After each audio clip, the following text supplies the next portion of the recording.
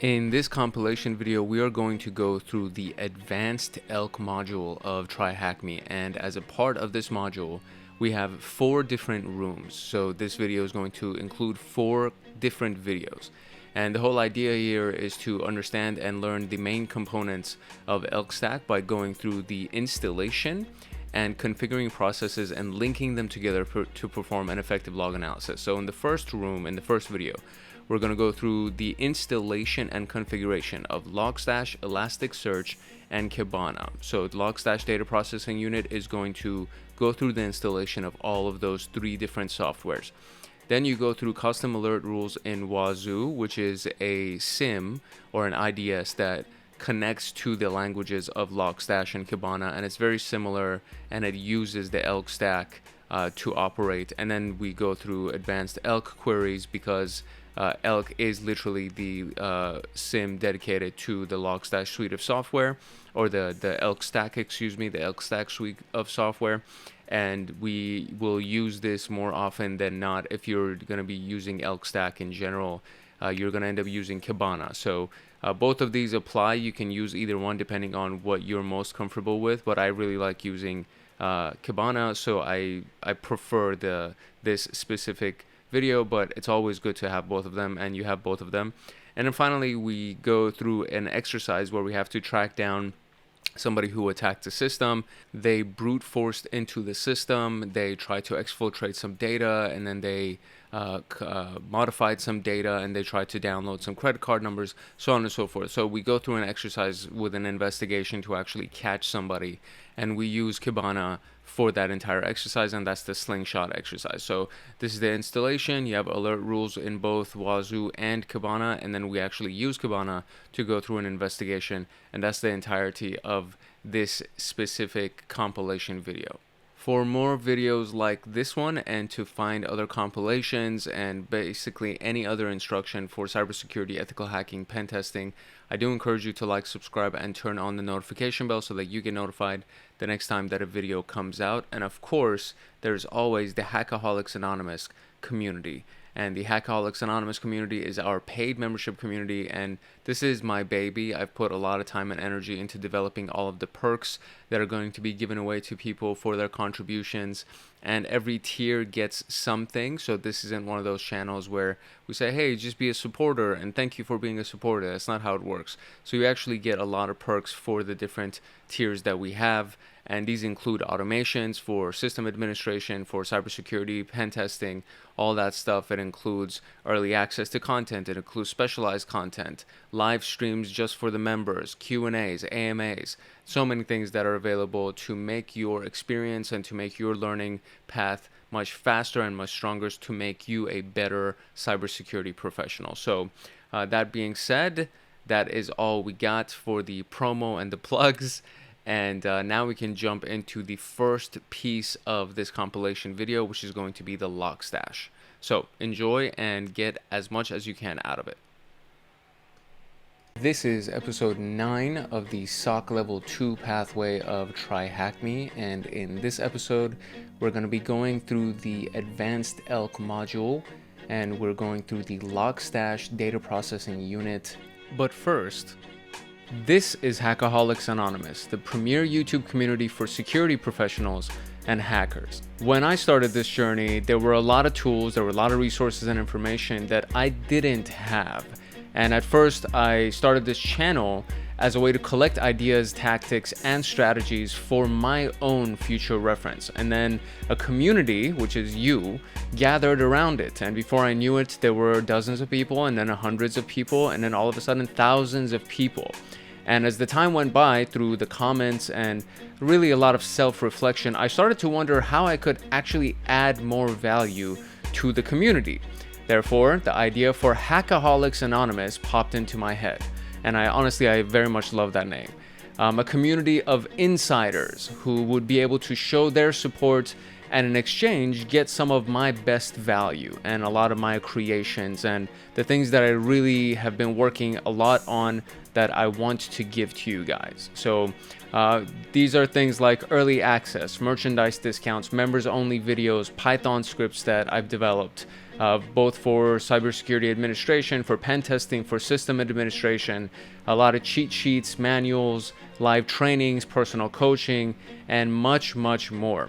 And the intention behind this whole thing is, number one, to help you advance your knowledge and skills at a rapid pace, so much quicker than what you're getting right now.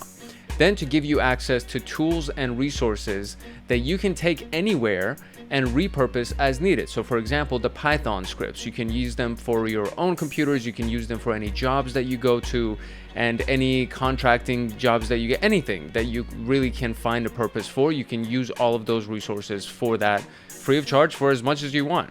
And next, I want to build a team of advanced hackers to combine forces with them so that we can go after large bug bounties. And bug bounties are literally things that you can do for companies to find bugs in their systems or to find vulnerabilities, and they'll pay you for that. For example, $1 million Apple bounty, and this is actually a very real thing, where you can get paid $1 million from Apple if you're able to attack certain parts of their systems and accomplish such bug bounties. So it would be really cool to be able to combine forces with people, and then we can go after it and then pool the bounties, pull the money out, as long as obviously people contribute and we actually do something to get those results. And finally, I really want to be able to create content full time. As this journey has progressed for me, there's been a very big passion that is developed for teaching and for building this community. And it would be amazing to be able to do that full time and not have to worry about things like paying bills and worrying about the necessities of life. And if that actually is happening or gets to happen, it would literally be a dream coming true for me. So that's kind of like the extra perk at the end of all this, that I think it would be amazing if that could actually happen. I have no idea if it'll happen or not, but it's an intention that I'm putting out into the universe, and if it does happen, it would be freaking amazing. Now here's how the perks were actually selected and how I developed the perks for our membership community. First, I did a lot of recon, very similar to what we do when we do pen testing and when we do vulnerability analysis. I did reconnaissance on all the channels that are in this genre and anything similar to this genre to see what those channels were offering to their paid members. And believe it or not, there are literally, and I underline that for a reason, there are literally channels that charge $50 a month for being a great supporter, quote unquote. That's basically all they're offering in exchange is, hey, kudos to you, thank you for being a supporter, you know, thanks for giving us $50 a month. And that's basically it. And people contribute, and people actually do contribute those $50 a month because they want to support that channel. But there's no perks, no exchange happening of value. I guess there is exchange because the channel is up and they're creating content, but that's basically it. And the person is supporting the channel by offering them whatever they're offering per month. So there are no other extra perks that are attached to somebody becoming a paid member. And that feels, to me, it feels a little bit unfair. So even on the lowest tier of the Hackaholics Anonymous perks, you'll at least get something in return for being a supporter, for actually adding value to our community by using your dollars and cents. So at the very least, we'll give you something in return for that. Now this is tier 1. Tier 1 is the cyber supporter, and you get early access to new videos. So 24-hour early access to all the content that comes in, including the videos and tutorials. You get priority reply to comments, and you get custom emojis and badges to distinguish you from the rest of our community. And I will give you a shout out in whatever video comes out. As long as I know that there's a new supporter that comes in, I'm going to make a list of all of those people, and I'm going to give you a shout out just to give you a little bit of extra notoriety, give you some PR and boost if you're trying to build your channel out, and to just make sure that you get the recognition that you deserve. And then moving on to tier 2, which is going to be the cyber agent. And so you get everything from cyber supporter. So all of the perks actually stack on top of each other, and you get everything from the previous tiers as well. So you get everything from Cyber Supporter. The early access to videos bumps up to 48 hours, so it goes from 24 hours to 48 hours. There's member-only videos that are attached to this, and that includes the bug bounties, and it includes the cheat sheets and the manuals. And this is a monthly exclusive content drop that will just include all the bug bounty missions that we're going to be working on, the progress with those missions, the downloadable cheat sheets and or manuals that would either be attached to those missions or just separate cheat sheets and manuals that I've been stacking as I've been going through my own cybersecurity journey. And then we have the monthly system administration Python automation. So this is a little bit of a beginner level series of Python automations, but they are very heavily stacked. So you kind of do need to know a little bit about Python, but even if you don't, there are going to be source codes, there's going to be documentation that's going to be included, and there's going to be the videos that explain everything and how to customize these Python automations so that you can use them for any system administration job. So for example, provisioning a bunch of new users on Active Directory, where you don't have to do it manually and you can just run the script and make sure, as long as you have a document that's connected that has all their usernames and passwords, it literally just runs and creates everything for you, and it just makes your life super easy. So it's things like that. And there's going to be a monthly Python drop that will include these scripts that have all the source code, everything that you would need to actually run it, and it goes for Windows and Mac OS. And then there's the documentation, and then of course there's the videos that tag along with that. And then finally for this, we have the members only Discord chat, and this is something that's been really big, and I've been getting a lot of comments about this. So there's going to be weekly chats that are going to happen where I'll be present, we'll be live, we'll be going back and forth in the chat, and then you can just ask me anything that you want on Discord. We can have any kind of conversation, and we'll be doing this weekly for our cyber agents. The next tier is going to be the Cyber Guardian, and of course this stacks everything from Cyber Agent as well as Cyber Supporter. So you get all the Python scripts from Cyber Agent, you get all the perks from Cyber Agent as well as Cyber Supporter. So it brings all of that stuff, as well as now you get an early access bump up to 72 hours. So the early access to all the content goes up to 72 hours, basically 3 days. And then you now get members only live streams with Q&A. So we go out of the Discord chat and we actually go into a video environment. We'll do a live stream. I will do a presentation on a specific topic. It could be the bug bounty. It could be really anything. And then on top of that, we'll have a session for Q&A where you can just ask all of your questions, AMA, which is also Ask Me Anything.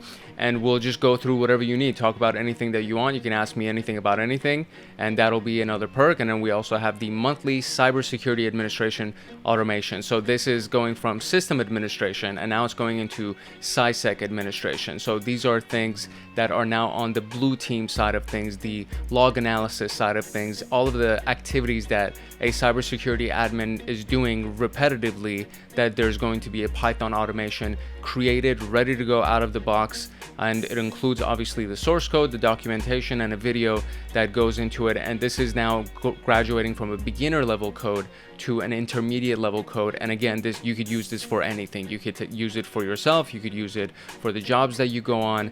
And I'm actually really proud of these things. Like the automations is a very big deal for me, because I know that it helps so much in my own life that I was like, okay, you know what, I feel like this would actually be very useful if we started giving it to all of our members. So we already had the sysadmin Python automations, and now we have the monthly cybersecurity administrator Python automations that are included as well. And finally, we have the merchandise discounts that come in at Cyber Guardian, which is 10% discount on all the merchandise in the Hackaholics Anonymous store. And the store is going to be pretty badass too. So I'm really excited about all the merch that's about to drop as well. So really excited about all of these things that are happening. And honestly, I just hope that you guys enjoy it as much as I am. And last but definitely not least is going to be our Cyber Master tier, which is everything from Cyber Guardian, everything from Cyber Agent, Cyber Supporter, all of those things. And this stacks on top of all of those things. And the early access now bumps up to a week instead of 72 hours. You get a week advanced early access to all of the content. There's going to be members only live streams with Q&A, where this is a weekly exclusive. So previously it was a monthly exclusive live stream where it was happening for the Cyber Guardians, but this is going to be a weekly exclusive live stream where you can literally ask me anything that you want about anything. And because of the tier being the higher of all of the tiers, I do expect that these communities or these members are going to be a little bit less in numbers, so it'll be much more intimate live streams, and we'll get a chance to really have deep conversations about a lot of the specific topics, and we can go really deep into whatever conversation or whatever topic that you want to have. So this is one of the reasons why it's tiered as high as it is.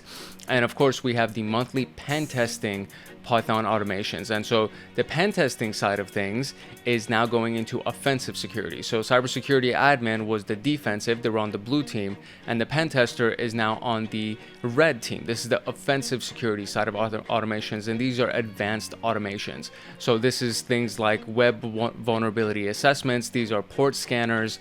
There are a lot of great advanced Python automations that actually help with penetration testing and ethical hacking. And of course, you get the source code, you get the documentations, you get the videos that accompanies it. And this is kind of my pride and joy. The pen testing stuff, the pen testing Python stuff is absolute. I'm so happy that these things work the way that they do. And of course, all of these work for Windows as well as Mac OS. There's going to be a folder where you get access to all the Windows as well as all the Mac OS. So in case Mac OS and Linux, because those two are very similar languages. So in case, you know, the computer at work is Windows and the computer at home is Linux for whatever reason, you get access to both versions of the source code so that you can do exactly what the intended script wants to do on all types of machines. And finally, we get merchandise discounts that go up to 20% on everything that comes in the Hackaholics Anonymous store, and that is the Cyber Master tier. Which brings us to our call to action. I know I threw a lot at you, and ultimately this is coming to a very wrapping point because I didn't want this video to be very long because it's going to be integrated with all of our other content and things like that. So if you want to show appreciation for this channel and everything that constantly comes out, and if you want to show appreciation to me, if you want to excel your learning and your career, if you want to get specialized content, if you want to get badass automations, and if you want to team up for bug bounties and make real money, then I very much encourage you to join the Hackaholics Anonymous community today. This is something that I'm very, very excited about, and I worked very hard on establishing it and building the automations and making sure that there is real value that's being exchanged for it. And I really don't care what level you come in, because even from the supporter to the Cybermaster, I really truly appreciate every single person that becomes a member of our community. And I'm gonna do everything that I possibly can to make sure that this community is very valuable for you and you get some serious perks out of it. And you'll see as you come on, everything from the cheat sheets to the manuals to the specialized videos to the automations to the bug bounty programs and all the stuff that we're going to be doing together. You will see that it's going to be an amazing membership community to be a part of. And my goal, as I said from the very beginning of this whole thing, my goal is to make this the premier community for all of the security professionals, hackers, and everybody who just wants to be in cybersecurity. That's all genuinely the goal for this. So I very much look forward to seeing you in our membership program. If you can make it, that would be amazing. If not, I very much encourage that you subscribe and like and turn on the notification bell, drop a comment, all that stuff, just to help us grow this community and make this channel even better than it actually is. And if no one else loves you, Hank loves you, and love, peace, and chicken grease. And I look forward in seeing you in the community. I look forward in seeing you in the member community. And of course, I will see you in the next video. Later. To get more videos like this one, or to find the old videos that we've done on the Elastic Stack and Kibana and all that stuff, I encourage you to discover and browse through the channel. And of course, like, subscribe, and turn on the notification bell so that you can get notified the next time that a video comes out. And drop a comment if you have any questions, or if anything comes up, or if you just want to say hi, say thanks, whatever it is. Hit us up in the comment section, and we'd love to hear from you, and we'd love to have you as a part of the community. Now, that being said, without further ado, let's jump into the introduction of the Logstash data processing room.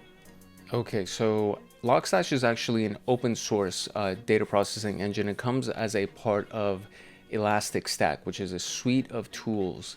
And Logstash specifically lets you collect, enrich, transform data from different sources. And it gets combined with Kibana and even ElasticSearch to make the full complete Elastic suite, the ELK suite. And it's a very popular open source SIEM, security information and event management system. So it allows for data processing, visualization, all the good stuff that is done with SIEMs. In this room, we're going to go through Logstash in depth. We've done some intro videos on it, and you can find those on the channel. But we're going to be looking at it at an in-depth perspective, and how data from different sources can be ingested, parsed, normalized, and sent to various choice outputs. And this is, just a basic description of what's going to be happening. The learning objective here is getting the overview of ELK stack out of the way, installing and configuring ELK stack, exploring various input filters, and of course output plugins for Logstash, and how to use the Grok plugin, not to be confused with Gronk from X, the Grok plugin to parse and normalize unstructured data.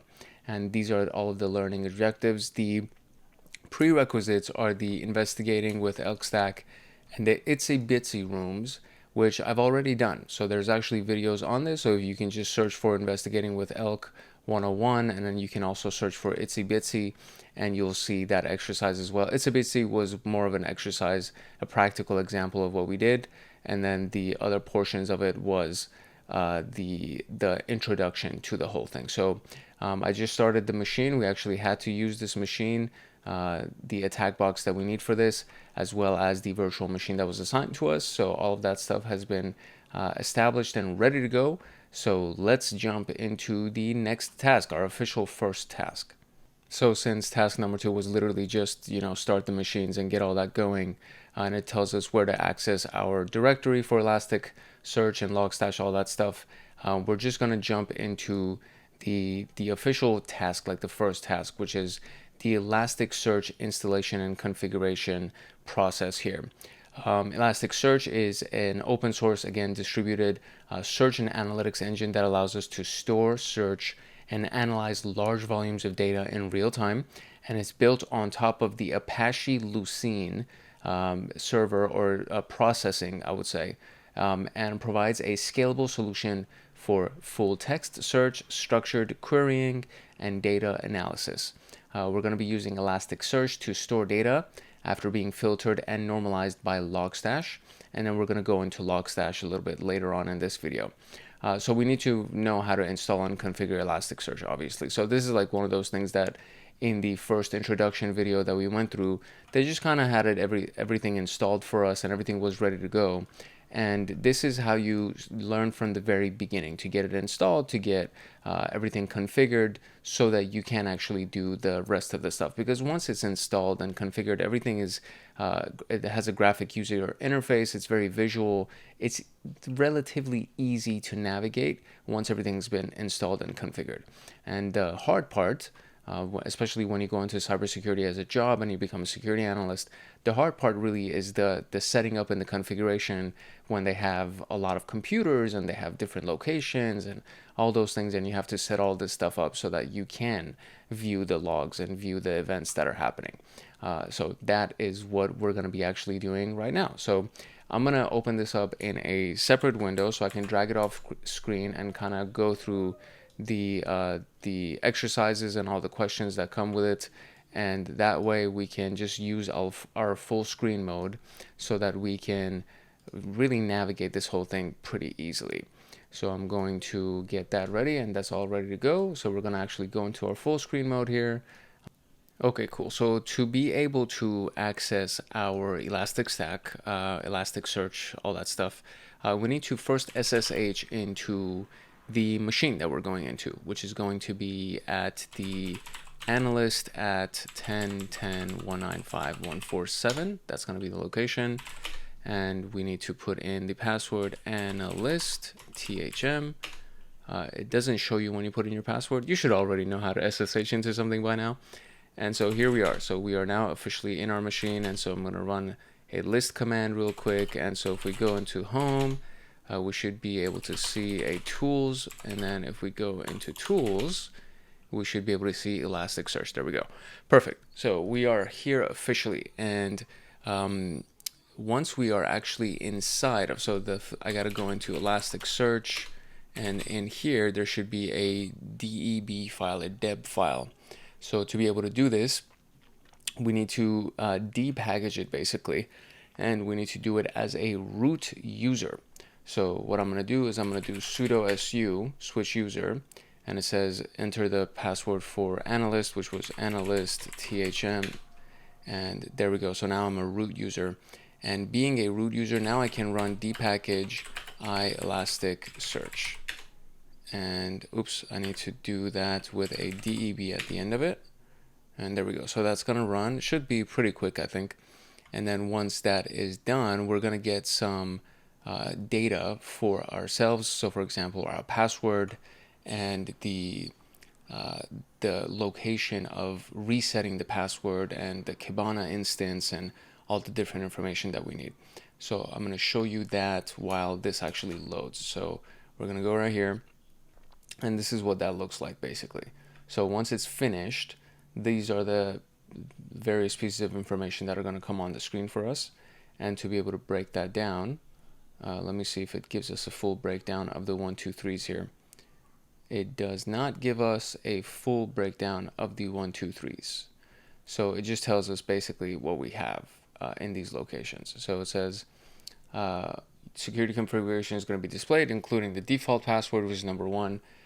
This is to note this down because it's going to be used later. And then we're going to have the installation complete. You can reset the password over here. You can generate an enrollment token for Kibana instances with this location right here, and an enrollment token for Elastic nodes with that, which we're probably going to run into later. And if it all goes well, it's all going to be installed, and then the following commands are going to be used to make the service persistent so that it gets started whenever the server restarts. And now that you have it, you can check the status to see if it's installed and all these things, and we're going to run through all of these together right now. So I just want to wait and make sure that it's actually completely installed correctly, and once that's done, we'll run through everything else. Okay, so there are actually a series of commands that I think I may have missed right here. So it says this is not starting on installation. Please execute the following statements to configure Elasticsearch service to start automatically using systemd. So this is the daemon reload, and then this is the enable Elastic service, and then from here I can start the Elastic service. So definitely missed those things. So we're gonna do that real quick. So daemon reload, and then we're gonna do systemctl enable Elasticsearch service, and then we're gonna do systemctl start Elasticsearch service.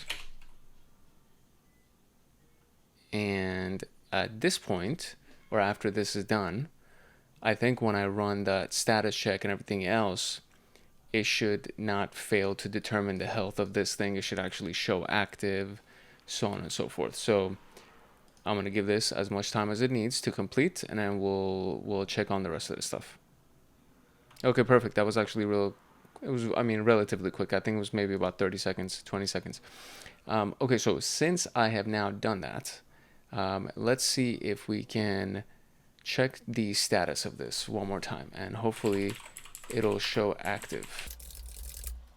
Yeah, there we go. So system status Elasticsearch, there we go. So service Elasticsearch is active, it's running, and we have these groups that are created and all this different kind of stuff. So it seems to be running and all good. And if that's the case, I wonder, what do I need to do to scroll down to get out of this? Maybe we just run a command C. So it seems that it's active.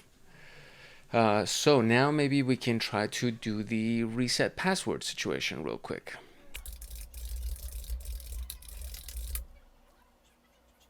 Okay, cool. That command actually works. So this tool will reset the password of the Elastic user to an auto-generator value. The password will be printed in the console. Please confirm that you want to continue. I see. So it doesn't reset it to anything that we choose. It literally resets it completely for something else. So I'm gonna copy this one now because the last one is no longer valuable. So we're gonna run that. Very good. And all right, so we're now officially done with the reset of this thing, and we have checked that the service is enabled. So now we got to go through some configurations and figure out what is going on with all of that. And in order to do that, we're going to have to go into the etc ElasticSearch folder, and inside of this we have several files. And as you can see, most of these are YAML files. YML stands for YAML. And then we have a key store.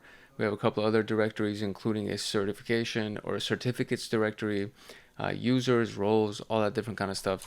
So let's read through that real quick and see what these things actually are. So ElasticSearch YAML is the main configuration file for Elasticsearch. It contains various settings that determine the behavior of Elasticsearch, such as network configuration, cluster settings, node settings, and paths for data storage and logging. Modifying this will allow us to customize the Elasticsearch according to the specific requirements. Then we have JVM options that contains the Java virtual machine configuration for Elasticsearch. It allows you to specify parameters related to memory allocation, garbage collection, and other JVM options. Adjusting these is crucial for optimizing Elasticsearch performance and ensuring efficient memory usage. You have log4j2 properties, which is the configuration file for the logging system, log4j. It defines how Elasticsearch logs different types of messages and sets log levels for different components. You can modify this to configure the log output format, log rotation, and other logging related settings. Users is used for configuring user authentication authorization. It allows you to define users' roles and their respective permissions. By managing this file, you can control Elastic to the resources and secure the cluster. We have roles, and roles mapping. So there's roles YAML and then roles mapping. They're used in conjunction with the users file to define roles and their mappings to users and privileges. Provides a way to group users and assign common permissions to them. The YAML file defines the roles and their privileges, while the mapping file maps roles to users. So what we're going to do is we're going to go through the individual files and try to mess with, I guess the only file that we're really working with is the main file. And then from there, I don't think I even need to do anything. It just says that you're going to go look at the network section, which is saying by default it's only accessible on the local host. You can set a different address to expose this to on the network, and this is the local host IP address. By default, Elasticsearch listens for HTTP traffic on the first free port it finds, starting at 9200, and you can set a specific port here. So HTTP port 9200 would be the default, and for more information we can look at the module documentation. There are two variables, which is the network host and an HTTP port. Uncomment these two and change the value of the network host to this as we are installing the components. So uncomment the, I guess I have to actually go to those values. So first let's go into our actual Elasticsearch YAML file. And to do that, the command that we have been given is nano. Elasticsearch.yml. That's what it is. There we go. And now we want to go to the network portion. So I'm going to, okay, so I actually literally had to scroll through it. It's unfortunately not something that we can mess with like that. So network host is currently not set to what we want it to be set to, and the port is at 9200. So it said that we want to change the value of the network host to our local IP address, and as we're installing these on the same host, there will be an update to the network host to the local IP address. Once these changes are made, save the document and restart Elasticsearch. So I'm just going to basically make this change right here, which is the big change. We can just leave the port as it is, and there we go, and we're going to write it out. So Control O, enter, Control X, and then we're going to restart Elasticsearch, which is like so. And that is going to restart. So while that restarts, let's see, what's the default port for this? It's 9200. What is the version of Elasticsearch that we've installed in this task? It's a great question. I need to probably scroll up to find out what we just installed here. This is our version. So it says unpacking 8.8.1, setting up 8.8.1. So it's 8.8.1. And what is the command used to check the status of the ElasticSearch service? And it is the systemctl. There we go. Systemctl status elasticsearch.service. And what's the default value of the network host found in the YAML file? And that I changed it already, so I don't know. Goodness, I shouldn't have changed it. I already changed it. You can also search for this value using your favorite search engine. I thought it was the 127.001, but I think it's not. So I'm just going to use my search engine. All right, there we go. This was the default value that we had originally. So we're just going to paste that here. And there we go. Cool. So that was pretty, straightforward, fairly simple, apart from kind of missing the original piece of instructions that was right at the very top. So as soon as you finish the installation, you got to run these commands first. So you got to reset the daemon, you got to, reload the daemon, you have to enable the service, and then you got to start the service. Once you do that, the rest of these things will actually work very smoothly. So that is now done. Let's move on to the installation of Logstash. All right, so this is pretty much same kind of similar set of instructions that we got to run, and same things, daemon, reload, enable, start, all that stuff. So let's actually just run all these things instead of reading through them. So I'm already inside of our machine here, and now all we got to do is we got to just change our directory to the directory for Logstash, which is right there. So from here, we have the Logstash DEB file, which is going to be depackaged very similar to the last version that we did. So dpkg.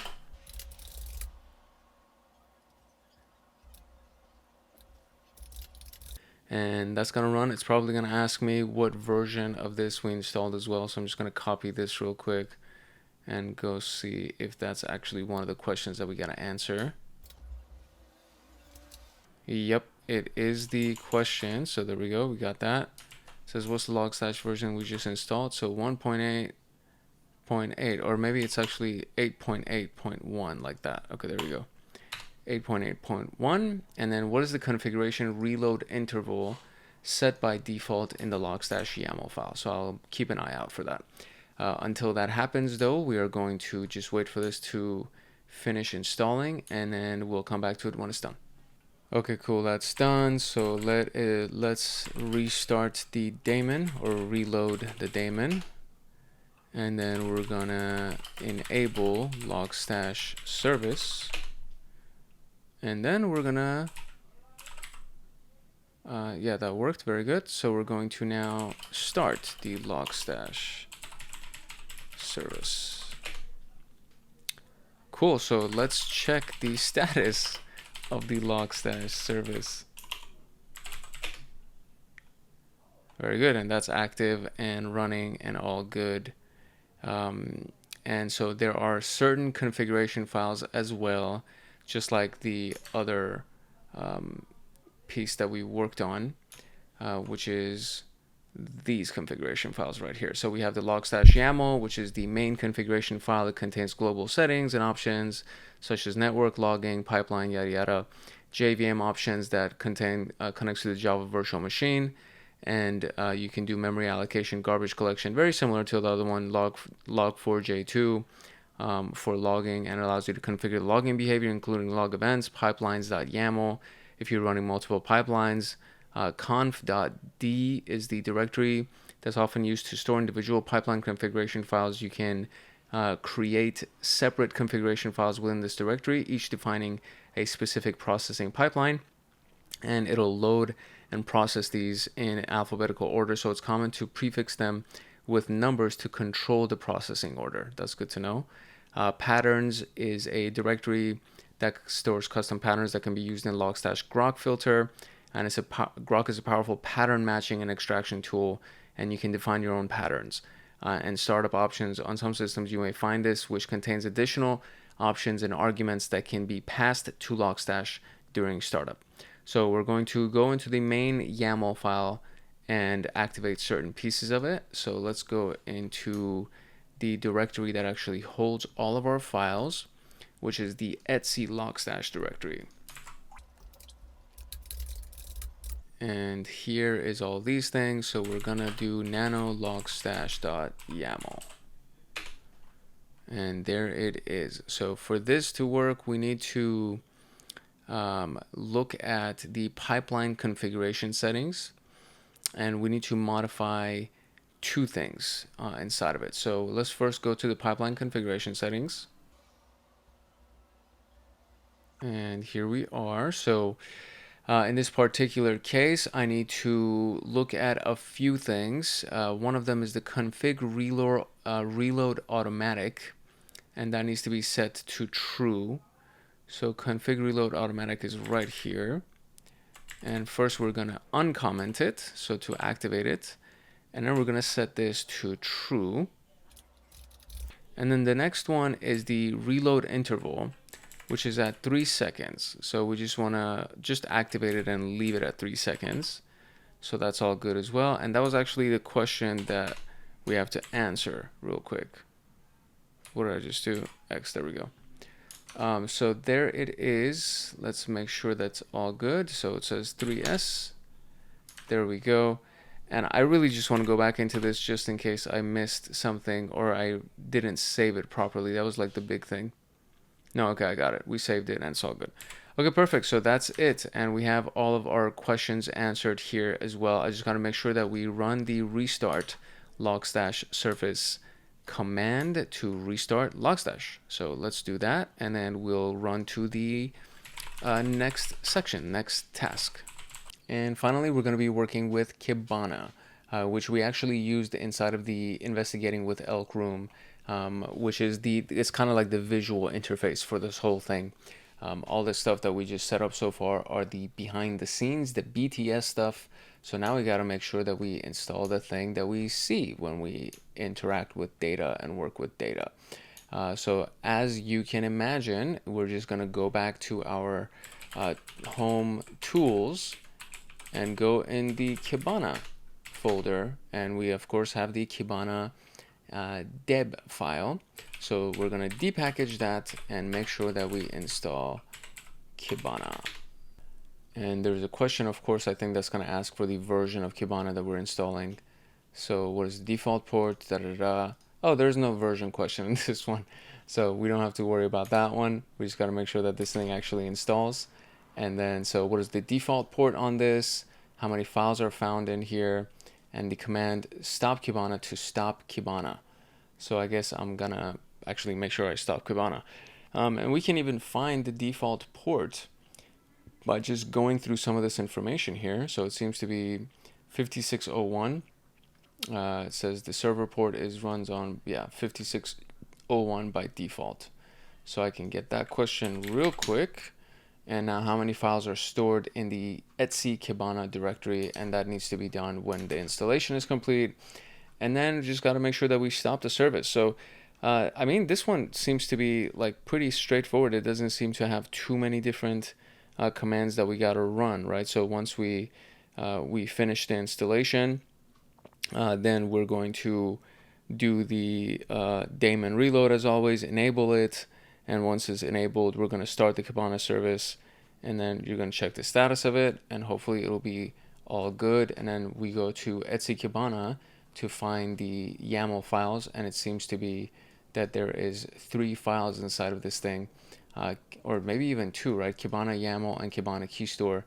This is a node options file, and that seems to be the only 2 files, right? So it doesn't even, I think I even have that answer right here. So how many files are found here? And well, it says 3. So technically, including the options file, there's 3 files. And that's it. I mean, I have the answers. So I just got to make sure that I run or modify these specific pieces of the main YAML file, the main Kibana YAML file, which is the main configuration file. It contains various settings to customize the behavior, such as ElasticSearch URL, server host and port, logging options, security configurations. And then we have the Kibana key store, which stores sensitive configuration settings like the passwords and API keys. and it provides a safer alternative to storing sensitive information in plain text with the YAML file. This is encrypted and can be managed using the bin Kibana key store command line tool. So we're just going to modify this piece right here and then go to the system portion of it and modify whatever they tell us, which is the server port and the server host. And we just got to make sure that we uncomment them and make the changes to server host as shown below, which is 00000. So that's basically it. And then we're going to restart it and then we're going to stop it. So the installation is actually complete here. So in order to run those things, we're going to go to the, So once it's done, I got to make sure I do my reload here. So let's reload our daemon. And then we're going to reload or enable the service. And we have officially started it. So now we're going to check the status of the thing. And there we go. It's active and it's running. So all good. So now we're going to go to our etc file to be able to see our little YAML files and our key store files. So specifically, we are interested in our YAML file. And we're going to go to the, where are we going? The Kibana server section. So system Kibana server was actually literally right here. We land on it. This is the server port and then the server host. So what we're going to do is we're just going to uncomment this particular piece right here and leave it at 5601. And then we're going to uncomment this piece and we're going to change it to 0.0.0.0. Boom. Just like that. Done. And exit out of this thing. And then the last thing that they said is we got to make sure that we restart it, or stop it, excuse me. So there's a few pieces of information that we got to do first before we stop the service. So we're going to do systemctl restart the Kibana service. And once that's been done, which was done very quickly, I get to now go to the browser, and I'll just show you this information real quick. So right here, it says open the browser, go to this thing, and you'll see the interface. You need to generate an enrollment token using the command that we had at the very beginning, and it'll show a randomly generated token.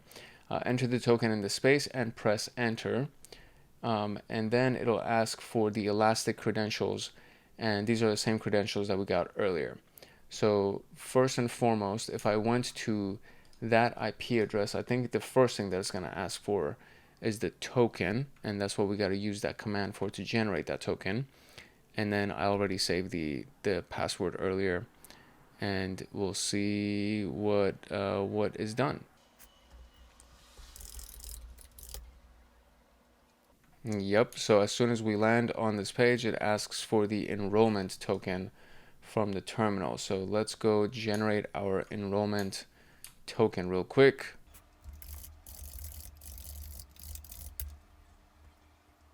And there is the enrollment token. So we're going to copy that bad boy, go here, paste it, configure. Very cool. And now copy the code from the Kibana server on bin Kibana verification code to retrieve it. So let's see where that is. That is going to be inside of the user, or actually I don't think I even need to go in there. I could just run the command user share Kibana bin Kibana verification code. And there it is. So 063065, just like that.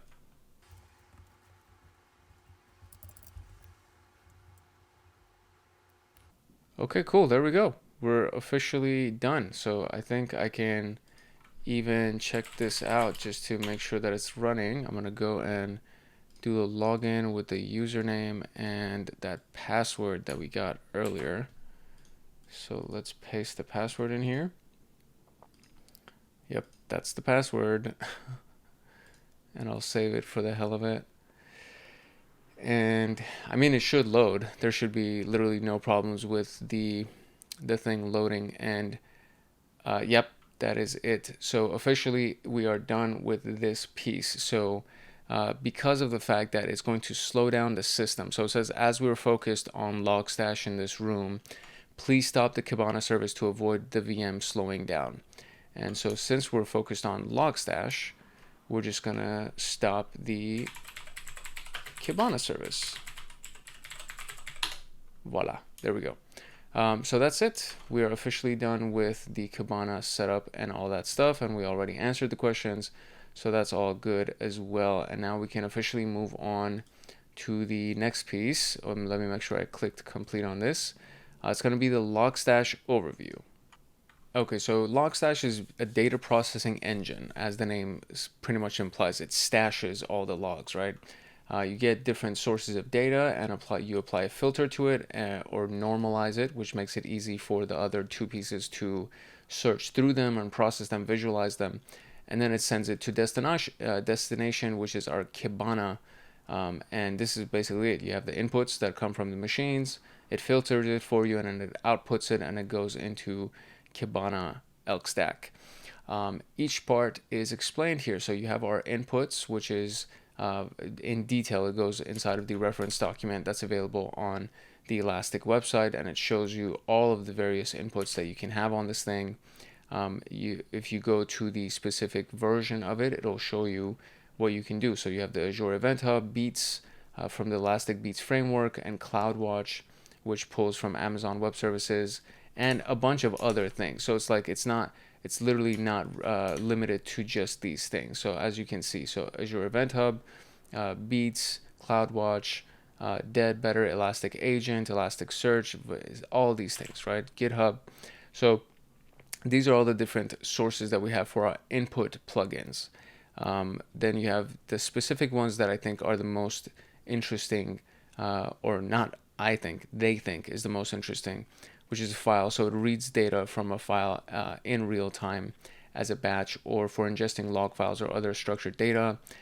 Beats is a file beat or metric beat, which is lightweight agents that are used to ship various data types to Logstash. You have a TCP or UDP connection you can import from syslog. You can do HTTP web files or web traffic. JMX, which is for Java management extensions. The SNMP, Simple Network Mapper protocol, and their notifications sent by network services or network devices, excuse me. RabbitMQ, I've never heard of this. It's a message broker. It enables to receive data from RabbitMQ, which is a message broker. And of course, Amazon S3, the simple bucket thingy, super simple bucket or something like that. Super simple storage, I think that's what that is. And then you have the filtering process. So when you go through filtering the plugins, you can filter by a variety of different things. So you can do extract specific fields, convert data formats, apply regular expressions, add timestamps, enrich data. Logstash supports many filter plugins. So you have input plugins, you have output plugins, filter plugins, and these are the filters that we can create. And then these are the most relevant, or the ones that they thought were the most important. Grok parses unstructured data using custom patterns. Mutate performs various mutations on event fields, such as renaming, removing, converting. The date, so date and timestamps. JSON, that one you should be familiar with, but it's basically like one of the most, it's like a universal structured data language. CSV, comma separated values, GeoIP, so it gives you the geographical information of the IP address. User agent, which is Google Chrome or Microsoft Edge, Mozilla Firefox. Drops events that match specific conditions, used for filtering out unwanted events. So it's kind of like going into an intrusion protection and responding and handling things, auto-remediating. Translate values in event fields based on defined mappings, and of course DNS, domain name system lookups on events. And then you have output, so the output plugins that we already kind of saw. You have Elasticsearch, so it sends it to Elasticsearch, which is probably what we're going to be doing. It allows you to index and store data for further analysis. It can send it into a file for you. std out is the standard output useful for debugging or quick data inspection. Kafka produces messages to Apache Kafka message broker enables Logstash to send data to Kafka. Redis pushes events to the data structure server useful for publishing data or other systems. You have the Amazon S3 and then Graphite, which is the server. StatsD to the server for aggregation monitoring. They're commonly used in conjunction in Graphite or other monitoring. And then you have Logs.io, which ships to Logs.io cloud-based management and analytics platforms suitable for centralized logs, and InfluxDB, which is a time series database. So it's basically exporting to either files or various databases, data processing. So which plugin is used to perform mutation of the device? And it's literally mutate. That was the name of it, right? Mutate. Which plugin can be used to drop events based on certain conditions? And that would be drop. Which plugin parses unstructured data using custom patterns? And I think, is that beat? No, it's not beat. Okay, let me see what that was. Oh, Grok. All right, cool. We got our Logstash overview. So let's look at some configuration writing. All right, so writing configurations. While we set up Logstash earlier, we made changes to the config file at the logstash.yaml file. And one of the things that we turned on, we just uncommented the amount of time that it takes to monitor the changes that are being made, and that was 3 seconds. So it would go every 3 seconds. And that's one of the configurations that we did. The rest of the configuration files are located in this path, and we're going to go through the process of writing a simple configuration file. So for example, using a TCP input, and then using a filter for JSON, or I think it's so the input stream is JSON, so we're going to explore the JSON plugin documentation and see what fields are required.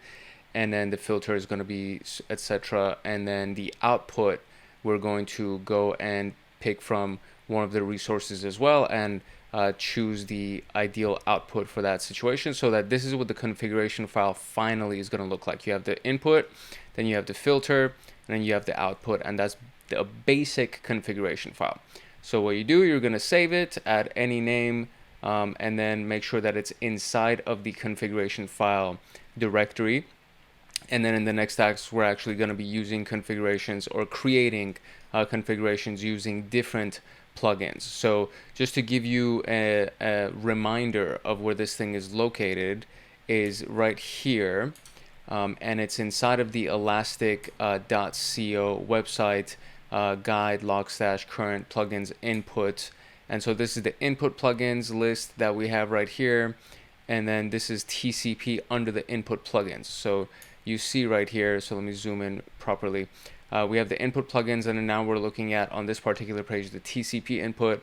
And then from the input plugins, the very next thing that you would have would be the, where are they? The filter, and I'm just super zoomed in so I can't see where I am.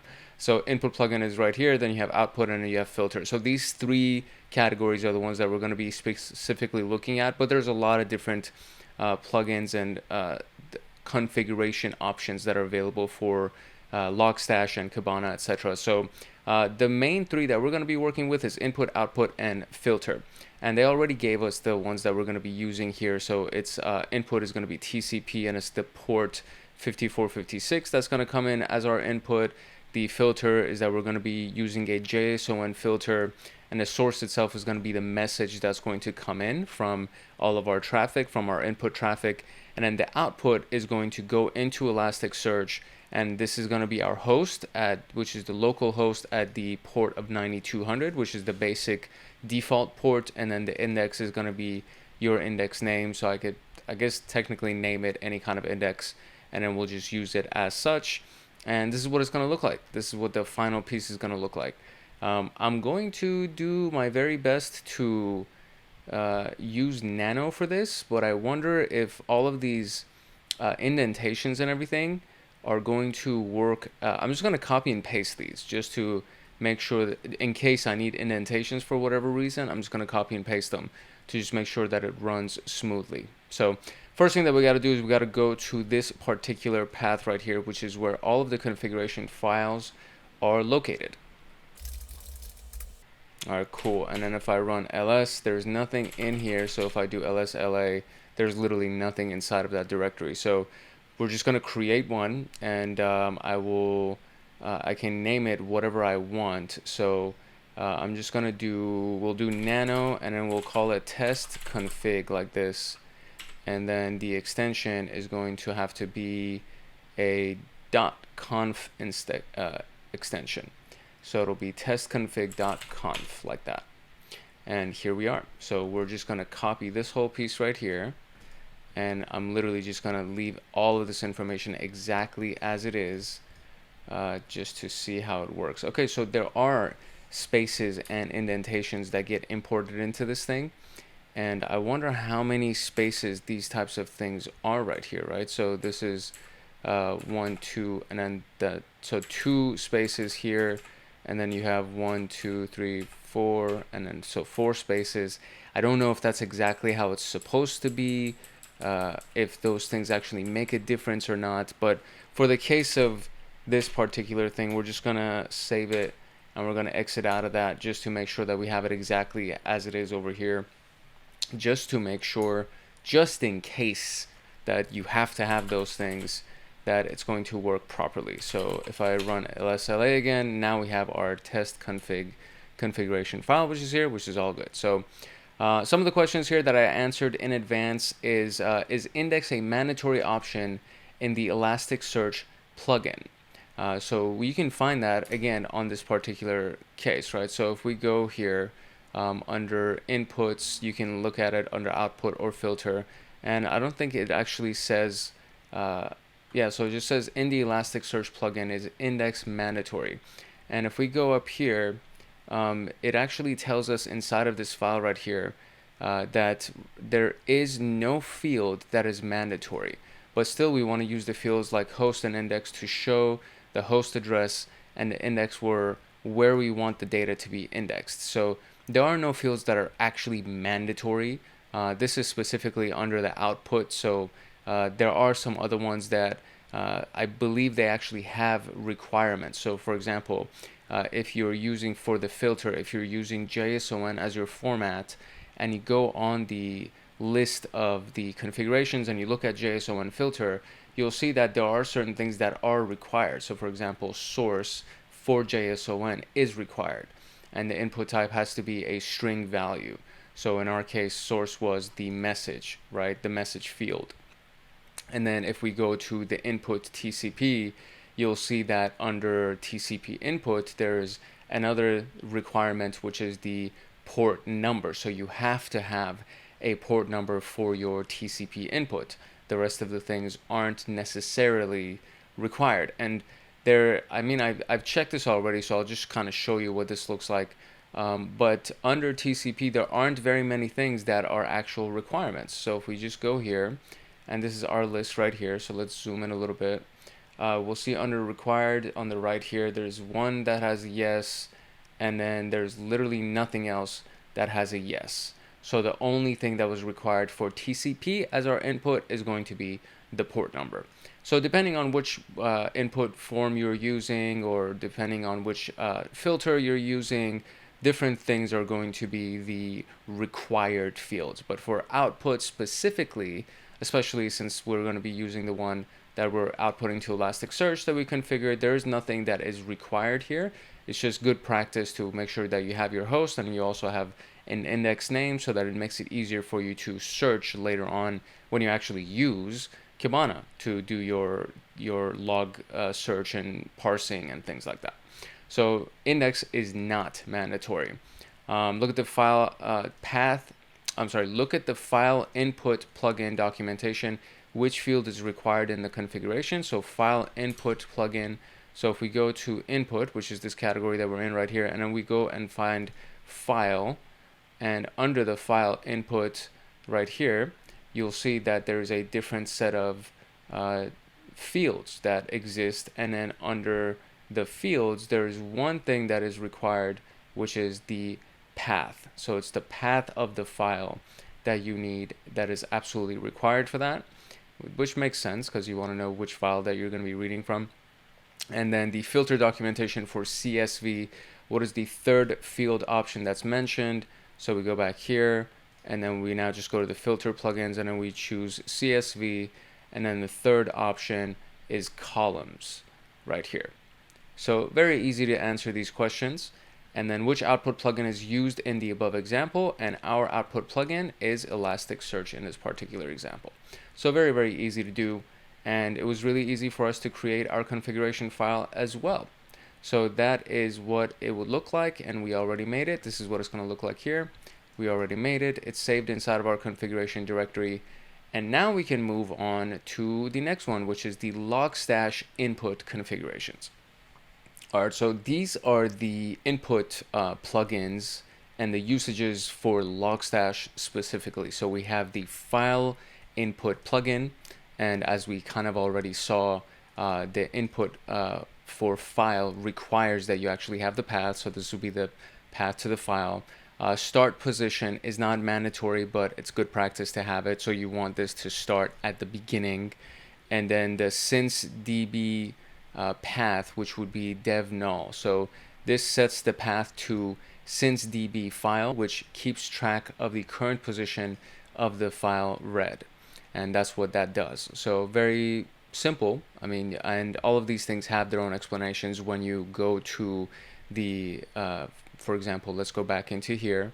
We'll click on input, and then we'll click on file, and then if we go back down here and we choose any of these things, if we click on it, it'll actually show us what that means, right? So if I went to since DB clean after since DB path, which is the one that was right here, and then you go right here and it gives you the explanation. So the value type is a string. There's no default value for this. Path of the since DB database file keeps track of the current position of the monitored log files that will be written to the disk. The default will write this to path.data, whatever. This is kind of pre-filled based on your situation, but it's going to be inside of the plugins, inputs, and files. It must be a file path and not a directory path. So that's since DB. So the point is, no matter which one, what option it is that you're trying to figure out, you can just click on it and it'll give you the explanation for that, very similar to what we just saw right here. So that was the file input plugin. Then we have the beats input plugin, and it receives data from beats, which is a lightweight shippers that sends data to Logstash. So it's a lightweight data forwarder, essentially. And the only thing that's required for this is the port. So it specifies the port number that we should listen to for beats connections, and then you just specify the port number. The TCP input plugin listens for data on a specified TCP port, and you give it to it. And then the codec is very interesting here. It's not required, again, as we saw earlier, but it defines the codec that's going to be used for decoding the incoming data. So in this particular case, the data is expected to be in JSON format. So we say that we want the codec to be in JSON format. Then you have the UDP input plugin. So same thing, you have port, and then the codec is plain, which in this particular case, it would be plain text, right? So plain implies that it's going to be in plain text. And then we have the HTTP input plugin, which brings HTTP web data, and that's coming in from port 5055, and that's it. That's like, there's no other options here. You can obviously choose other options for it, but this is the only thing that's been specified, and I would imagine that that's the only thing that is mandatory in this case. So there's a note here that says each input plugin provides specific configuration options tailored to its functionality and requirements. The examples above demonstrate configuring the files by specifying the necessary settings such as file paths, ports, and codecs. You can further customize these configurations based on your specific use case and the data sources you are working with. The Logstash documentation provides comprehensive information on each input plugin and its available configuration options. So if we want to read a constant stream from a TCP port 5678, which input plugin will be used? So you want a constant stream from a TCP port 5678. I can't imagine that this is that simple of an answer. It is. I thought that it was maybe like something else that I was supposed to find over here, and I kind of searched through it for a while, and I was like, maybe the answer is like really obvious and it's inside of the question itself. So it's TCP. So if you want a constant stream from a TCP port, you want the TCP plugin. So very good. According to the Logstash documentation, the codec plugins are used to change the data representation. Which codec plugin is used for the CSV based data representation? And I'm going to take another guess. CSV. Okay, very easy. Straightforward, super easy. So, all right, there we go. Logstash input configuration. So now let's look at Logstash filter configurations. All right, filter configurations change the input that's coming in into your desired output. Basically, that's what it does for you. In this particular case, we have the mutate filter. And what it does is that you add a field and it takes the new field and it changes it to the new value. So the explanation is this configuration utilizes the mutate filter to add a new field called new field with the value of new value to each event. The mutate filter provides various operations for modifying fields. So mutate can change something into lowercase. So you want whatever the value of field name is, which is in this case, or they didn't have it up here, I'm sorry. So whatever the value of the field name is, you just want it to be all lowercase. So it converts the value of this to lowercase. Very simple. The filter grok in this particular case extracts data using the grok filter, and it matches the message, and then this is a pattern that is, I think it's a regex pattern. No, it's not a regex pattern. So it uses the grok filter to extract data from the message field based on a predefined pattern, and then the extracted data will be stored in a new field called field name. So you want the message field, and it's going to take the pattern right here, the predefined pattern, and then it's going to extract that into a new field called the field name. Prune utilizes the prune filter to remove empty fields from the event, except for those specified in the whitelist names parameter. Only fields 1 and 2 will be retained in the event in this particular case. So it's going to take all the empty fields out except these two fields where we have them already whitelisted. And then you have translate, for example. So it utilizes translate to replace the value of country. In this case, the field is country, with its corresponding value from the dictionary. So the dictionary is going to be US is United States, CA is going to be Canada. That's what it does for us. For example, if the country is US, it's going to be replaced with United States. If it's Canada, it's going to be replaced with Canada. Very simple. Then we have a if-else. This is a Python type of a language. So if-else statements are actually, I mean, it's not just in Python. It's in pretty much every language. I just love referencing Python whenever I get a chance. So in this case, so if status equals error, so meaning when you have a double equal sign, it means that it has to actually equal this. So if the status equals error, or maybe the word error is inside the status, then you want to drop the connection or drop the stream. Otherwise, perform additional transmissions or filters. This is literally, it's very similar to Python. The only difference is that these squiggly brackets aren't required when you're writing Python. We work with colons and semicolons and things like that. So, but it is very, very similar to Python syntax. So the if-else statement checks the value of the status field. If the value is error, the event is dropped using the drop filter. Otherwise, if the condition is not met, the event proceeds for further transformation or filters. So you can have this, right? And it says, if there's error in here, drop the connection. Otherwise, you can then add one of these things. For example, translate the field into yada, yada, yada, or prune into this. So you can kind of combine multiple filters by adding this if statement at the very beginning to just check to see if there's an error status inside of your connection, and if there is, you drop it. If not, you continue filtering. Then we have parsing the key value pairs using the KV filter. So KV filter for key value, field split, and value split equals. So It parses the key value pairs. The field split parameter specifies the delimiter between key value pairs, which is AND in this case, which delimiter basically means the separator. And the value split parameter specifies the delimiter between the keys and the values, which is equals in this case. So the field split specifies the delimiter between key value pairs, and then the value split specifies the delimiter between the key and the value, right? So let's say you have 4 key values. This will split it for you into 4 different key value pairs, and then this one will actually take the key value and the value and it'll split it for you.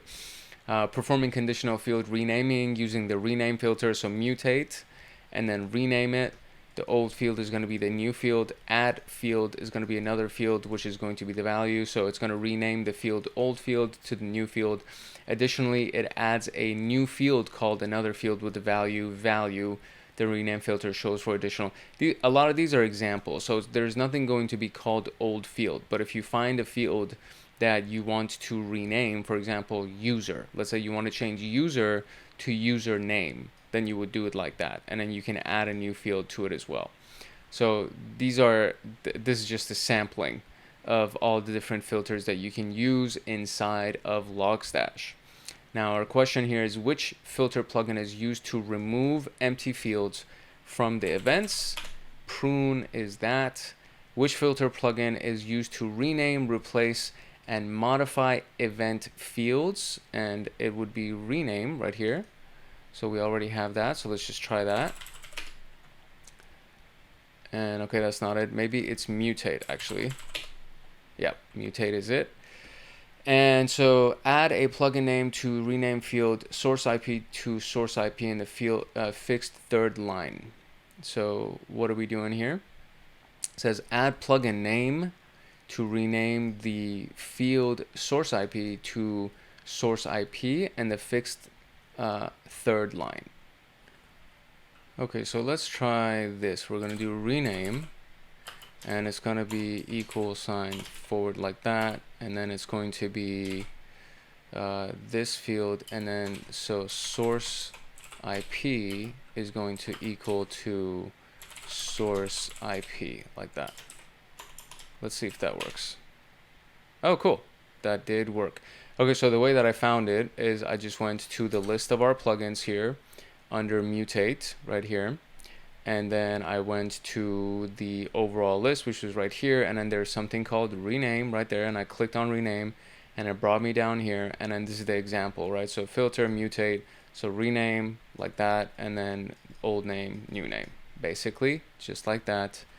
Very, very simple and easy to do. So we are now done with filter configurations. So obviously the next thing that we're going to move to is output plugins. So let's look at that. All right, as the name implies, output is the portion of the configuration file where you define the destination for the events that are being processed. So you have an input, the data comes in, you have a filter to transform the data however you want to transform it, and then you finally declare where you want the data to go, right? So in our particular case, Elasticsearch is kind of a big deal that we're going to be using because it's a part of the whole Elastic Stack suite of software. And Elasticsearch allows us to search through the data that we just took in and then view it for Kibana, for example. So when we do output to Elasticsearch, we have the host that we define, which is our local host on the default port, and then the name of the index that we're going to create. So it uses Elasticsearch output to send the events to Elasticsearch cluster. The host parameter defines the server's address and defines the index name where the data will be stored. Writing data to a file using the file output plugin. So you just give it the file output that you want to write the data to. Very, very simple. RabbitMQ is another output plugin. So you can just say localhost, exchange is going to be my exchange, and the routing key. And these are specific to the RabbitMQ service. So to send events to the RabbitMQ server, the host parameter specifies the server's address, while the exchange and routing key define the exchange and routing key for message routing within RabbitMQ. So these are specific to RabbitMQ. Then we have another Logstash instance that you can forward it to. So you can output it to Logstash again, which is the destination host on whatever the port is that you want.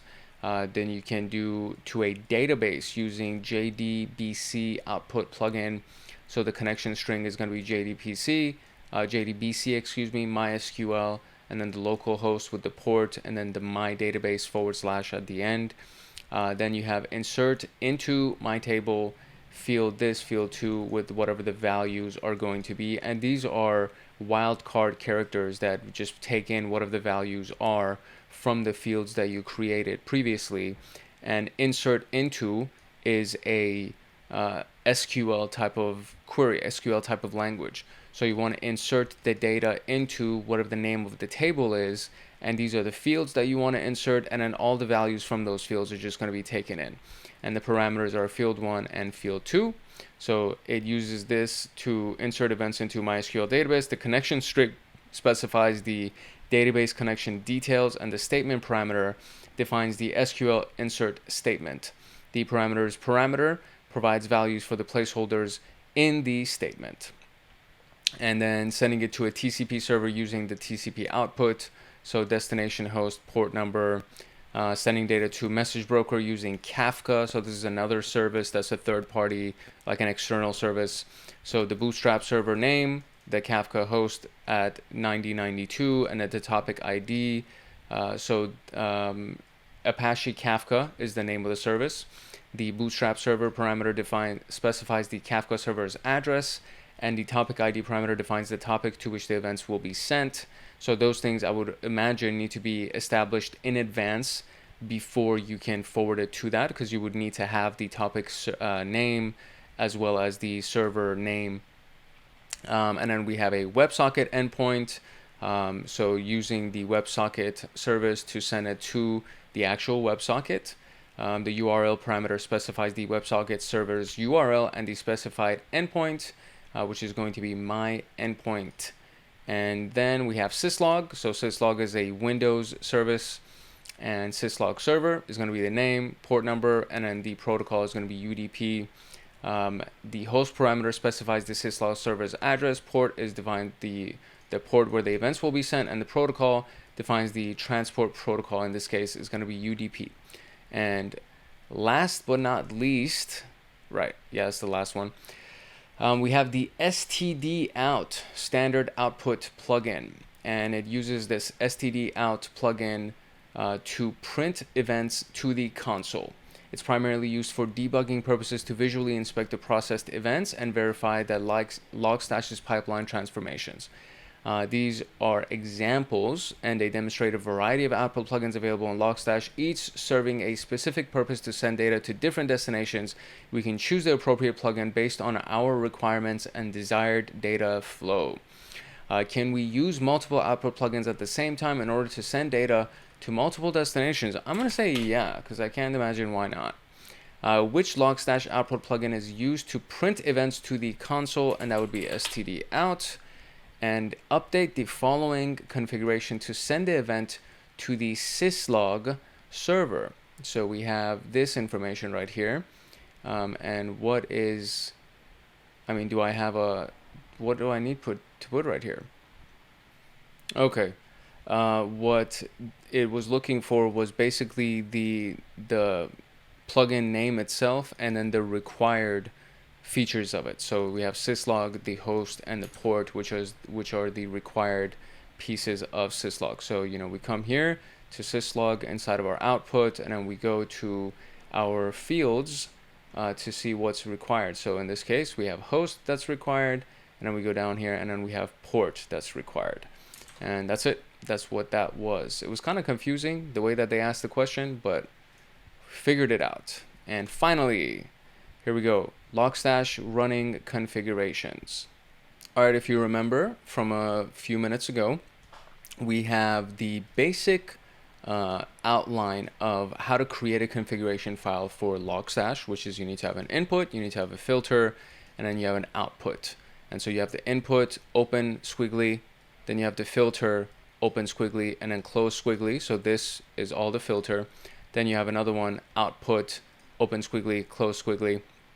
And this is really the flow, right? So everything's inside of the Logstash configuration directory, and std in, std out tends to be like the basic thing, right? So you have std in, which is just the input that goes in standard, and an output is going to be into the terminal itself, right? The display that you're looking at. So it provides various inputs, which can be going from different sources.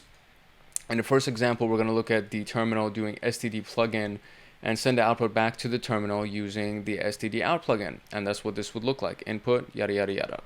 And we can skip that because we're not using any filters in this example. Let's try this out using the following command. So this is the actual command, Logstash, and then we're going to execute this, and then we're going to get some kind of a result. So I am going to try that out. I'm going to try to see how this actually looks in our particular terminal that we got. So let's clear the screen and let's see what we got. Okay, it did not work no matter what I did. So I tried multiple ways. I went inside of the path the way that they did over here. So they went inside of the path and then they executed the ./bin logstash. So I did that exactly. And it gave me this thing where it says using bundled JDK, and it didn't really work. So I was like, okay, well, maybe I need to do the full path the way that they did it in our example command up here. And I did that as well, and it still gave me the same thing using bundled JDK, and it didn't output any of the results for me. So I wonder if that is actually the case. So what we can also do is we can just do systemctl and see if the Logstash service is actually available, right? So logstash.service, let me see what the status of this is.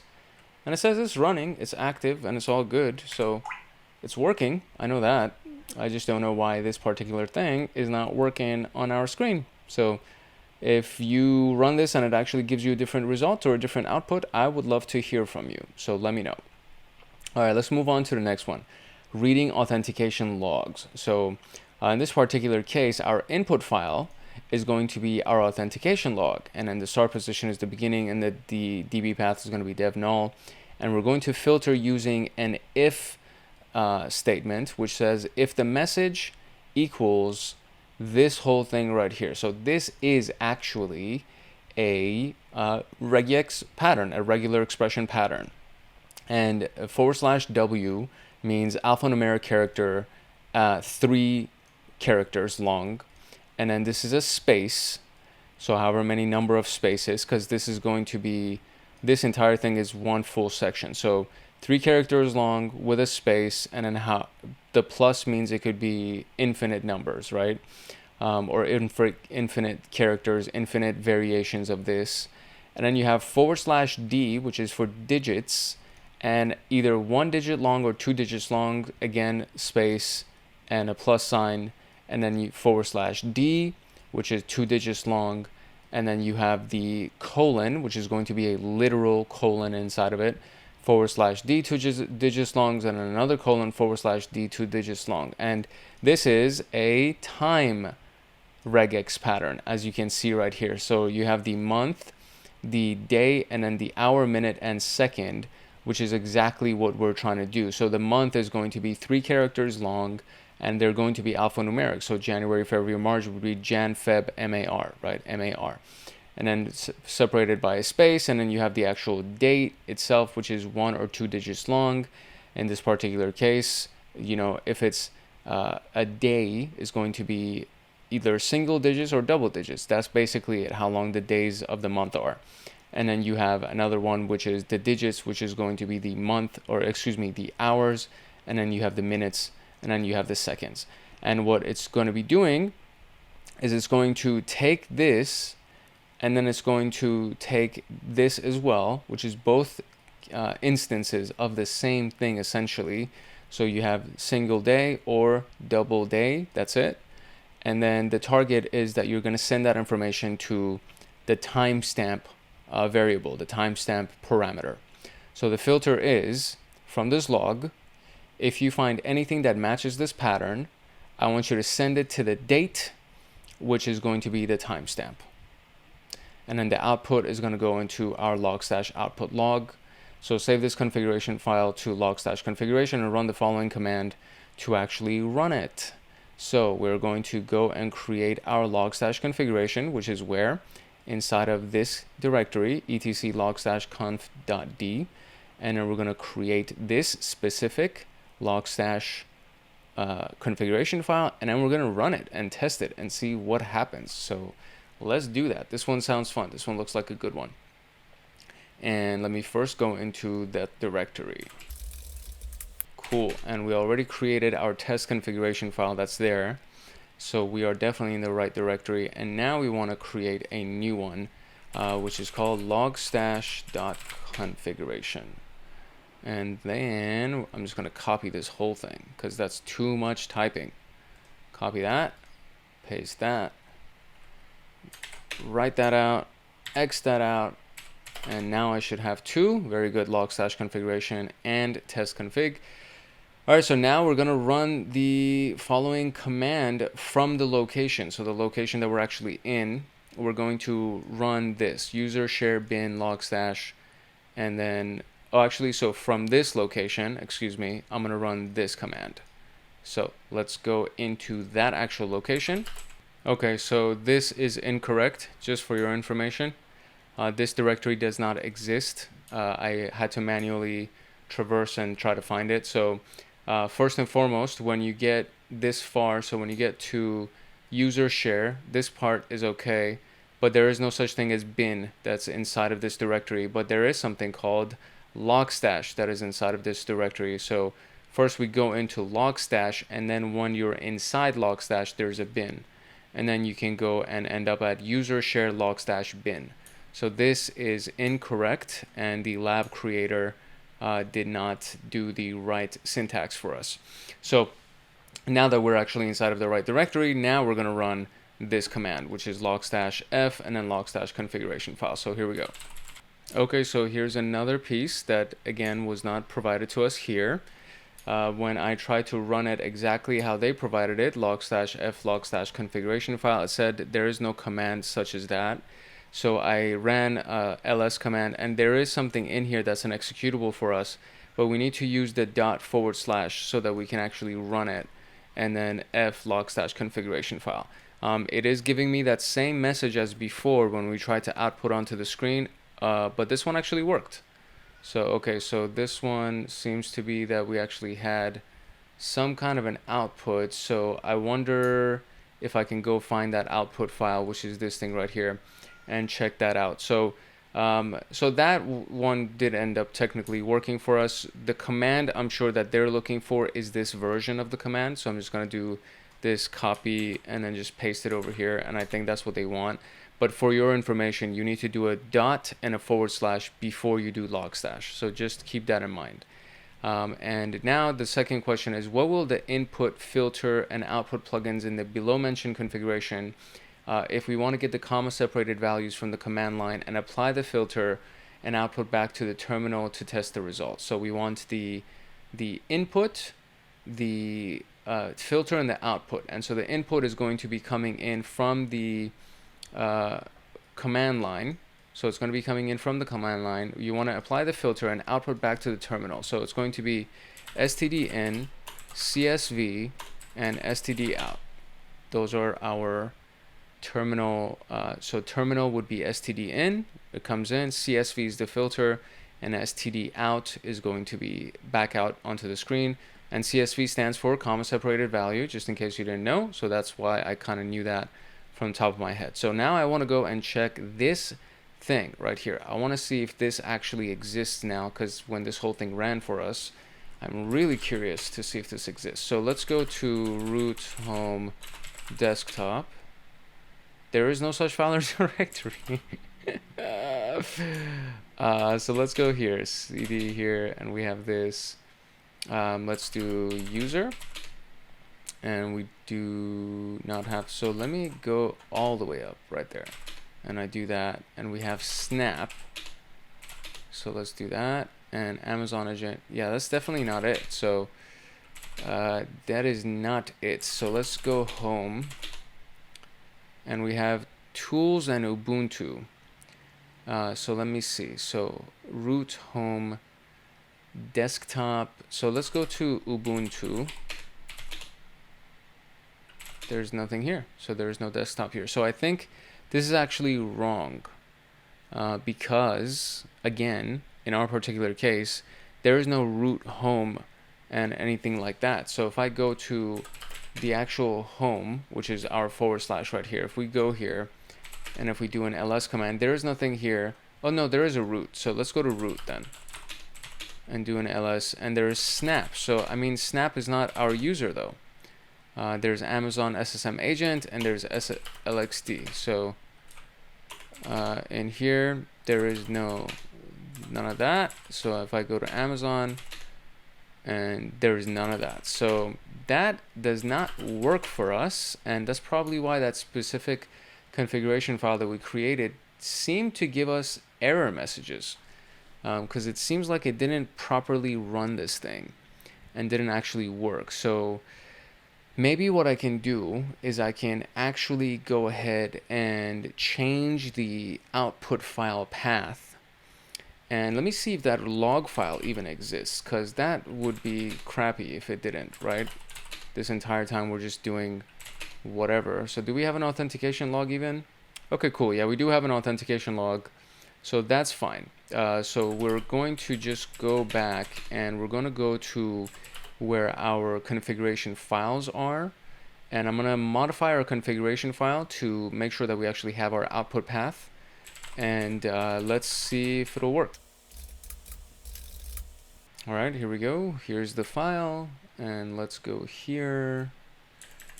And I'm going to change this path to something else. So that's it. So I remember that there was a snap inside of the root, and then I think I could probably do that. So I'm going to just double check this real quick. Yeah, so there is a snap file. So that's what this will be, and hopefully it'll just be on this desktop right here. So let's make sure that it actually is, right? So there we go. So from here, we're just gonna go and run that command one more time, just to see if it'll actually give us an output file, because I want this to work. I don't want it to just, oh, it's not bin logstash. I gotta remember that. Logstash, bin, and then logstash. There we go. Okay, there we go. So I ran it, and here we go. Logstash f logstash da da da. Let's give it a second for it to finish, and hopefully it'll create an output file for us in the proper directory, and it would be really, really nice if it did. All right, so unfortunately, we didn't get the logout file we wanted. There are actually new files that were created inside of the snap directory, so it's definitely more than what we had before. But what it seems like is that we didn't get the specific output file that we wanted. And the reason for that, as I read through the error messages that we got here, is number one, the Logstash YAML file, which is supposed to technically be inside of the home configuration or inside of the etc Logstash directory, was non-existent. So if we go to the cd etc Logstash, and I mean, it's literally right there. So I don't exactly know why that specific thing didn't read it for us. But it is something that you could also do using the path settings. Continuing using the defaults is what it did. So we could have technically done that. Could not file log4j configuration at path user share logstash configuration log4j2 properties using default configuration. And then running Logstash as a super user is not recommended and won't be allowed in the future. Set allow super user to false to avoid startup errors. All of these things would be really, really nice if it was shown in our instructions, but it wasn't. All right, so here's another sample configuration file for us that we can take to read the file at the web attacks CSV file. Then we can filter it using a CSV filter with the comma being the separator, and then these are the columns that we want to create. You can add additional filters if you want to. For example, if the attack type equals SQL injection or brute force, do something for that, for the attack type, for example. And then the output is going to end up being on the desktop, updated webattacks.csv. Now, I have a feeling that once I run this, I'm going to get a similar error that I did when we ran the previous one, and it's going to say, you know, it couldn't find the Logstash YAML file and all the extra jargon that we see right here. So I'm going to run it anyway. I'm going to create this thing and I'm going to run it, and maybe for whatever reason it'll actually work for us, and we'll see what we can find. So first and foremost, the thing that we want to do is we want to find our web attacks CSV file. So let's see if we can find that thing first. All right, so there is no desktop web attacks CSV inside of this, so I'm going to run a find command to see if I can actually find this, because it seems to be that we're having like a situation with just these paths being incorrect most of the time. So the command is this: you do find, and you want to do find everything recursively inside of root and all the other directories inside of it. So that's what this thing represents. That's what the / right here represents, is that it's going to look inside all the directories inside of the overall root directory. And we're searching by the name, which is webattacks.csv. And then toDev null essentially just doesn't show anything that's an error message. It only shows you the potential paths that that thing exists for. So let's see if we can find the webattacks.csv file and where it's actually located.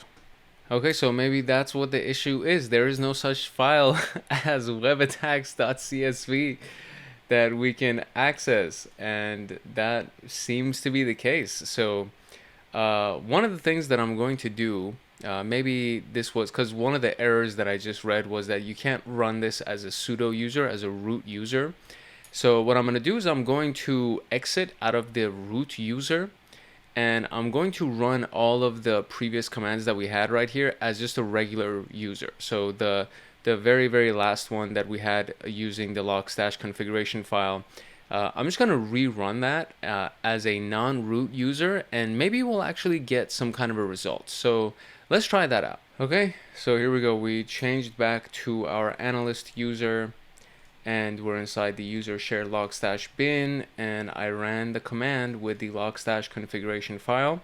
Still gave me the same type of response right here, but it is running. So let's see if it's going to be able to find the configuration file since we didn't run it as a sudo user, and let's see what we get. All right, so I got a similar error message as the other one. I copied this whole thing because it's a little bit crazy for me to read, and I went into Gemini and I asked it to read the whole thing for me and give me exactly what the problems are. And so the first thing is that our Logstash YAML file doesn't exist inside of this thing, which it actually does. So this is kind of one of the big issues that I'm having, is that we actually do have the Logstash YAML file that exists here. So I'm kind of upset with this whole with this whole possible thing. So what I'm going to do is I'm going to follow this particular piece right here because it doesn't have this either. So the user shared Logstash data must be a writable directory. I'm going to change the permissions on this to actually make it writable, and hopefully that'll actually give us some kind of different result, and we'll see what that does in this case. So we need to go to this particular path where user shared Logstash, not configuration, I'm sorry, it's the data location. So it's user share Logstash data, right? Right, so user share Logstash data is where we want to go. So let's go and find that real quick. All right, there we go. This is our data directory right here, and it is right. So there's an execute and read permission for the group, and there's only an execute permission for the user. So what we're going to do is we're going to just change the permissions of that, and we're going to give it write permissions, and we're going to make sure that we give it write permissions as a user. I need to confirm that real quick. Okay, yeah, so we need to give it plus u plus w, so user gets writing permissions. So that is what I need to make sure I have here. So let's make sure we actually have that. So U plus W, and then this is going to be the data file, and I'm going to take an extra step here and make sure that it's sudo, and then we're going to type in the password. And so if I run lsla one more time, we should be able to see that it does not have write permissions to data. So let's try just a regular write permission to data. Yeah, still nothing. So that is a little bit of a challenge here.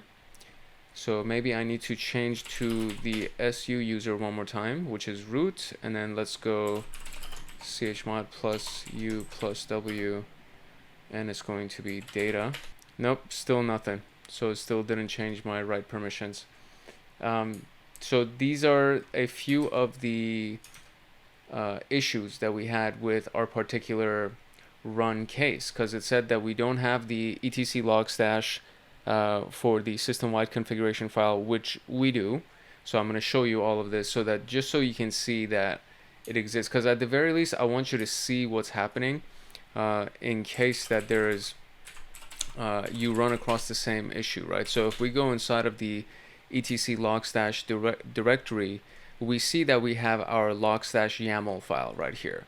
And if I go into the logstash YAML file, we'll see that we actually have our settings in YAML. Everything is actually done in YAML, and there were a few items that we had to make sure that we commented or uncommented, which in this case was the lib logstash path. I think that was already uncommented, and there may have been some other things that I had to uncomment for this because I remember doing it. Yeah, so configuration reload automatic is set to true. Configuration reload interval is set to 3 seconds. So this is already all good. There's nothing else that I can think of that would be incorrect in this possible case. So maybe there's the initial space, which I don't think is the problem, honestly. But let's just save the issue right here, and so that's all good as well. And so that's been done. And then the other piece is that our data directory right here doesn't have the write permissions to it, and you just saw me go through all the different steps to try to give it a write permission. So that was the issue on that side. So there's a piece that this says that this doesn't have write permissions, and we tried to fix it and it wasn't actually going to fix it, or it didn't fix it. And then there's the piece that it says it doesn't have the YAML file, which it does. It actually does have the YAML file, and it's inside of the etc logstash directory, as it's supposed to be. Etc logstash, that's where it's supposed to be for the system-wide configuration. So this is the main two errors that we got. And then there's the very last piece right there that it said, there's another piece right here. It says log4j2 properties file was not found. It's not critical for basic operation, as the message indicates it will use the default configuration, which logs to the console itself. So all of these considered, these are the three main errors that that entire block of text gave us. And I tried to fix it, but unfortunately it didn't work. So that's where I kind of came up short in this particular case. So I did do the troubleshooting, and unfortunately, I'm terribly sorry. I feel like I failed you. So I hope you can forgive me for this particular piece, but that's basically where I came up short. However, that being said, and that taken out of that placed out of the way, these are generally what we discovered today. So we went to the install and configuration of all the different ELK components, including Logstash and the search and ElasticSearch, as well as Kibana. We had different input, filter, and output plugins that were available that we found on the documentation, which was available on the Elastic website, and some basic configuration files, as well as just some examples of some of the more complex ones. For example, this is a little bit more of a complex configuration file. In your particular case, I would assume that it would be a little bit different, because your installation should be all good, and your paths should be all good. You should, for example, have the webattacks.csv file, which I couldn't even find. So these were some of the things that are missing. So it's like, to be able to run this, I would actually need to have this original file, which didn't even exist on the machine that I'm on, unless I did something wrong. So if you are going to go through this exercise yourself and you do get a different result than I do because you tried something different, please drop it in the comment section. There's one particular follower that we have in our community. His name is David. He really does go very, he goes the extra mile when he runs these labs, and he runs them multiple times, and I get a lot of comments from him. So, shout out to David. David, if you actually figure this out and if you are able to get a different result, please drop it in the comments, because I want to know what I did wrong and what the problem was. But apart from that, that's it for our Logstash room and our Logstash exercises. Hopefully you learned something from it. Alright, so if you found any value from this video, or if you've ever found any value from our channel, I do encourage you to like, subscribe, turn on the notification bell, and drop a comment. At 10,000 subscribers, I'm going to reveal my face. And when we get to 100,000 subscribers, I'm actually going to introduce my real identity. But I feel like somewhere between 10,000 and 100,000, our community is going to find my real identity through my face. So I'm prepared for that. I think it's going to be a fun exercise, and it's going to be a really cool game that we're going to end up playing, and it should be fun. It should be an exciting journey to be able to kind of get to know each other even better. So all of that is going to happen on this journey that we're on, and I would love to have you as a part of it. And of course, I really do want to see you in the comment section, because this is a really it's a very live and active comment section, as you can see right here. I really love the fact that this turned into the type of community that it turned into, and I would love to see you in the comment section as well. And see, look, I told you, there's a guy named David who is just super active. He comments on everything. He actually goes through all the rooms and he implements all of the exercises, and I really love seeing people getting value from these videos and actually using them as tutorials for themselves. So I would love to have you as a part of the community. Make sure you like, subscribe, turn on the notification bell, and drop a comment, ask your question. If you want to say hi, drop a compliment, whatever it is, would love to hear from you. It's your boy Hank Hackers, and at Hank Hacks Hackers, your favorite network and system attacker / protector. Love, peace, and chicken grease. If no one else loves you, Hank loves you, and I will see you in the next room later. Welcome to episode 10 of the SOC Level 2 series inside of TryHackMe, and this is a part of the Advanced ELK module, and we're going to be talking about custom alert rules inside of Wazuh, which is a security appliance that goes on top of the ELK stack, which is the Elasticsearch, Logstash, and Kibana series of software. So it's going to be a really good one, and I'm excited to share it with you. But first, this is Hackaholics Anonymous, the premier YouTube community for security professionals and hackers. When I started this journey, there were a lot of tools, there were a lot of resources and information that I didn't have. And at first, I started this channel as a way to collect ideas, tactics, and strategies for my own future reference. And then a community, which is you, gathered around it. And before I knew it, there were dozens of people, and then hundreds of people, and then all of a sudden thousands of people. And as the time went by, through the comments and really a lot of self-reflection, I started to wonder how I could actually add more value to the community. Therefore, the idea for Hackaholics Anonymous popped into my head. And I very much love that name. A community of insiders who would be able to show their support and in exchange get some of my best value and a lot of my creations and the things that I really have been working a lot on that I want to give to you guys. So these are things like early access, merchandise discounts, members only videos, Python scripts that I've developed, both for cybersecurity administration, for pen testing, for system administration, a lot of cheat sheets, manuals, live trainings, personal coaching, and much more. And the intention behind this whole thing is, number one, to help you advance your knowledge and skills at a rapid pace, so much quicker than what you're getting right now. Then to give you access to tools and resources that you can take anywhere and repurpose as needed. So for example, the Python scripts, you can use them for your own computers, you can use them for any jobs that you go to, and any contracting jobs that you get, anything that you really can find a purpose for, you can use all of those resources for that, free of charge, for as much as you want. And next, I want to build a team of advanced hackers to combine forces with them so that we can go after large bug bounties. And bug bounties are literally things that you can do for companies to find bugs in their systems or to find vulnerabilities, and they'll pay you for that For example, a $1 million Apple bounty, and this is actually a very real thing, where you can get paid $1 million from Apple if you're able to attack certain parts of their systems and accomplish such bug bounties. So it would be really cool to be able to combine forces with people, and then we can go after it and then pool the bounties, pool the money out, as long as obviously people contribute and we actually do something to get those results.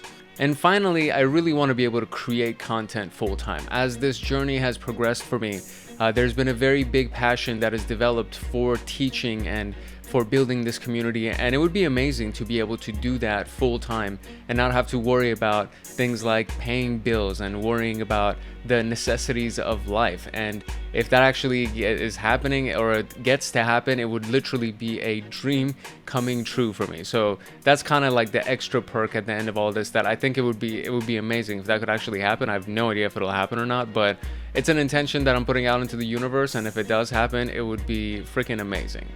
Now here's how the perks were actually selected and how I developed the perks for our membership community. First, I did a lot of recon, very similar to what we do when we do pen testing and when we do vulnerability analysis. I did reconnaissance on all the channels that are in this genre and anything similar to this genre to see what those channels were offering to their paid members. And believe it or not, there are literally, and I underline that for a reason, there are literally channels that charge $50 a month for being a great supporter, quote unquote. That's basically all they're offering in exchange is, hey, kudos to you, thank you for being a supporter, you know, thanks for giving us $50 a month. And that's basically it. And people contribute, and people actually do contribute those $50 a month because they want to support that channel. But there's no perks, no exchange happening of value. I guess there is exchange because the channel is up and they're creating content, but that's basically it. And the person is supporting the channel by offering them whatever they're offering per month. So there are no other extra perks that are attached to somebody becoming a paid member. And that feels, to me, it feels a little bit unfair.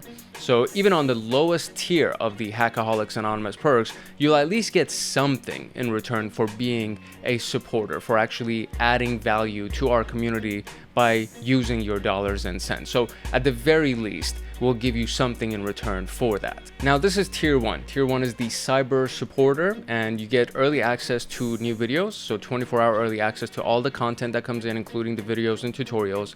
You get priority reply to comments, and you get custom emojis and badges to distinguish you from the rest of our community. And I will give you a shout out in whatever video comes out. As long as I know that there's a new supporter that comes in, I'm going to make a list of all of those people, and I'm going to give you a shout out just to give you a little bit of extra notoriety, give you some PR and boost if you're trying to build your channel out, and to just make sure that you get the recognition that you deserve. And then moving on to tier 2, which is going to be the cyber agent. And so you get everything from cyber supporter. So all of the perks actually stack on top of each other, and you get everything from the previous tiers as well. So you get everything from cyber supporter. The early access to videos bumps up to 48 hours. So it goes from 24 hours to 48 hours. There's member only videos that are attached to this, and that includes the bug bounties, and it includes the cheat sheets and the manuals. And this is a monthly exclusive content drop that will just include all the bug bounty missions that we're going to be working on, the progress with those missions, the downloadable cheat sheets and or manuals that would either be attached to those missions or just separate cheat sheets and manuals that I've been stacking as I've been going through my own cybersecurity journey. And then we have the monthly system administration Python automation. So this is a little bit of a beginner level series of Python automations, but they are very heavily stacked. So you kind of do need to know a little bit about Python, but even if you don't, there are going to be source codes, there's going to be documentation that's going to be included, and there's going to be the videos that explain everything and how to customize these Python automations so that you can use them for any system administration job. So for example, provisioning a bunch of new users on Active Directory, where you don't have to do it manually and you can just run the script and make sure, as long as you have a document that's connected that has all their usernames and passwords, it literally just runs and creates everything for you, and it just makes your life super easy. So it's things like that. And there's going to be monthly Python drop that will include these scripts that have all the source code, everything that you would need to actually run it, and it goes for Windows and Mac OS. And then there's the documentation, and then of course there's the videos that tag along with that. And then finally for this, we have the members only Discord chat, and this is something that's been really big, and I've been getting a lot of comments about this. So there's going to be weekly chats that are going to happen where I'll be present, we'll be live, we'll be going back and forth in the chat, and then you can just ask me anything that you want on Discord. We can have any kind of conversation, and we'll be doing this weekly for our cyber agents. The next tier is going to be the Cyber Guardian, and of course this stacks everything from Cyber Agent as well as Cyber Supporter. So you get all the Python scripts from Cyber Agent, you get all the perks from Cyber Agent as well as Cyber Supporter. So it brings all of that stuff, as well as now you get an early access bump up to 72 hours. So the early access to all the content goes up to 72 hours, basically 3 days. And then you now get members only live streams with Q&A. So we go out of the Discord chat and we actually go into a video environment. We'll do a live stream.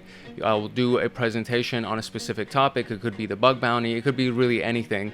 And then on top of that, we'll have a session for Q&A where you can just ask all of your questions, AMA, which is also Ask Me Anything, and we'll just go through whatever you need, talk about anything that you want. You can ask me anything about anything, and that'll be another perk. And then we also have the monthly cybersecurity administration automation. So this is going from system administration, and now it's going into SciSec administration. So these are things that are now on the blue team side of things, the log analysis side of things, all of the activities that a cybersecurity admin is doing repetitively, that there's going to be a Python automation created, ready to go out of the box. And it includes obviously the source code, the documentation, and a video that goes into it. And this is now graduating from a beginner level code to an intermediate level code. And again, this, you could use this for anything. You could use it for yourself, you could use it for the jobs that you go on. And I'm actually really proud of these things. Like the automations is a very big deal for me, because I know that it helps so much in my own life that I was like, okay, you know what? I feel like this would actually be very useful if we started giving it to all of our members. So we already had the sysadmin Python automations, and now we have the monthly cybersecurity administrator Python automations that are included as well. And finally, we have the merchandise discounts that come in at Cyber Guardian, which is 10% discount on all the merchandise in the Hackaholics Anonymous store. And the store is going to be pretty badass too. So I'm really excited about all the merch that's about to drop as well. So really excited about all of these things that are happening. And honestly, I just hope that you guys enjoy it as much as I am. And last but definitely not least is going to be our Cyber Master tier, which is everything from Cyber Guardian, everything from Cyber Agent, Cyber Supporter, all of those things. And this stacks on top of all of those things. And the early access now bumps up to a week instead of 72 hours. You get a week advanced early access to all of the content. There's going to be members only live streams with Q&A, where this is a weekly exclusive. So previously it was a monthly exclusive live stream where it was happening for the Cyber Guardians, but this is going to be a weekly exclusive live stream where you can literally ask me anything that you want about anything. And because of the tier being the higher of all of the tiers, I do expect that these communities or these members are going to be a little bit less in numbers, so it'll be much more intimate live streams, and we'll get a chance to really have deep conversations about a lot of the specific topics, and we can go really deep into whatever conversation or whatever topic that you want to have. So this is one of the reasons why it's tiered as high as it is. And of course, we have the monthly pen testing Python automations. And so the pen testing side of things is now going into offensive security. So cybersecurity admin was the defensive, they were on the blue team, and the pen tester is now on the red team. This is the offensive security side of automations, and these are advanced automations. So this is things like web vulnerability assessments, these are port scanners. There are a lot of great advanced Python automations that actually help with penetration testing and ethical hacking. And of course, you get the source code, you get the documentations, you get the videos that accompanies it. And this is kind of my pride and joy. The pen testing stuff, the pen testing Python stuff is absolute. I'm so happy that these things work the way that they do. And of course, all of these work for Windows as well as Mac OS. There's going to be a folder where you get access to all the Windows as well as all the Mac OS. So in case Mac OS and Linux, because those two are very similar languages. So in case, you know, the computer at work is Windows and the computer at home is Linux for whatever reason, you get access to both versions of the source code so that you can do exactly what the intended script wants to do on all types of machines. And finally, we get merchandise discounts that go up to 20% on everything that comes in the Hackaholics Anonymous store, and that is the Cyber Master tier. Which brings us to our call to action. I know I threw a lot at you, and ultimately this is coming to a very wrapping point because I didn't want this video to be very long because it's going to be integrated with all of our other content and things like that. So if you want to show appreciation for this channel and everything that constantly comes out, and if you want to show appreciation to me, if you want to excel your learning and your career, if you want to get specialized content, if you want to get badass automations, and if you want to team up for bug bounties and make real money, then I very much encourage you to join the Hackaholics Anonymous community today.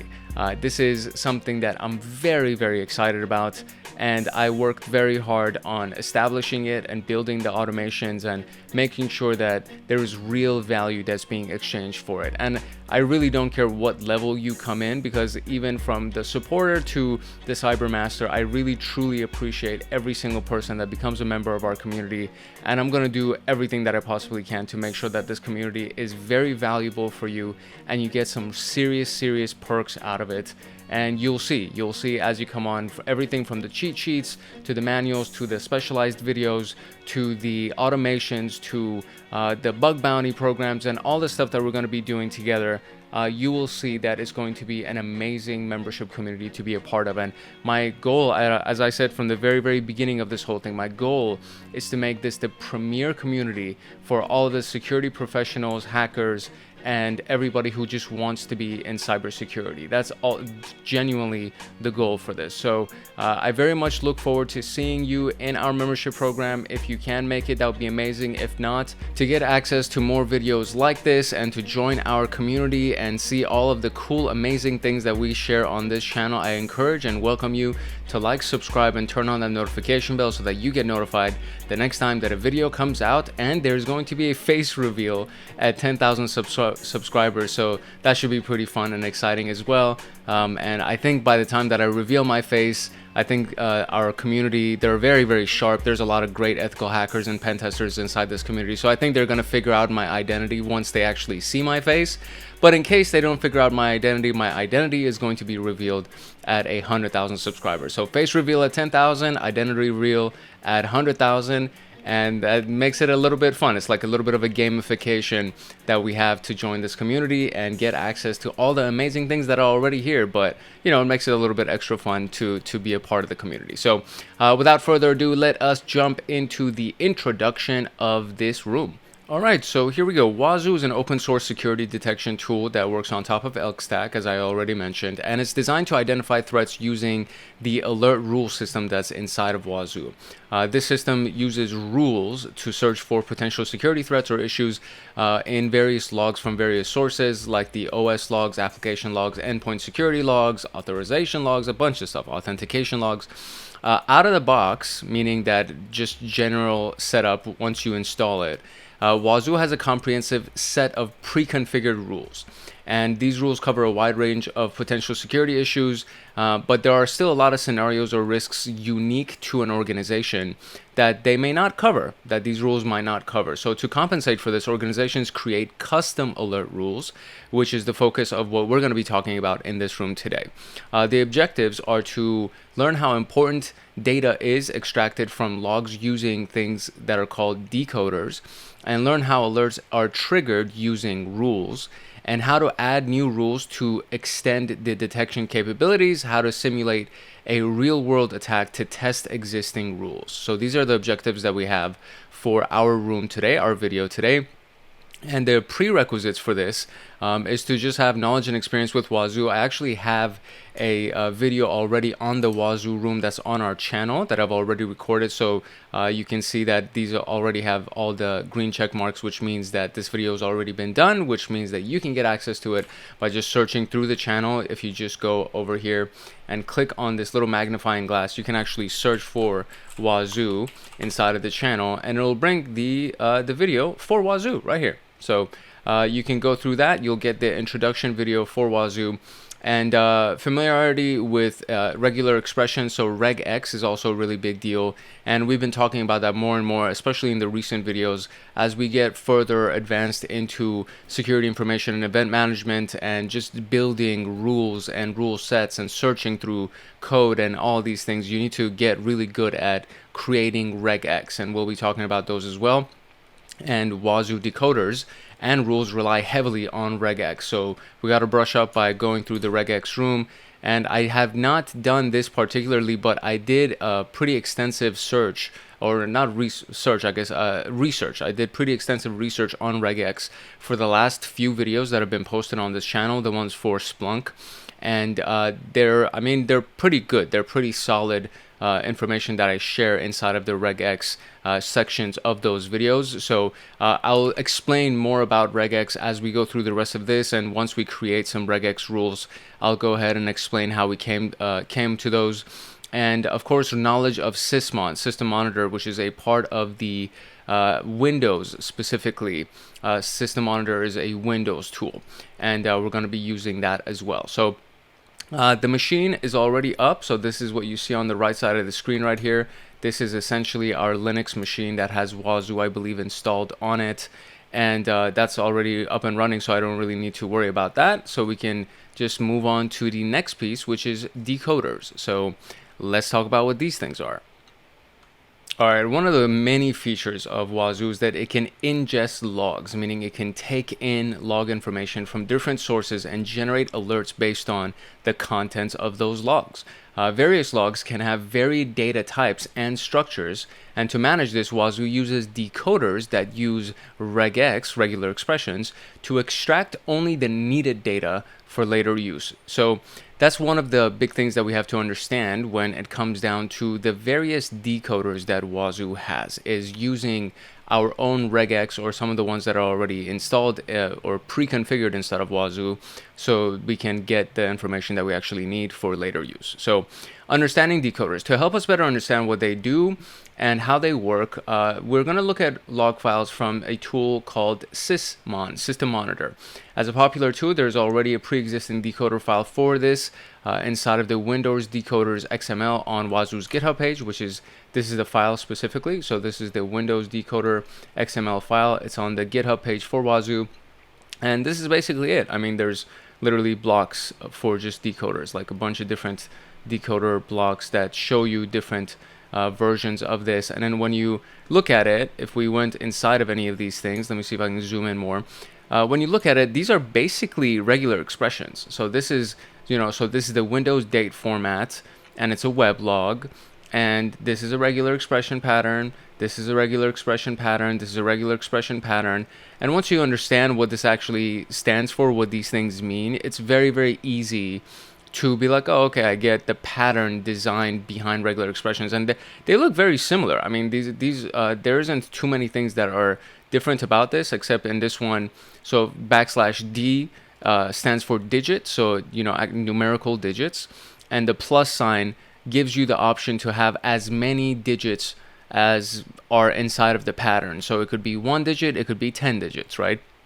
And then you have a \S plus, which stands for space. So \S stands for space, and then S plus would be as many spaces as necessary. And then you have inside of parentheses, so this is a block right here. So if it's inside of parentheses, it's a block, and again, spaces.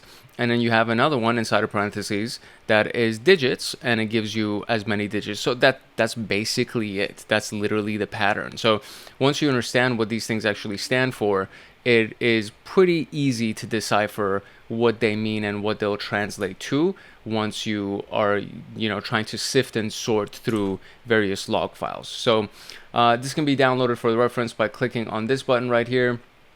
And this is kind of what it looks like, right? So once you actually have it, this is a portion of it. So sysmon event ID 1 new Windows information hashes Microsoft Windows, and then this is kind of the pattern right here. So space, and then inside of the block right here you have numerical digits, as many of them as possible, and that gives you the event ID. That's what you're looking for. Very, very simple, right? So you have the decoder name, which is at the top right here, sysmon event ID, yada, yada, yada. Multiple decoder blocks can have the same name. Think of this as though they are being grouped together. Then you have the parent, which is the name of the parent decoder. So in this particular case, it's Windows, meaning that this thing belongs to the Windows parent decoder group.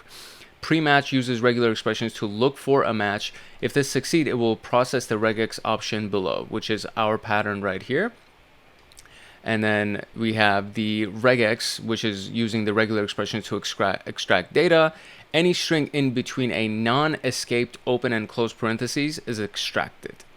And then you have the order, which is containing the list of names to which the extracted data will be stored. And in this particular case, it's the IDs. So we're trying to apply this to the ID order, the list of names, right?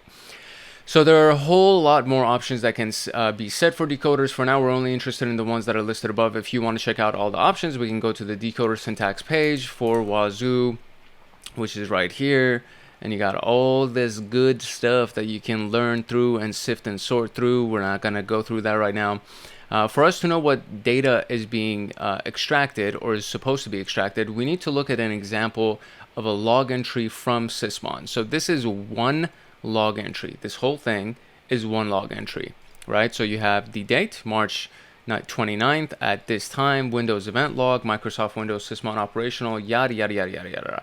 So to like sift and sort through this visually, manually, it's going to, I mean, even for the most intelligent person that is really good at looking at these types of things, it's like, okay, well, this can be overwhelming and it gets exhausting pretty quickly.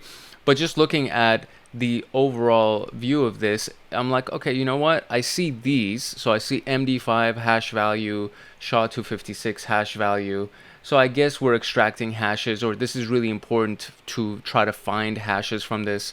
And then we just have general information like the current directory that it's in, which is Alberto's desktop, and then the user information, which is Alberto, login, group ID, so on and so forth, right? But we can see that probably the most important piece of the information inside of this are the hashes that are being extracted, right? So the login tree shows an example event, a Wazuh agent installed on Windows machine. It describes an event where the user ran a PowerShell script named test PS1 from his system using the PowerShell executable initiated by the Explorer. As you can see, there's a lot of data in there, and it's a decoder's job to extract them. So here we go, Explorer exe, right? And then we see where's the one that they ran, the test PS1 script. See, that's what I'm saying, right? Like, unless you really, I thought it was the hashes that was really important, but apparently there's this thing that's really important right here. So users Alberto desktop ran a PS1. PS1 is the extension for PowerShell script. So when you see that, you can see that, oh, okay, they ran a PowerShell script, and you can create a regular expression to extract all of the information inside of a log file that has PS1 attached to it. So you'd be like, oh, why are they running these particular PowerShell scripts, right? Once this log entry is ingested, all the appropriate decoder blocks will kick into action, where they will first check the pre-match option. So going back up here, this is our pre-match option, right? Information, and then look, hashes, right? So the decoder block of up will check if any strings match the regular expression information hashes. And then if you feel your regex FU needs some refreshing, let's break down and see how it'll go, right? So the regex will look for the information string. So this is a literal string, followed by an escaped open parentheses. A backslash is to escape from whatever the pattern is, or from whatever the literal string is. And then once it escapes, you have the open parentheses, followed by a number 1, followed by another escaped close parentheses. So this piece right here, this entire thing is going to be our block, right? Then any number of characters using the dot and space excuse me, not space, plus sign, excuse me. So a dot is a wildcard character, so it can stand for anything. It could be alphanumeric, it could be just digits, it could be any kind of sign or whatever, special character. And then you have plus, which means that any number, right? It could be from 1 to 100, technically, until it reaches the hashes string. So it goes information, everything inside of that, and then until it reaches the hashes string. Right? So information, so we're going to look for the literal piece information right here, and then the 1, right? And then you have all of the stuff inside of it until it reaches hashes, right? So it's going to extract all of this information because this is what it started with, information and the number 1, and then all of that information is going to get extracted, and that's what this does, right? So the dot plus sign extracts everything, so any number of characters, and dot is a wildcard character, so it will take everything. It'll take the hyphen, it'll take colons, it'll take numbers, it'll take letters, capital or lowercase, and any kind of special character inside of that. So it could be the backslashes, it could be anything, right? Everything until it reaches this specific word, hashes. Then if you check the regular expression with the log entry, you'll find out that it is a match, and because it's a match, the decoder would process the regex option below. This time it will try to match the string Microsoft Windows yada yada yada operational. For the regex, it looks like this. So you have Microsoft Windows sysmon operational string. It's going to be this literal string followed by any string of any length, which is the so you know what? An uppercase S. I mentioned this earlier, and I was reading it as a space, but it actually is a string. So an uppercase S is a string, and it's an any number, so any length, right?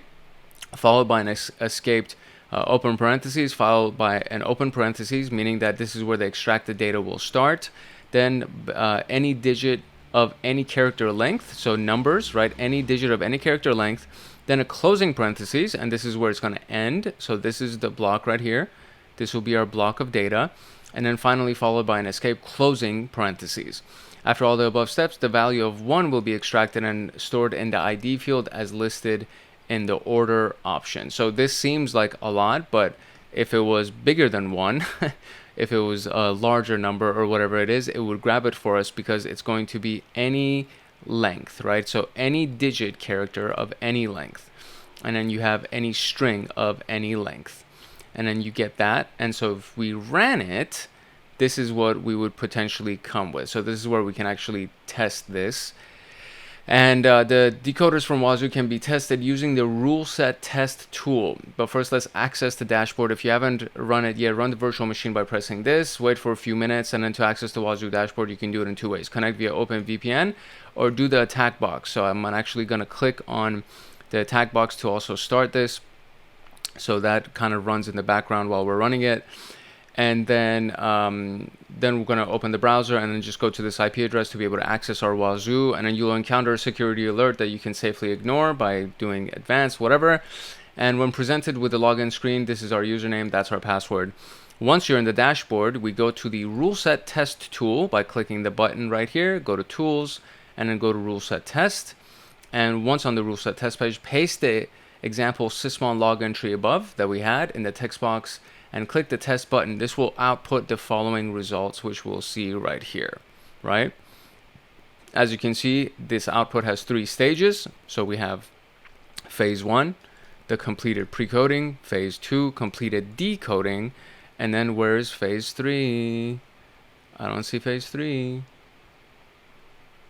For the topic of the decoders, we'll focus on the first 2 phases. That's why we don't see phase 3. So phase 1 is the pre-decoding phase, and the event log is parsed. The header details like timestamp, hostname, this is done automatically by Wazuh. Phase 2 is the decoding phase, where the decoders do their magic. Well, when done, all the extracted data from the declared decoders block are displayed here. For example, we can see the results in the ID field has been assigned to the value of 1, which shows that the decoder works. As for the other data, process GUID, process ID, they were extracted by a separate decoder block like this one. So the first one that we saw was just getting our ID for us. But this one right here is going to be getting our process GUID and the process ID and even the image and even the command line. All of that information is under the order section. and it'll extract all that data for us. So we're going to wait for our virtual. It's almost done. The attack box is almost ready. Until then, let's see. So it says, looking at the sysmon log, what will the value of sysmon.command line be?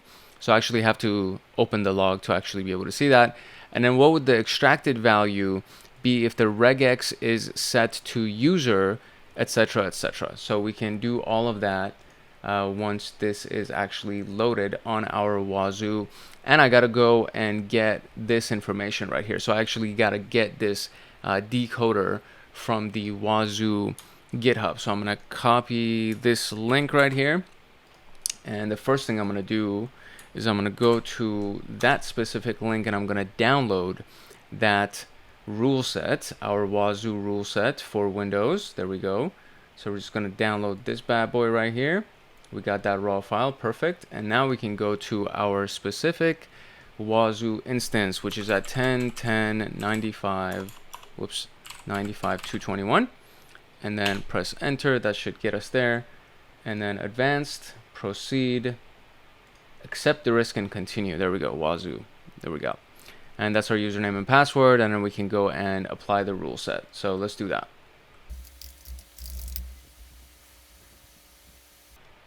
All right, here we go. We got it. It's now making sure that everything's all good, but we got all of our check marks and we got this. So I can click this and then go to tools and then go to rule set test.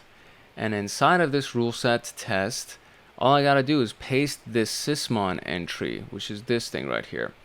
So let me copy this whole piece and we're just going to paste this in here, test it. There we go. We got it, right? So this is what we got.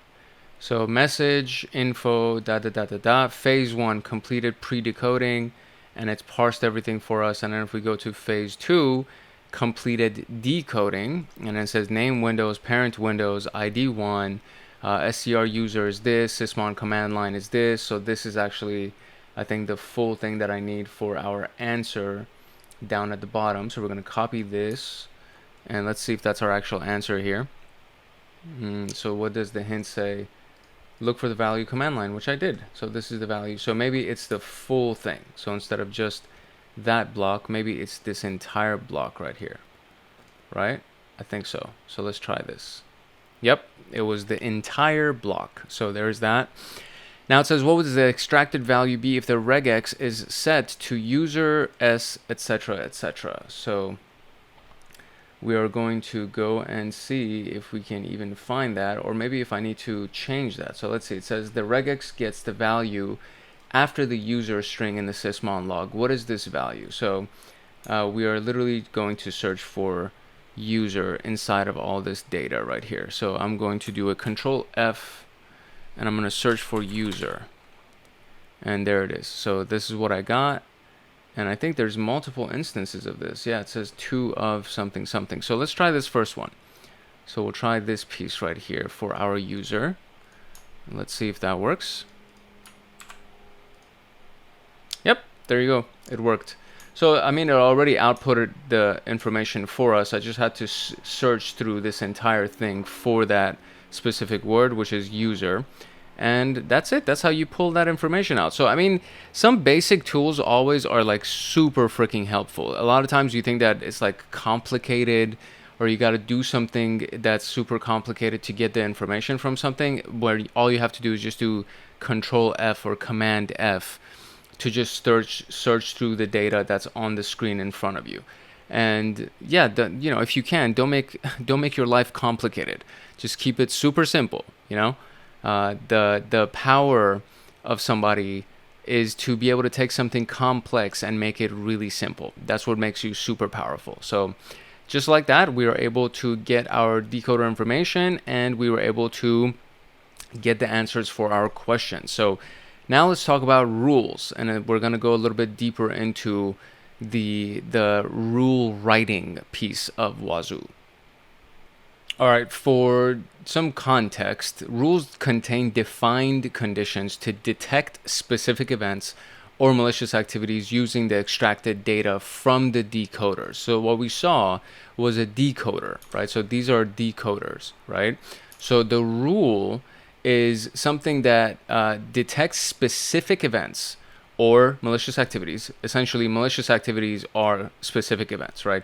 So it detects these things using the data that the decoder extracts, right? So if I zoom back out here, this is the data that the decoder extracted, all of this information. That's the data that the decoder extracted. So once the data has been extracted by the decoder, the rule now searches through that stuff to find things that are of interest to us, cybersecurity analysts, security analysts.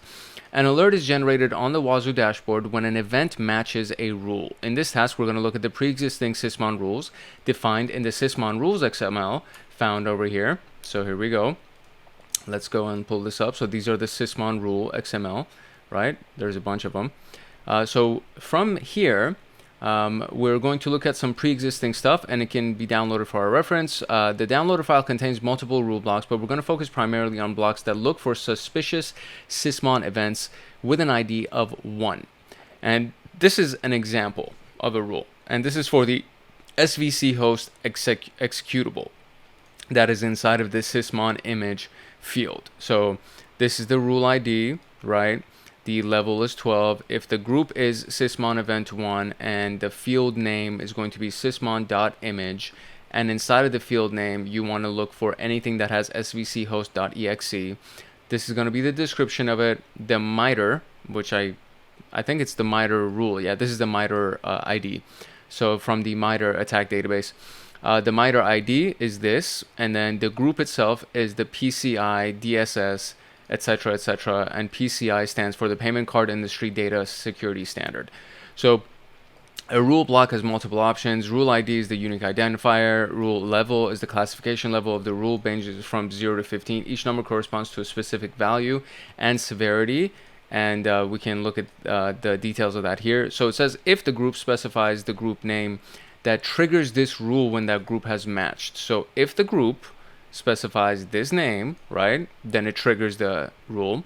And then the field name is the name of the field extracted from the decoder. The value in this field is matched using regex, and the group contains a list of groups or categories that the rule belongs to. It can be used for organizing and filtering the rules. So the field name is where we have our regex pattern. So this is it. I believe that's going to be our regex pattern, or this is our regex pattern. I think it's actually this.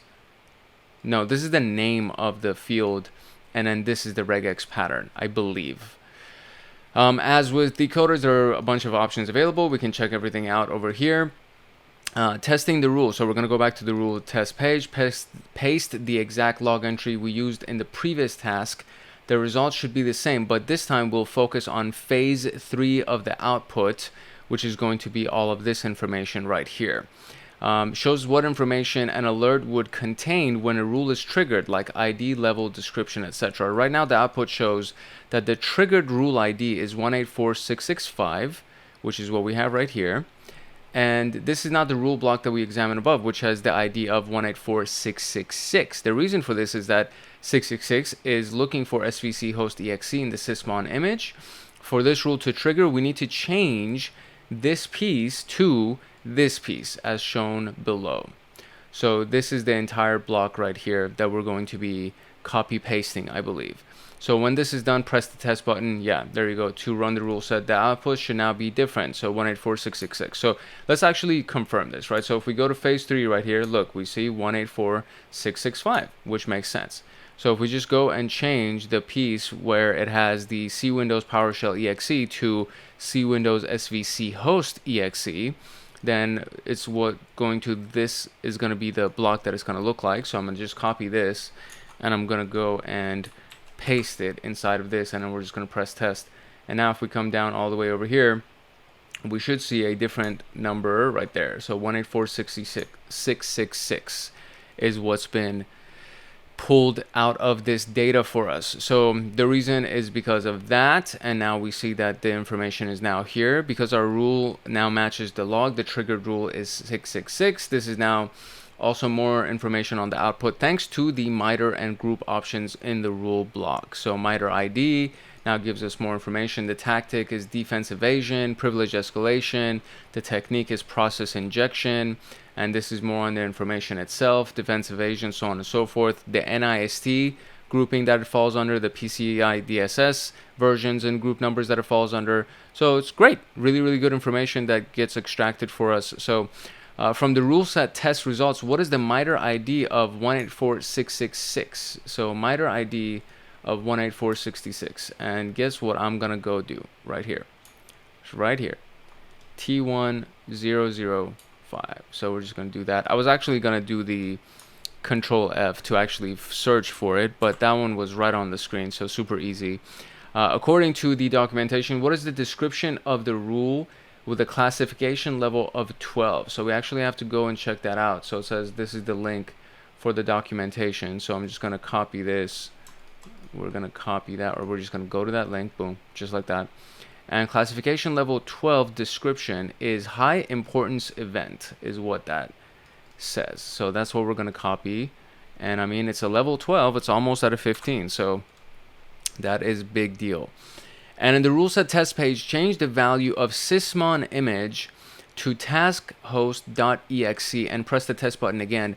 What is the ID of the rule that will be triggered? So the value of sysmon image to taskhost.exe. So here's what I'm going to do again. So I'm going to do this, and I'm going to search for on the page for sysmon.image, and we're going to find the one. There's actually just one right here, it seems. So maybe if we search for it inside of this piece, search for that. Okay, so that's the only thing that shows right here. So let me see how I can change that information. Okay, so here's what I learned. So inside of the rule set test, it actually doesn't show sysmon.image. It only shows image, right? And so it's C Windows yada yada yada svc host exe, and that's what it yields down here. It actually yields this piece. So sysmon.image yields that for us. So instead of it being svc host exe, we're just going to change this particular piece to what they want us to change, which is taskhost.exe. So I'm just going to change this to taskhost, and then we're going to test it and see what we get. So it says, what is the ID of the rule that is going to be triggered? So I'm going to test it. I ran the test already, so it should already be ready for us to sift and sort through. Let me see. Okay, so there we go. This is it. This is the new ID of the rule that was triggered for the task host. And there we go. We got it. Just like that. Not bad. So, you know, one of the things that we should take away from this, because they do have you just do the work and you kind of, as long as you get the answers, you can technically move along. But the idea here is that you have a rule set test, which means that you take a log entry. So this is basically what this is. This is what we're looking at. We're taking a log entry from a sysmon log, and we're pasting it inside of the rule set test to see if the pre-configured rules of Wazuh will detect something fishy, right? So that's literally it.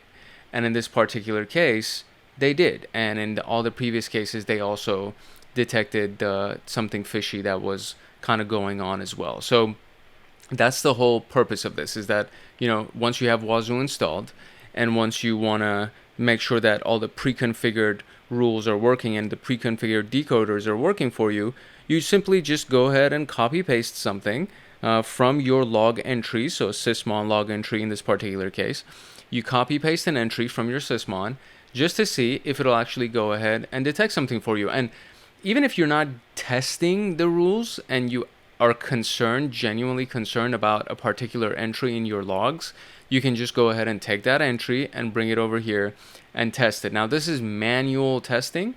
So ideally, you don't want to be manually testing stuff like this because it's very time consuming. Ideally, you just want to feed it a log file and then just sift and sort through all the data that it pulls for you, because it's already has all these decoders and rules that are configured. So that's the ideal use of Wazuh. You don't want to be doing one log entry at a time. But this is just showing us that it does work, and they have the the pre-configured rules and decoders, and it's pulling information really well, and thankfully that's really helpful for us. So now we can move on to the next piece, which is our rule order task. So let's see what this is all about. Okay, in Wazuh, rules are processed based on several factors determining the rule order. One factor that's going to be discussed is that's relevant to making custom rules is the if condition. So very similar to any other programming syntax, there is an if condition, meaning if something matches this thing, then I want you to do this other thing. That's basically what an if rule is. So we've seen the if group option in the previous task, but there are other if conditions like the if SID. So the if group means what? If the group is this, then do this other thing. This one is if the SID is this, then do this other thing. That's basically what the if statement does for you. So in this particular case, it says if the SID is 184.66, which is the SID that was attached to what? The SID that was attached to our, I think it was the SVC host, right? So the SID that was attached to the SVC host, if it's 666, then it's going to do whatever, right? So it's going to be the field name that needs to match that, and it's the services exe, sysmon legitimate parent image, SVC host exe. So if the SID specifies that another rule that is supposed to be triggered, in this example, is triggered if it's 666 at the end of it. These if condition prerequisites are considered the parent that must be evaluated first. Because of this parent-child relationship, it is essential to note that Wazuh rules are triggered from a top to down manner. When the rules are processed, the condition prerequisites are checked and the rule order is updated. So we're going to go back to the test, and then we're going to paste the exact log entry in the previous task, and we want to trigger the 184667. So sysmon log entry should have the value of sysmon parent image changed to this particular thing. So Windows services exe. The log entry should now look like this. So again, we're just going to go to the portion where it had image right here, that piece, and we're going to paste this piece inside of that. So I'm just going to copy this, and I'm going to go over here, and I'm just going to Control V and paste it in there, and we're going to test it. And now it should change the value of our SID to 184667. But in this part, or actually this is the ID. So let's see if there's an SID field that we can search for here. Okay, that is actually my bad. I changed the wrong thing. So let me see if I can back it up. So yeah, it's not the regular image, which is what I changed. It's actually the parent image that I need to change. So it's this piece right here. It's this. It's towards the very end of it right here. So the parent image currently reads explorer.exe, and instead of that, we wanted to just read Windows services.exe. So I'm going to change this to exactly this, and also notice that it includes 2 backslashes, and as we discovered in our previous regular expression portions, when you include 2 backslashes, one of them is an escape character, and it makes it so that you actually match a literal backslash in this particular case. So I'm going to run it with 1 backslash and 2 backslashes, but I think the 2 backslashes should actually work anyways. And this is what we're going to get as a result. And I wish that this would be a little bit more like a wider result right here. But so in this particular case, what should happen is that our rule ID should now be changed to 184667. That's basically what we're looking for here. So I have to scroll very carefully because it's so small at the bottom right here. But it actually did change to 184667. I just saw it, or no. No, it didn't change to 184667. It changed to 184737. So I think it's because we had 2 backslashes. So let's change it from Windows with 2 backslashes. We're going to change it to Windows with 1 backslash each. And it also adjusted. No, it still is 184737. So let's see here. Let's see what we change, or what we should have changed, and let's see what we can find. Okay, so instead of doing my own edit to the thing, I just literally copy pasted this whole block into our rule set here.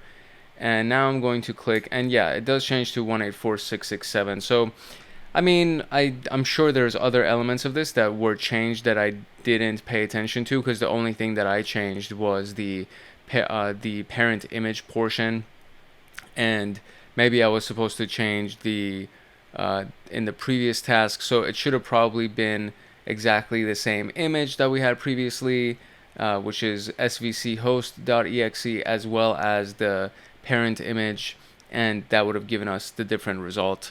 So maybe that's what it was, but just to guarantee it, especially if you're running this for yourself and you're going through this this room or these specific tasks on your own machine, maybe you just want to make sure that you do a full copy paste of this, and it'll just make your life easier. So yeah, that's what happens, right? So it changed our ID to 184667, and it pulled essentially no other data, it seems, at least in this example anyways. So in our particular case, we can see that it did pull this other information. Let me see if I can zoom out of this real quick, and let's see what we can find. It did actually pull other information from this. So level 0, description is all good, group is all good, and there's nothing wrong with it. So level 0 means that it's not priority. There's no big stuff that's triggered. The triggered rule is what we expected, but it's not shown in the output. However, is that before 184667 was triggered, Wazuh first checked FSID, the FSID statement, and found that the rule 18466 was a prerequisite. Before that, the Wazuh then saw that if the group was set to sysmon event, which is associated to 665, this goes on and on until all the chains or prerequisites are satisfied. So we can see that this is what is actually expected, but what you don't see is that before this was actually triggered, so if the SID 667 was triggered, first Wazuh checked that if the SID was this, right? Because that was a prerequisite. Before that, there's also something else that I had to check, is that if the group was this, which is associated with 665, right? So the SIDs themselves change for each variable or each element, but we don't see that it's doing all of those checks in advance. But it's not checking for all of that stuff in advance, because it's actually first checking for the group, because the only rule that we have here is if the SID is such and such, I want you to do such and such. But if the group is set to something else, it will change the associated SID or the rule ID, right? And if the 666 was apart from all of the individual rule declarations that exist, the rule order goes through all of the prerequisites, and then once those prerequisites are satisfied, it will go ahead and check for that individual rule. That's basically what this is saying, right? So it's like, it's not just checking for this one thing, it's also checking for if the group ID was set to something else, which is technically associated with a completely separate ID, so on and so forth. It's checking all of those things simultaneously just to make sure that essentially all the boxes are checked, right? It does its due diligence so that we don't miss anything, it's nice, honestly. It's very useful.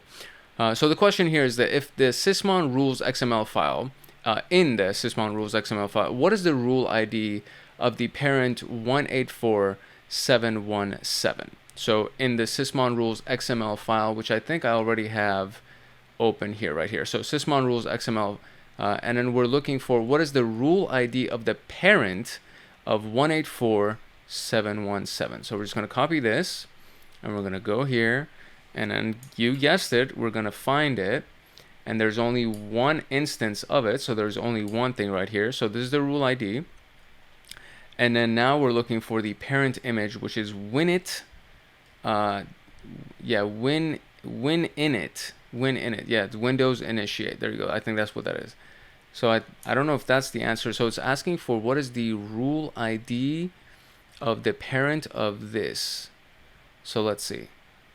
Okay, so since it's asking for the rule ID of the parent of this ID, so if we search for that 717 ID, this is what we get, right? So the parent image in this particular case, I believe is smss.exe, and this is the description.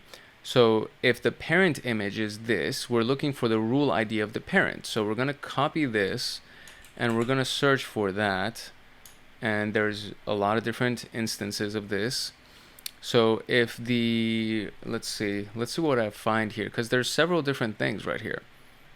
Okay, so I think it's actually this piece right here. So I don't believe we need to even search for this, because when I did search for it, it kind of sent me on a little goose chase. So I'm just going to take this SID information right here, because I think that's what this whole thing is trying to tell me. That whole last block that I was like really trying to, yeah, that is the correct answer. So the rule ID is this, which is what we expected. What's not shown is that before the rule ID was triggered, it first checked if the SID was 184666.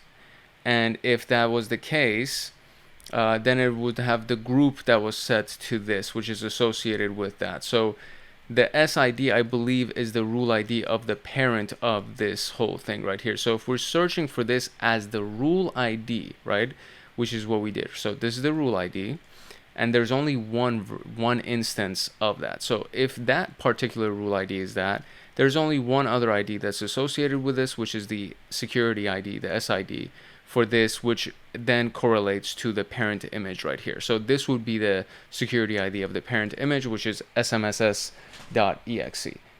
And that, thankfully, was the right answer. So we are now done with the rule order.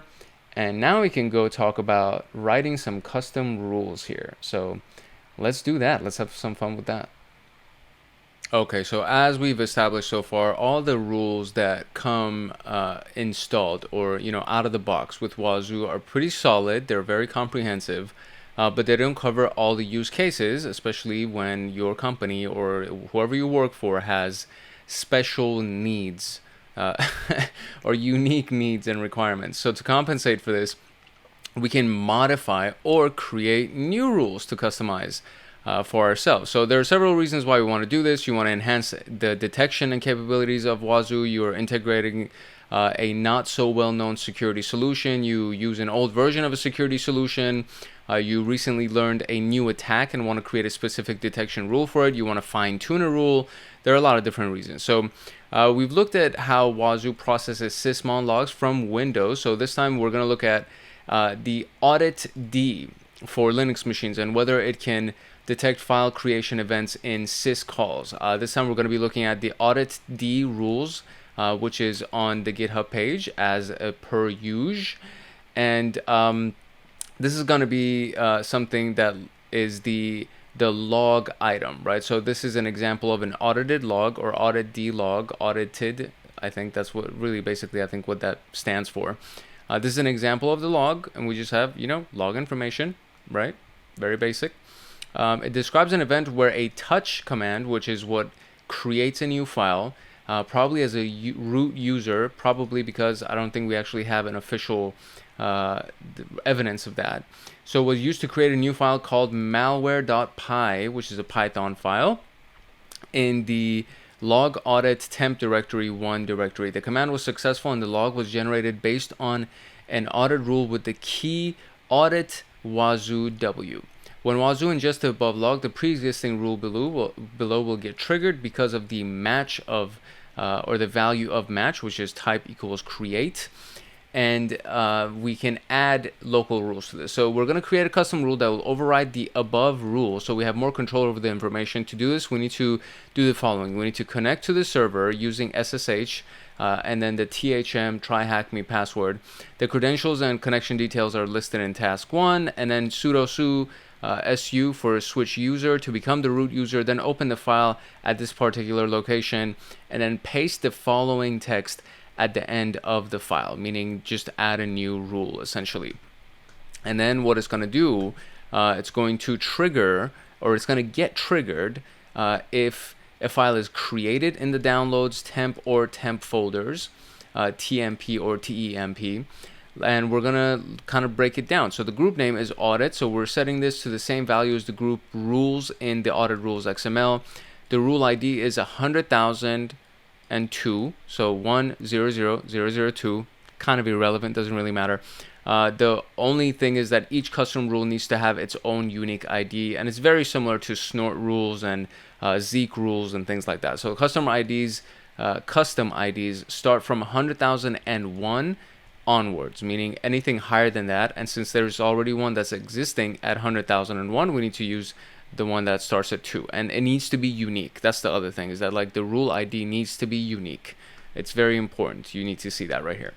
Level 3, we're setting this to a level 3, which is a successful authorized event, because the file created in these folders isn't necessarily malicious. If the SID, so if SID is 80790, we want the rule to be processed before this one. Field name is audit directory name. The string is matched using regex. In this case, we're looking for TMP, TEMP, or download matches.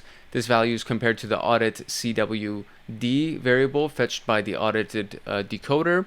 And then we have description, which will appear at the alert. So variables can be here. Variables can actually be used here, which is in the format right here. So, you know, $ variable name, which is a PHP, I believe, PHP bash type of a format.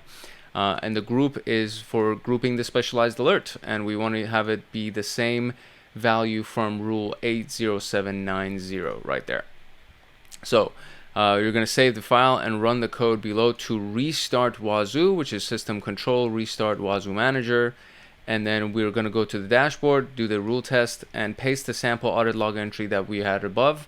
And if everything goes well, we should actually see the following phase 3 output. So let us do all of those things. So the first thing that we got to do is we got to first make sure that we connect via SSH to our little machine here that we already have open. So I think I can just do it by going, there we go. So we have the terminal.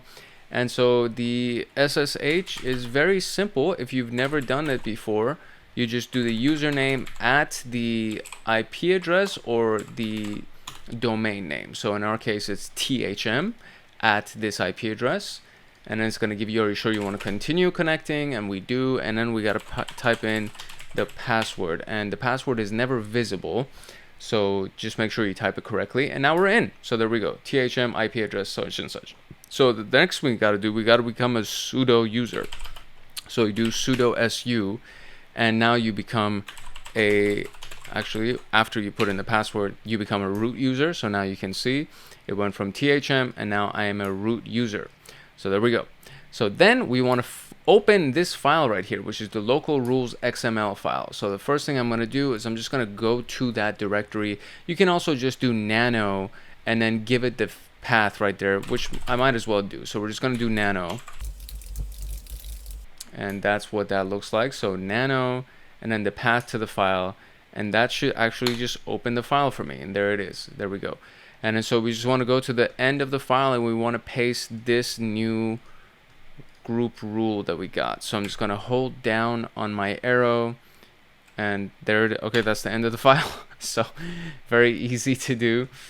Boom, paste that in there, and then you do Control O, enter, and then Control X, and you're out of there. So it's been saved and you're all good. So there you go. And we already went through the explanation. So the next thing we got to do is we got to restart the Wazuh manager to make sure that the new configuration that we just added is loaded. So that's why we restart any of these tools. You just want to make sure that new addition that we just added to our file right here, the local rules XML, we just want to make sure that actually gets loaded. That's why you got to restart it. Depending on the tool that you use, you know, Kibana or Logstash or any of those things, the restart time is a little bit different. And there we go. Wazuh just finished restarting. So that means I can go to my browser now, and I can just refresh this page, and I can go over here and take this log entry and paste it inside of my rule set. And hopefully we will actually get something with the ID 1000 or 100,002. So fingers crossed, run test. Let's see what we get. Okay, well, I rechecked every single line of this particular rule against the one that we had in our rule set, and I waited about 5 minutes and reloaded and restarted everything with the Wazuh manager, and still it didn't detect exactly what we needed. So that's kind of the current place that I'm at right now, where it's not doing what we want it to do, because it's supposed to give me something similar to this, where it says the ID is 1,000, 100,002, whatever. But it doesn't. It shows that ID is 80790.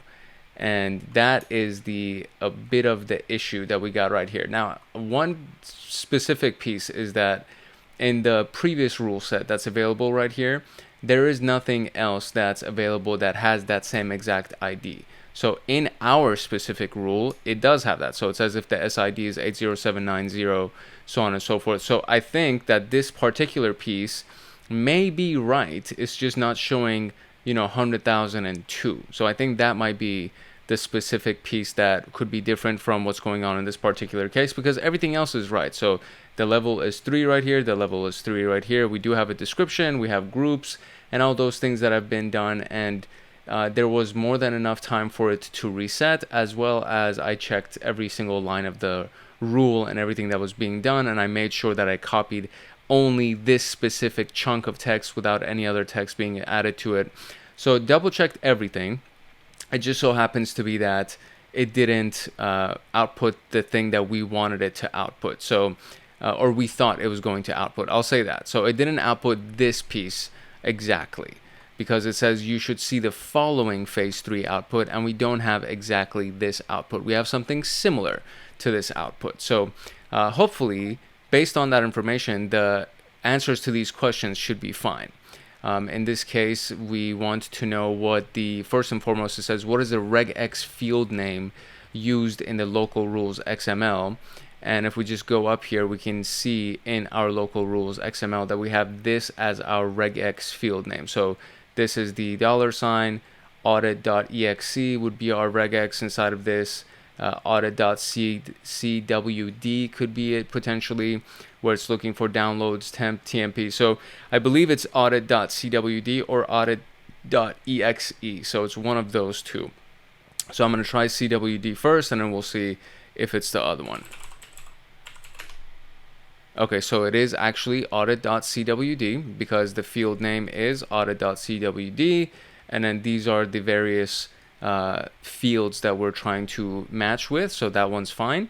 And the piece right here says, looking at the log, what is the current working directory CWD from where the command was executed? So if we go over here in our rule, the response that we got, it says audit created, and in this particular case we have verilog aud temp directory malware python. That could be it. And so let me see what it's asking for. I believe it's, so I think it's var log audit. I believe that's the location. So let's try that. Yeah, and that is indeed the case. So there we go. So we got our answers, and I mean, it is also similar to what was answered up here as well. So it could have been from this that you got the answer, or it could have been from this response that you got the answer, but in either case it is correct. Both of the answers were correct. It's just that we didn't get identical response to this particular one, and I thought for whatever reason that we would get an identical response to this one. But because of the way that the rule has been designed and it's written, there is a rule ID, but the SID is 80790, which might be the reason why this particular thing doesn't match what we got over here. But we do have 80790, and everything else does match. So apart from that one piece where it's not 100,002, apart from that one piece, exactly everything else that we got is what we're supposed to get. So that is it for custom rules. And finally, we can now go into fine-tuning. You can fine-tune the custom rule by adding more child rules. So we have the parent rule, and you can add children, each focusing on specific related data from the logs. For example, you can use the values decoded by audited decoder as shown in phase 2 of the results of the previous test. So phase 2 completed decoding, name audited, parent audited, and then the arch, these IDs, so on and so forth. The above data can make our detection rules as broad or as specific as needed. The following is an expanded version of this that incorporates more of the logs data. So previous one that we made was this one, right here. So audit 100,002 80790, so on and so forth, all these things, right? The field name has changed. So audit directory name previously was audit.cwd, and that's changed. In this particular case, we have another one that we added to it, which is audit.file.name, and the SID. So check this out, right? So this is the rule ID, and the SID is now 100,002, which is the rule ID here. And then for this one, again, the new rule ID, and then the SID again is 100,002. And then now we have a new rule ID, and this is now referring to 100,003, which is this specific rule. And then you have another one that is referring to 100,005 as the parent. So you see the pattern of assigning a new rule to the previous pattern. So if the SID is 100,003, meaning this piece, then the rest of the rule itself applies. So audit file name, malware shell dropper, and in this case, again, audit file name, pi, sh, elfp, and then 100,005 right here is the parent for this one. So the audit file name is malware checker.py, false positive malware checker is for used our red team for testing. This is just a temporary exception. So this is what it says, right? So if we were to kind of go into these rules, we'll get some of the information. So the first rule, 100,003, says if inside of the audit file name you have the extension .py, .sh, .elf, .php, which is extensions for executable or scripts, right? So if it has this, then I want you to give me this information, which says this particular thing created a file with a suspicious extension, and this is the file name, and it's in this folder, right? So this is what it gives. Now, based on this rule, there's another one that was added to it. It says, if inside of that you see malware, shell, dropper, or linpeas inside of that name, then I want you to give me created a file with suspicious file name, so on and so forth. So not only does it have to have this extension, but it should also have one of these names or these words inside of its name, right? So it has to have this word inside of its name for this rule to be triggered, and it has to have the extension of .py or whatever for these rules to be triggered. Now finally, it says, if inside of the file name you have malwarechecker.py, which it has the name in it, right? So it has malware inside of this name. So if the file name is this specific file name, then I want you to give me this, that it's a false positive because this file is actually used by the red team for testing, and it's just a temporary exception, right? So first it checks if it has any of these extensions, and if it has any of those extensions, I also want you to check if any of these words are inside the name.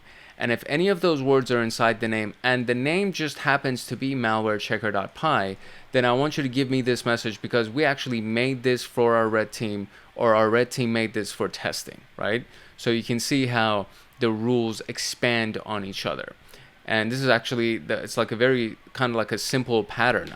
Once you catch the pattern, it's fairly simple to be able to fine tune the rules. So, and that's it. That's literally the gist of the section for fine tuning right here. So our question is, if the file name log is test.php, what rule ID will be triggered? So in this particular case, this won't be triggered because this is specific to this. In this particular case, this won't be triggered because there is no test inside of it, so that'll be fine. Audit success has nothing to do with this.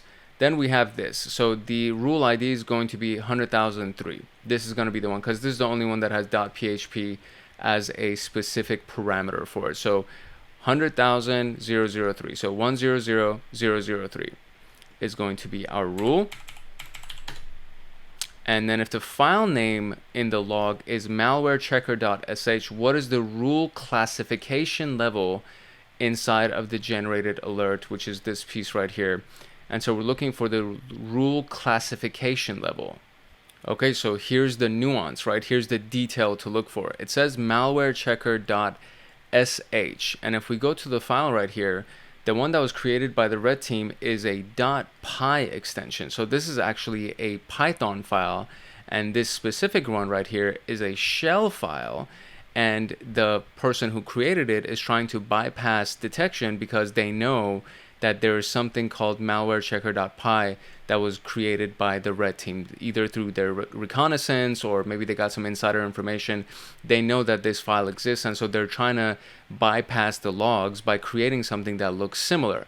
But because it is a .sh file and it has the word malware in it, and it's not exactly this file name, it's going to give off this specific rule, which in this case is a level 12 level. So boom, and there is our answer, and we got it. So just like that, we were able to finish our training for the Wazuh rules. All right, and that's it. So we learned in this particular video what decoders and rules are, how decoders extract data from logs, how rules are extracted, or how rules use extracted data from decoders, how rules are triggered and in what order, and how to customize rules and how to test rules. And this was actually, I mean, I geek out on these things, so this was very fun for me. I love learning new things, and Wazuh is a really good tool because it's open source. You can install it essentially for every company, any company, and it is pretty extensive, as you saw. It comes with a lot of good decoders pre-installed, pre-configured, comes with a lot of rules pre-configured, so very useful tool, and I hope that you use it in your journey as a security analyst. If you found this room and this video useful and you would like to get more videos from me in the future, I very much welcome you to join, subscribe, turn on notification bell, drop a like, share the video, drop a comment. Would love to hear from you. The channel has been growing very consistently and I'm very, very proud of it. I'm very happy to hear and see everybody in here. And just to give you a preview of our comment section, this is what the comment section looks like, and it's constantly being updated and there's constantly new comments coming in. And then if you see, I literally reply to everything, right? So it says, where's the Discord community? It's on the way. It's actually really is on the way. I have the Discord community created. I'm going to be launching it this week, so you'll see the video for that. Bro is cooking on the channel. I just found out about it.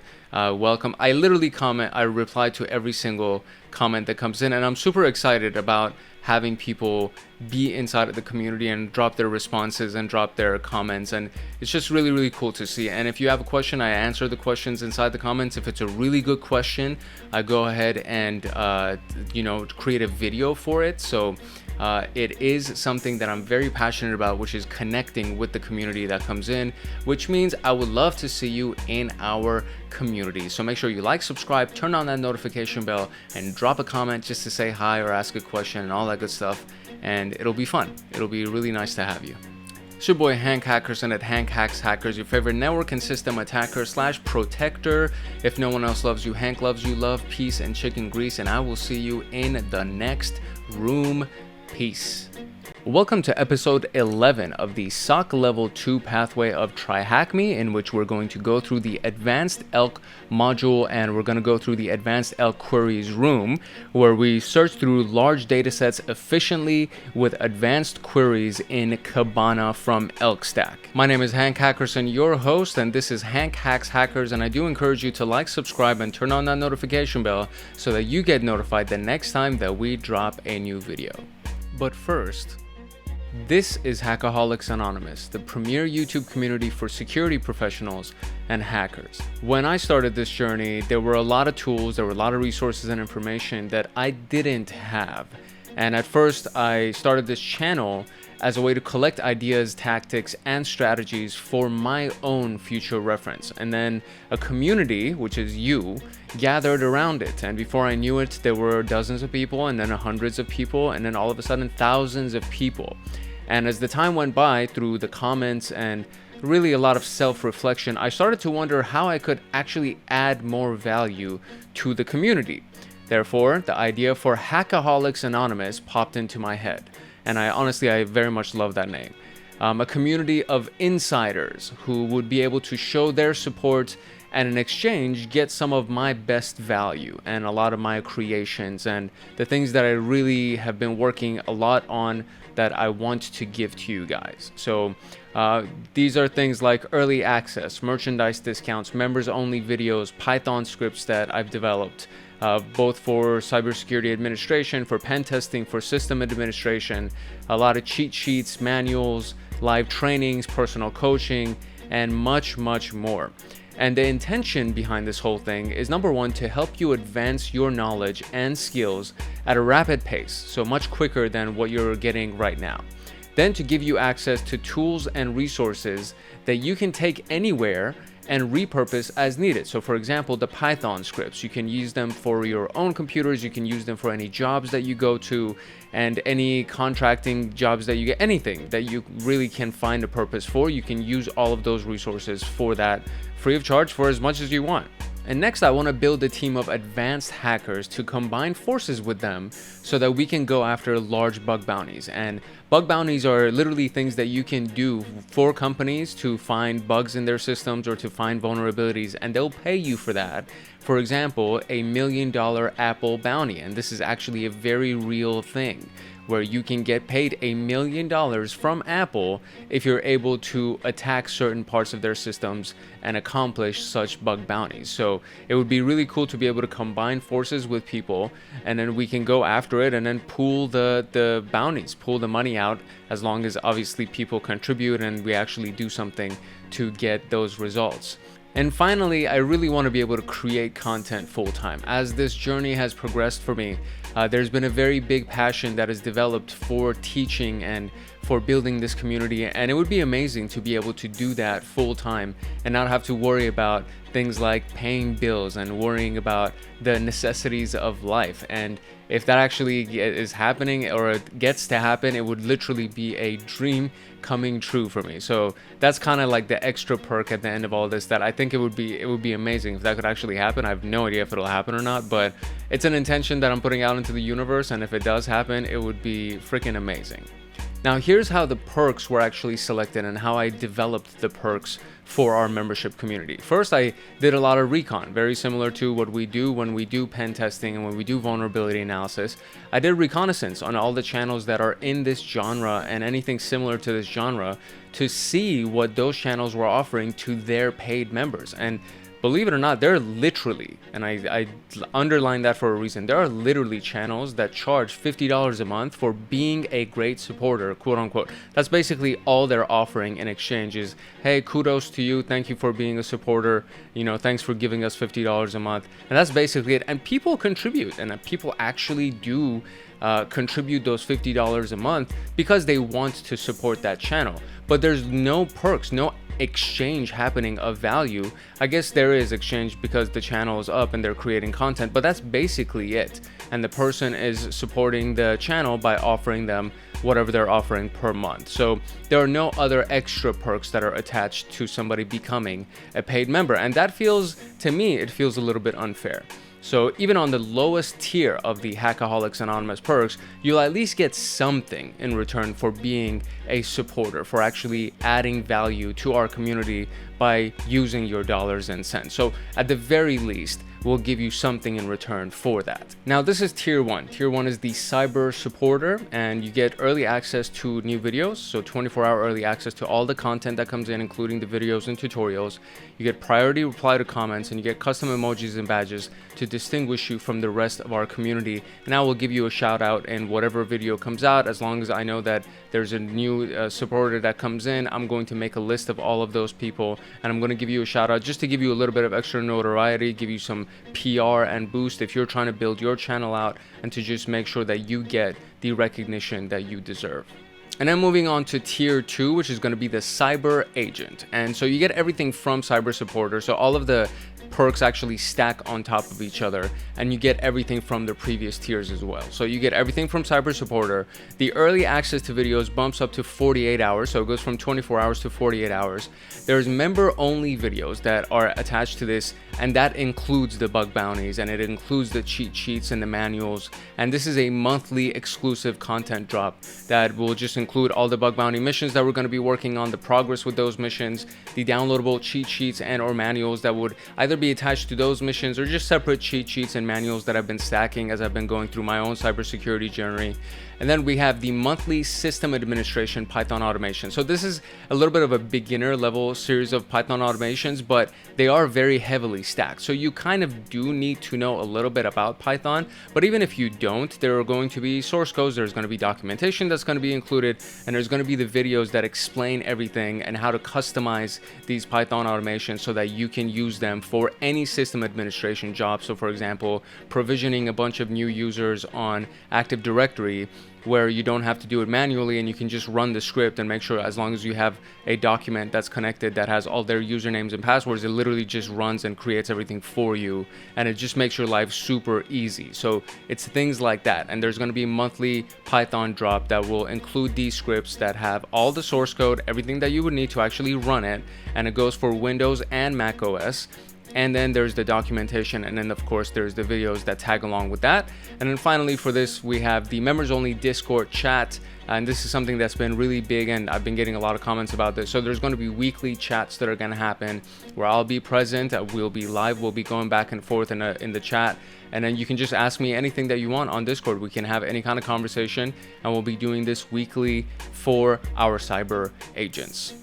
The next tier is going to be the Cyber Guardian, and of course this stacks everything from Cyber Agent as well as Cyber Supporter. So you get all the Python scripts from Cyber Agent, you get all the perks from Cyber Agent as well as Cyber Supporter. So it brings all of that stuff, as well as now you get an early access bump up to 72 hours. So the early access to all the content goes up to 72 hours, basically 3 days. And then you now get members only live streams with Q&A. So we go out of the Discord chat and we actually go into a video environment. We'll do a live stream. We'll do a presentation on a specific topic. It could be the bug bounty. It could be really anything.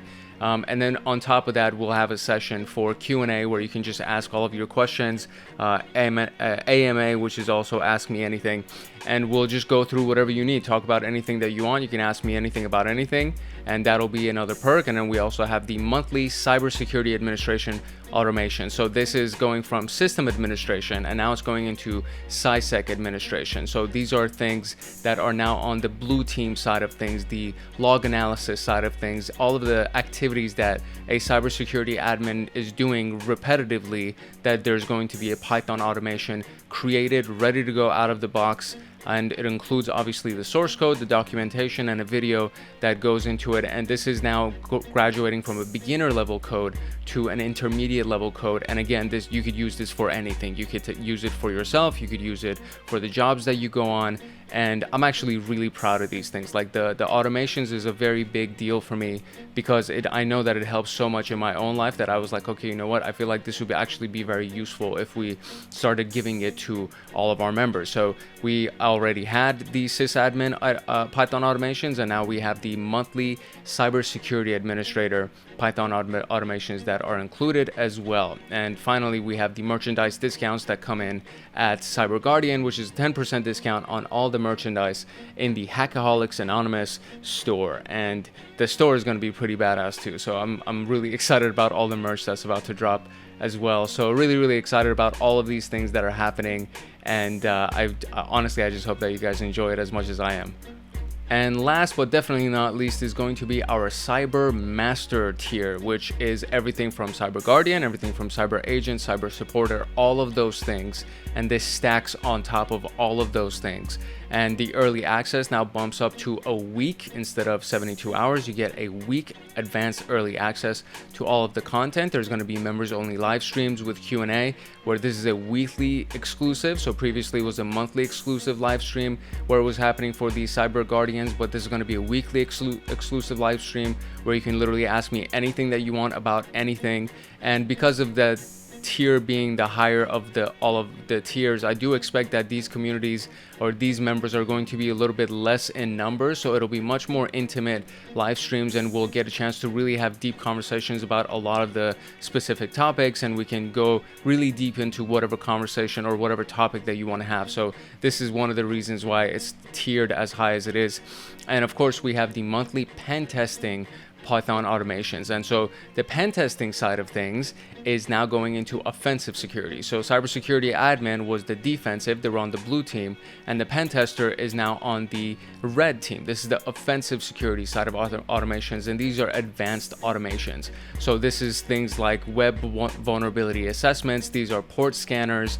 There are a lot of great advanced Python automations that actually help with penetration testing and ethical hacking. And of course, you get the source code, you get the documentations, you get the videos that accompanies it. And this is kind of my pride and joy. The pen testing stuff, the pen testing Python stuff is absolute. I'm so happy that these things work the way that they do. And of course, all of these work for Windows as well as Mac OS. There's going to be a folder where you get access to all the Windows as well as all the Mac OS. So in case Mac OS and Linux, because those two are very similar languages. So in case, you know, the computer at work is Windows and the computer at home is Linux for whatever reason, you get access to both versions of the source code so that you can do exactly what the intended script wants to do on all types of machines. And finally, we get merchandise discounts that go up to 20% on everything that comes in the Hackaholics Anonymous store, and that is the Cyber Master tier. Which brings us to our call to action. I know I threw a lot at you, and ultimately this is coming to a very wrapping point because I didn't want this video to be very long because it's going to be integrated with all of our other content and things like that. So if you want to show appreciation for this channel and everything that constantly comes out, and if you want to show appreciation to me, if you want to excel your learning and your career, if you want to get specialized content, if you want to get badass automations, and if you want to team up for bug bounties and make real money, then I very much encourage you to join the Hackaholics Anonymous community today. This is something that I'm very, very excited about, and I worked very hard on establishing it and building the automations and making sure that there is real value that's being exchanged for it. And I really don't care what level you come in, because even from the supporter to the cyber master, I really truly appreciate every single person that becomes a member of our community. And I'm going to do everything that I possibly can to make sure that this community is very valuable for you and you get some serious perks out of it. And you'll see as you come on, everything from the cheat sheets to the manuals to the specialized videos to the automations to the bug bounty programs and all the stuff that we're going to be doing together. You will see that it's going to be an amazing membership community to be a part of. And my goal, as I said from the very beginning of this whole thing, my goal is to make this the premier community for all of the security professionals, hackers, and everybody who just wants to be in cybersecurity. That's all genuinely the goal for this. So I very much look forward to seeing you in our membership program. If you can make it, that would be amazing. If not, I very much encourage that you subscribe and like and turn on notification bell, drop a comment, all that stuff, just to help us grow this community and make this channel even better than it actually is.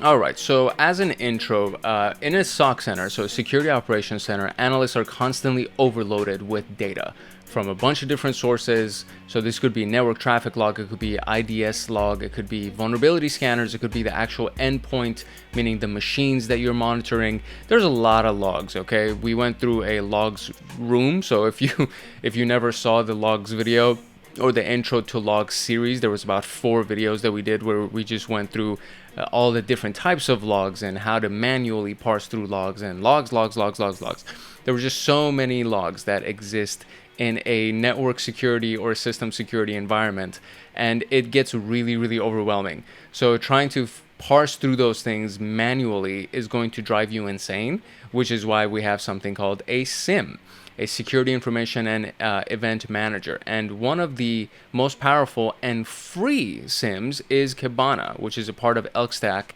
and it's literally open source. So it's like it's one of the greatest tools that exists, especially if your organization or you yourself don't have the budget to pay, several $100s a month for something like Splunk. So that's what we're going to be talking about today, which is the advanced queries for Kibana, which is part of the ELK stack series of software. And it's focused on the visualization portion of things. So it gives you a GUI, a graphic user interface, and you get to go through, all the data that you're gonna bring in with Logstash and with the Kibana search and ElasticSearch and all those things, and Kibana actually goes ahead and visualizes all of that content for you, all of that data, so that you can search through it easily. The objectives are to just learn about the different types of advanced queries and learn about the syntax of the KQL and Lucene, so the Kibana query language and Lucene.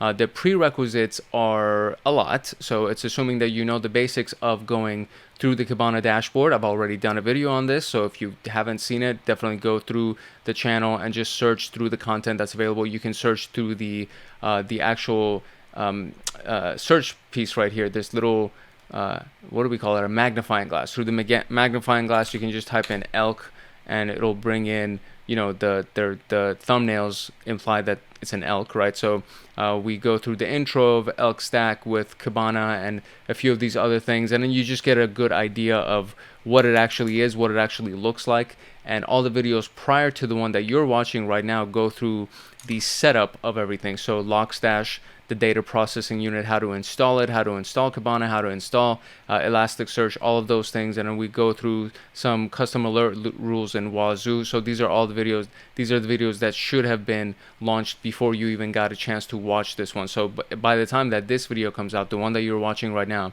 those two videos are going to be up. And then of course advanced Splunk videos are already up, and the log analysis videos are already up. So you should have a good foundation of all of these things before you have to go into advanced queries with Kibana. So that's all assumed that you've seen it. If you haven't seen it, I do recommend you go through those videos. Now what we're going to do is we're going to talk about regular expressions specifically in Kibana, and we're going to discuss those in the upcoming task number 7.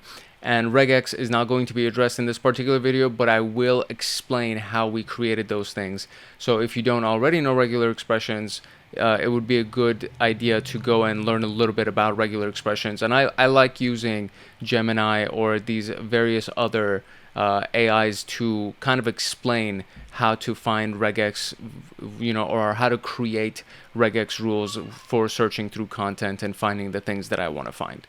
And as a bonus piece, just to make sure you have it for this channel and basically for everything else that you do, I'm going to create a video on the regex room that's available in TryHackMe, because I know that they do very, very good comprehensive teachings when it comes down to concepts and topics. So I'm definitely going to do a video on that, and I'll actually do it right after I record this video, and I'll launch that so that it's available, so that for future reference, if anything that you need that involves regular expressions, you can just refer back to that video. Setting up and connecting to this thing, it just depends on if you're going to be using your own computer or if you're going to be using the attack box that's available through TryHackMe. I always use the attack box because there's less problems and it's just much quicker that way. But if you wanted to use OpenVPN and you wanted to connect to it, then you could do it. As soon as you're connected to OpenVPN, you would just go to that specific web address in your browser. I'm going to be using the attack box. So I'm just going to go to this specific address, which is essentially the same thing, kind of, except this one is the IP address. This one is turned into a web address. And then this is going to be the username and password for using Kibana to make this thing happen.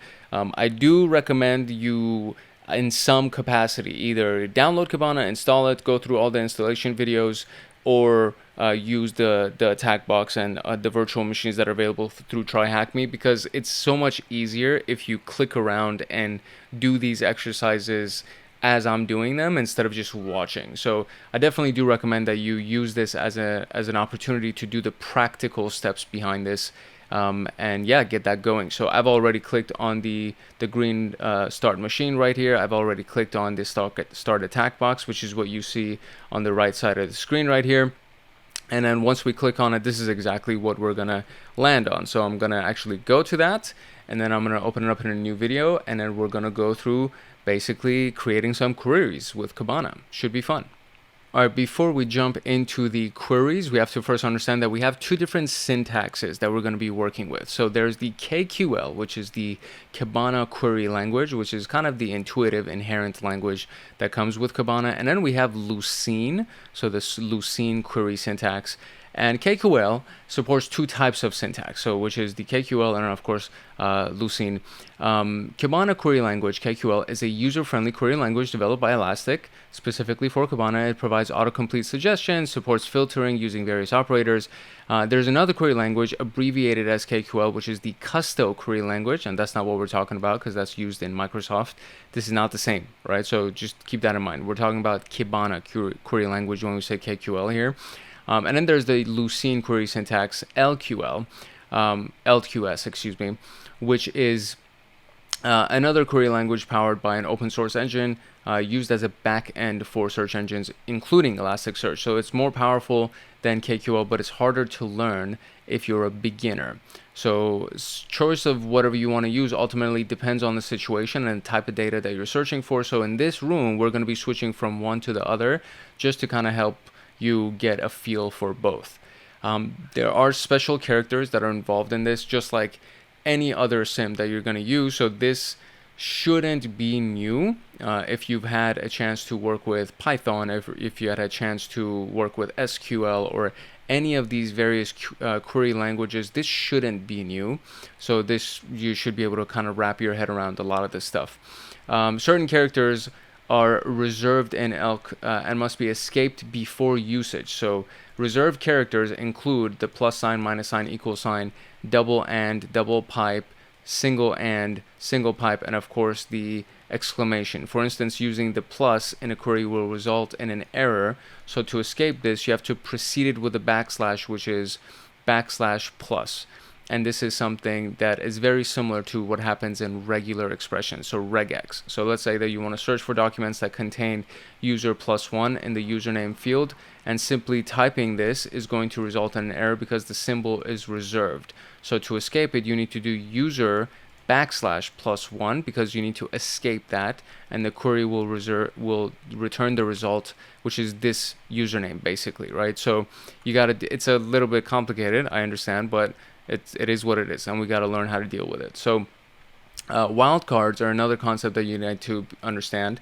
For instance, using the asterisk, will match any number of characters, so it's a wildcard, and this is fairly congruent with all of the different languages.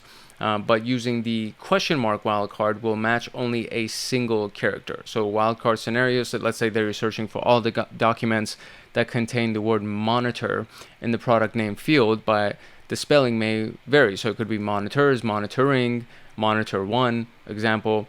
So to capture all the things, you use the wildcard, which would be product name equals monit, and then the asterisk. So it includes these characters at the very beginning and then anything after the fact, and that's what the asterisk does, right? So if you're searching for all documents where the name field starts with a J and ends with an N, you can then use the question mark for the wildcard, which could be name equals J and then question N. So it could be Jen, it could be John, anything like that. And it's going to match any document where the field begins with a J and ends with an N, but will only be 3 characters long, right? So this will be Jen, Jan, Jon, whatever. This, if you put the asterisk, it could be, you know, John. It could be multiple characters in the middle of it. In this particular case, it's going to be 1 character. So understanding this will help you kind of understand the rest of the advanced queries that we're going to be talking about. So here's some questions to use as a review. So how do you escape the text password me and try equals hack, not including the double quote? So remember, we need to do an escape before this, we need to do an escape before this, and escape before that. So it's going to be password, and then me, escape, so backslash, and then try, escape, equal, hack, escape, exclamation, and that should be it. There we go. Using wildcards, what will your query be if you want to search for all documents containing the words hacking and hack in the activity field? So it would be activity and then hack and then the wildcard character of asterisk, and that should be good, just like that, right? So fairly, I mean, kind of simple once you understand the patterns and everything. So let's talk about nested queries. All right, when a query is nested, or when data is nested, it means it's essentially inside of a nest, if you want to think about it like that, meaning between certain brackets, right? So JSON, which is the JavaScript object notation, you don't need to know that, but JSON is essentially the format where it involves these brackets, right? So it could be that it's a system, and these are called key value pairs. So the system would be the key, the value would be web server, system, database, etc., right? So these are key value pairs. So in this particular case, the author is Alice, the text is mitigated DDoS attack, the author is Bob, the text is checked log, found suspicious IPs, so on and so forth. This is what the type of syntax is when you're dealing with nested queries, right, or nested values. So the record ID would be 1, the DDoS is the incident type, the affected systems would be web server and the database, the comments would be as such. The record is malware, the affected system, again, web server and the file server, and then author Charlie, text, removed malware, author Eve, text, updated, so on and so. So the pattern is this: you have a key and then you have a value. You have a key and then you have a value. When you have multiple key value pairs, it's separated by a comma, right? And then all of that is inside of the squiggly bracket. And then when you have multiple sets of key value pairs, then they're inside of the square bracket. So you see there's a square bracket here, square bracket at the very end, and inside of it there's this section, and then there is this section. And inside of the squiggly brackets, you have the comma that separates this key value pair from this key value pair, and then you have the comma here that separates this entire section from this entire section. So very simple. You deal with quotes, colons, and commas, and then squiggly brackets and square brackets. That's basically it. So the comments field is an array of objects where each object has an author and a text field, where we already saw. So let's start by returning all the entries with the value comments.author field. We could use the wildcard as we've learned, and we're going to be actually using Kibana now. We're going to be going to Kibana to try to find this information. So when you do comment author asterisk, it's going to bring everybody. So it should bring entries from 1 to 5. And then we want to search for the comments that only contain Alice. We would say comments author, and then we would put Alice's name, right? So they will only return 1, 3, and 5 because these are the ones that Alice are the author for. So if you want to do and comments are attack, so the comment author equals Alice and the comments text has the word attack in it, then you would just use the word and as your operator. So we're going to try this out, and I'm going to go ahead and open this up in a bigger screen. So we're going to do the full screen, and we're going to run it. I'm going to open up the instructions on a separate window, so you'll only get to see me operating inside of this whole thing right here. And then based on this, we'll just have some fun. So let's try it. All right, before we can actually do any querying, we have to first get to the data. So the first thing you want to do is you just want to click the menu, this little hamburger icon. They call it a hamburger menu, I guess, because it has like 3 layers or whatever. So you click on the hamburger menu, and then you go right down to the section where it says discover, which is this beautiful word. It's the second word right here. And when you go to discover, it's going to bring up another drop-down menu for you where you can choose the index. And we want to work with the nested queries index because that's the exercise that we're on. And based on whatever environment you're in, you would have captured multiple different indices or indexes. And we talked about how to do this in the previous video where we were setting up Logstash and Kibana and how to forward data from different sources and create indexes as you're forwarding the data. So this is where the data lands inside of Kibana. In previous videos, we talked about this is how you take data from an endpoint or from a file, and then you forward it to an index that can be read by Kibana, and this is where the index shows up, and then now you have the data here. So this is all the data, and then so once we have our index chosen, now we can actually go to our search bar right here, and we can really start querying. Basically, this is kind of it. So we're gonna go for the same query that they asked us to do, and let me see if it's actually working. All right, it is working. It's just a little slow, it seems. So there we go. So we have comments.author. Let me zoom in a little bit. Comments.author is going to be Alice, and then we're gonna close that out with a quote, and comments.text is going to have the word attack in it, and that's going to be our query. So if we press enter on this, we should get a limited number of results. So we previously had 5, if you saw, and then now we only have 1. So there we go. This is our hit. And don't show this again. I already understand that there's autocomplete. Thank you so much. So there you go. That's it. This is our hit. And we have, the comment author is Alice and Bob. And then the comment text says mitigated DDoS attack, check logs, found suspicious IPs. The affected systems.system key is going to have the web server and the database as our values. And then the incident type is DDoS, record ID number 1, ID itself is the individual unique ID, and then the index that is inside, and the score, and the type. And that's it, just like that. So very, very simple. We were able to get our first one. So now we're going to go into a bigger data set, right? Because this specific one, so if I just delete this whole thing, you can see that it literally only had 5 items in here. So it wasn't really that big of a deal to be able to go through inside of the nested queries. There's only 5 hits. You could just go through this manually. So we're going to go through a bigger one, which is our incidents index. And this should have a few more results for us to parse through. So let's see what we can find. When you first load it, obviously it doesn't show anything because over here is going only through the last 15 minutes of data. So the first thing that you want to do is you want to expand on this. And instead of going from 15 minutes ago, we want to do an absolute date range where we go from, they're telling us to go from January 1st of 2022 to right now. So I'm going to go through here and I'm just literally going to go to 2022 and then we're going to go January 1st, 2022 and we're going to do right now. There we go. So January 1st, 2022 at 00000000000 until now. And so if I now update this, we should get some data.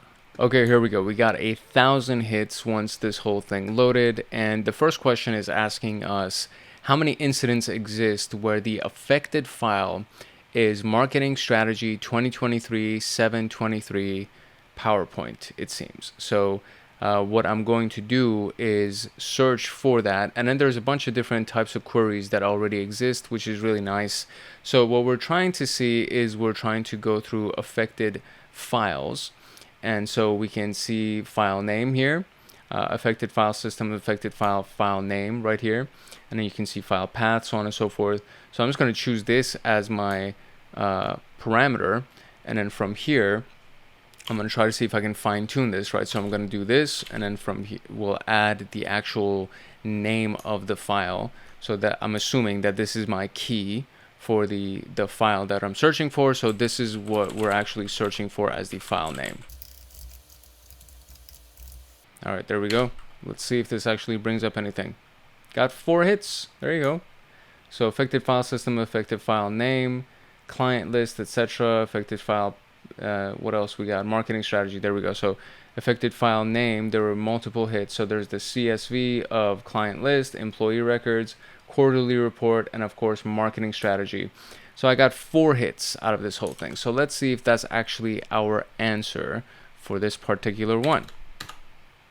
Very good. So now how many incidents exist where the affected files in the file servers are titled marketing strategy? So affected files in the file server. So if I delete this thing again, and let's see if there's something else that we can find over here. Okay, so what you can do here in this particular case, first we have to find the file servers, and then we're going to find the files inside of the file servers that have marketing strategy in the name, right? And one of the things that you can do, and this is pretty much across all the different tools, is that you can stack queries and stack filters on top of each other. So the first thing that we want to do is we want to first get our affected systems, which is the affected system types itself. It's going to be system type. That is going to be our file server, right? So the value that we want to search for here is file server right here, right? So affected systems.system type is going to be file server. So we're going to save that. And then that's going to be something that we're going to search through on top of the query that we have over here. And since we have that as our pre-filter, we can now add this other one, which is going to be our affected systems.affected files. File name is going to be marketing strategy. And then you put an asterisk right there. And now you have a fine-tuned version of this which is 135 hits. So let's see if this is actually our right answer. And that is the right answer. So first you needed to go through this little add filter thing, and you can do this multiple times, right? Like you could do another filter and then add another thing and then keep doing it until it like just narrows down more and more. So you stack 2 filters on top of each other, or 2 queries essentially on top of each other, and you're going to get that result. And I'm gonna check real quick to see if I could just do this in the query language altogether, instead of just doing this piece right here, right? So let's see if I could do that without doing this piece at the bottom right here.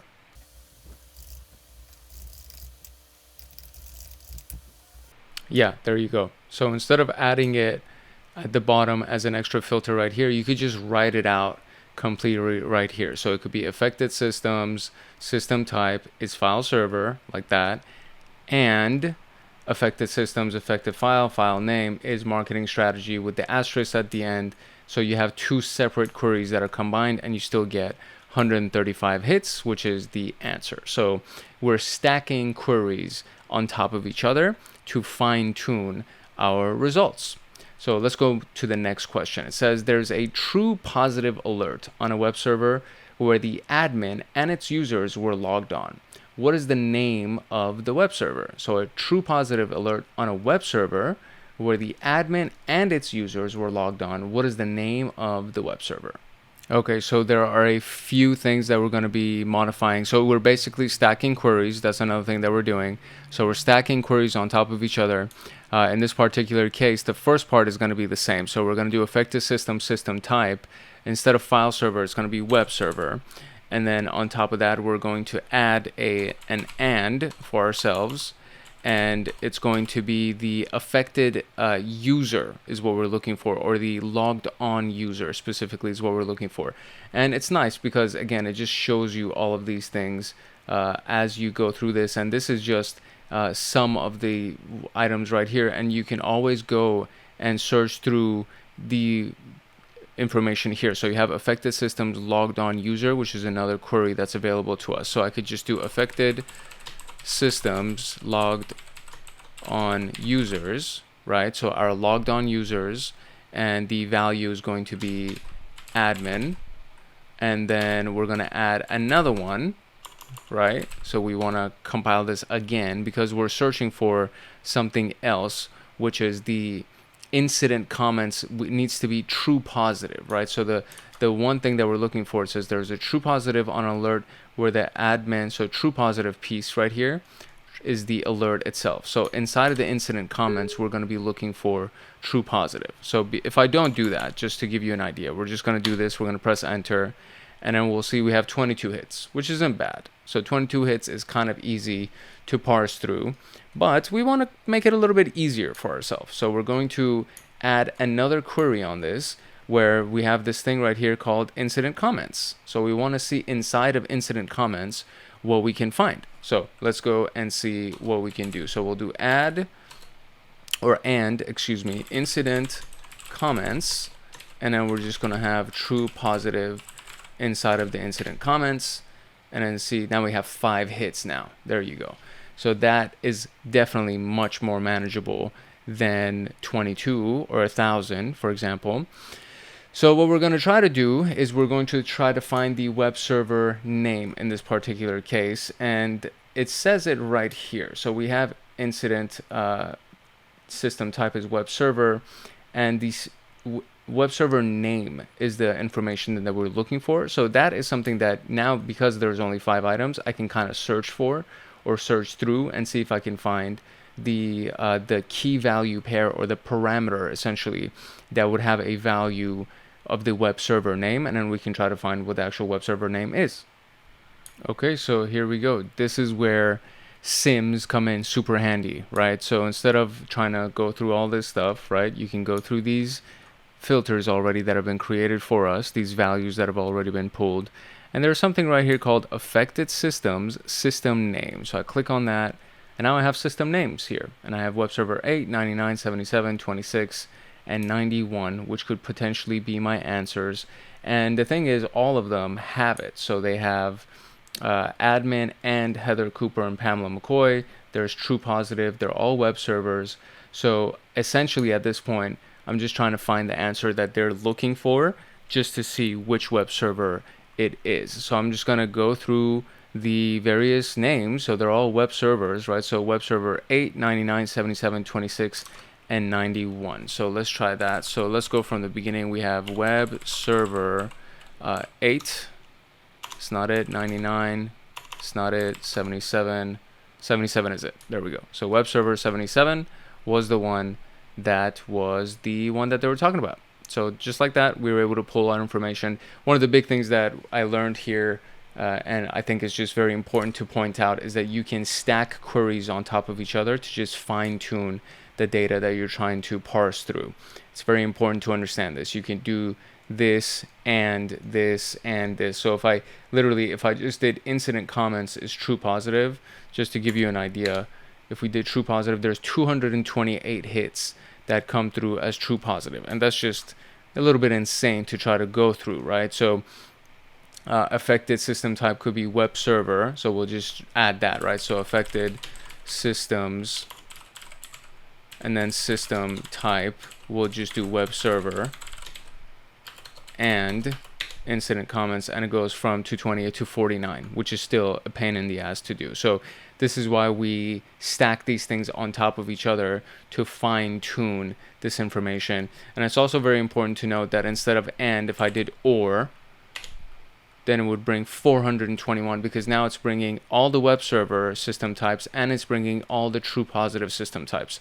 So when you do or, it combines things. When you do and, it filters them down and shrinks the results down.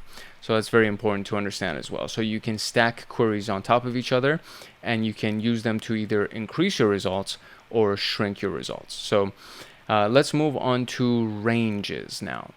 All right, so range queries allow you to search for documents with field values that have a specified range. So let's look at this potential data set, right? So you have an alert ID, which in this case is going to be malware detection, unusual login attempts, suspicious traffic, unauthorized file access, phishing email are the alert types. And then these are the response times. So 120, 240, 600, so on and so forth. So you know that a certain type of attack has a certain response time. So if it's a malware detection, it's 120.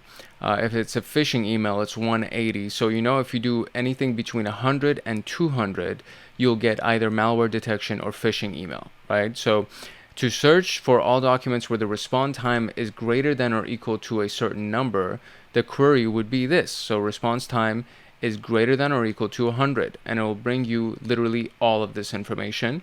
If you want something for less than 300, so it would only bring you what? It would bring this, this, and this, right? It's not going to include 300 because we didn't say less than or equal to. We said less than.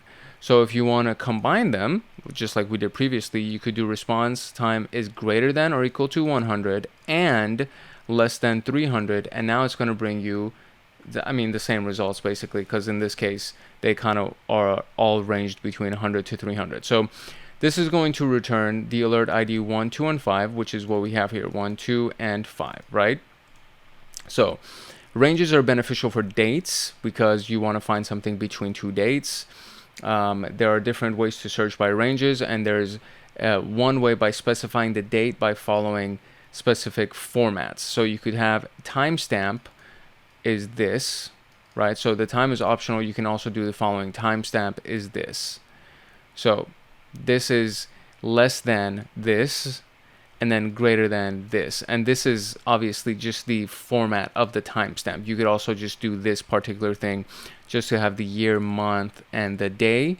This portion goes into the time, minute, and seconds, so you don't need to worry about that specifically. You could just go through the day, right? So the timestamp is greater than this day, anything after that day. Timestamp is less than anything before that day, right? So this is now what we're going to try inside of our Kibana instance. So the first thing that we want to do is we just want to make sure that we're using the right index, which is in this case going to be the ranges index. So that's the first thing that I'm going to change, is I'm going to go here and change from incidents, and we're going to go to ranges because that's the one that we're going to mess with a little bit. And in this particular case, I should have a refresh. Let me see. There's actually, so I've got to remove my query. That's the other thing. So I have 5 in my index here, 5 data ranges, and I've refreshed it, and I think I'm good for the specific date and time. I don't think I need to modify that just yet. So let's see what the instructions tell us. The instructions say that you're going to use the query response time is this and response time is that, and you should see the following results, which will be 3 hits. So from the 5 hits that we had, it should drop down to 3, and then essentially now we're going to go back to the incidents data set and use what we've learned to try to answer the questions for that are here. So let's go and try to find that information. So I'm just gonna do the sample thing that they gave us just so we can kind of get a feel of it. So it'll be this. Let me zoom in a little bit. Here we go. And we got nothing. Oh, because I misspelled response here. So response time and response time. So that should be good. So let's try that again. There we go. So we got 3. And just like we thought. So we're going to go back to our incidents again. And we're going to try to fine tune some results here. So back to our 1,000 hits. And the first question says, how many data leak incidents have a severity of 9 and up? Okay, so first we need to find the specific parameters that we're going to be filtering for, right? So we have incident type, which is one of the parameters. And if we go over here, we see that data leak is one of them. So we know we can filter for incident type. And then severity level, let's see if there is something for severity level. Right here, there's a severity level. So we have severity level 9 and up and 5 and so on and so forth. So we know we can do by severity level and we can do by incident type, right? So that's what we're going to do in our search parameter. So we're going to do severity. Actually, I will do incident type first. Incident type is going to be, what was it? Data leak. And severity level is going to be greater than or equal to 9. Let's see what we get. We get 52 hits. So let's see if that's the answer. Should be the answer, right? There we go, 52. So how many incidents before December 1st, 2022 has A. Johnston investigated where the affected system is either an email or web server? Ooh, this is an interesting one. So we have to combine a lot of things, and now we also have to do email or web server. So it's a combination of this is the date and A. Johnston is the user, and then the affected system is email or web server. So that's where it gets a little bit interesting. And I think for this one, I might actually just use that little add filter thing that we can do to just kind of make it a little bit easier for us. Okay, so going back to our 1,000 hits, so let's see what type of data that we can actually filter for. So we have logged on users, we have incident type, we have the team member email address, and then there's A. Johnston right here. So we can definitely go for email address. That's the guy that we're trying to filter for. We can do the date, obviously. So we have timestamp that we can mess with. And timestamp actually shows us the various dates and things like that. It could also be the incident date that we can mess with as well. Those are the two that we can definitely filter for. So we're looking for incidents before this. So it's going to be incident date is less than 12/1/2022, right? And then the email address is A. Johnston. And then the affected system is either an email or web server. So let me see how I can combine all of that stuff to give us a good filter here. Okay, so as you can see from the error messages on the right here, you can't do, or at least I don't know how to do a super long query in the search right here where it would include all of those filters. So what we're going to do is we're going to do this add filter button here. And first we're just going to search for our affected systems, right? So affected system type is going to be one of, so is one of, and it's going to be email server or web server, and you just separate those by commas. So it's going to be one of these two. It's either or, and then we're going to have that. So there you go. We're going to add that as our custom option. There we go. And then we're going to save that. And then the next one that we got is going to be our team member's email address that we also have to add to this thing. So the team member's email address is going to be a different one. So let's go here.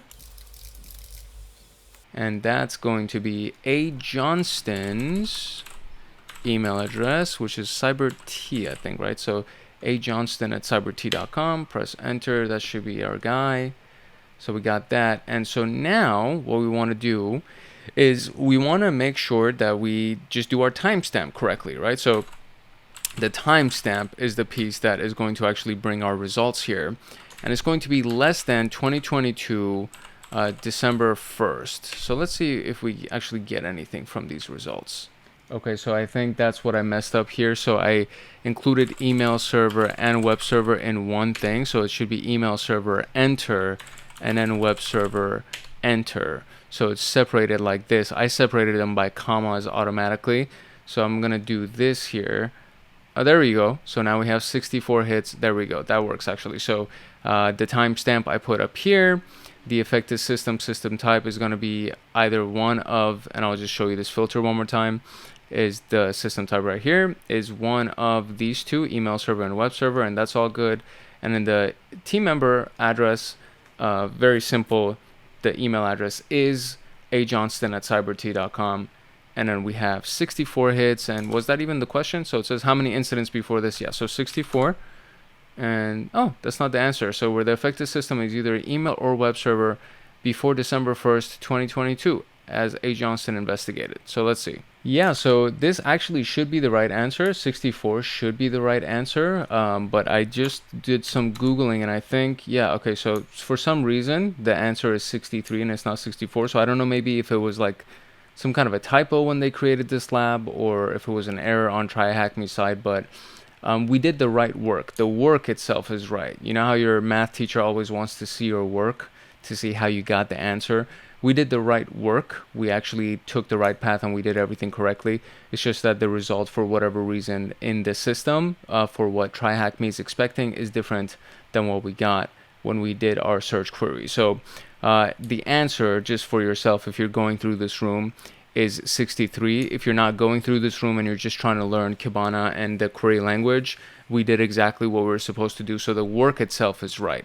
It's just that for whatever reason, other students got the same problem where they ran across it and 64 wasn't the right answer. So 63 is the answer that they're looking for.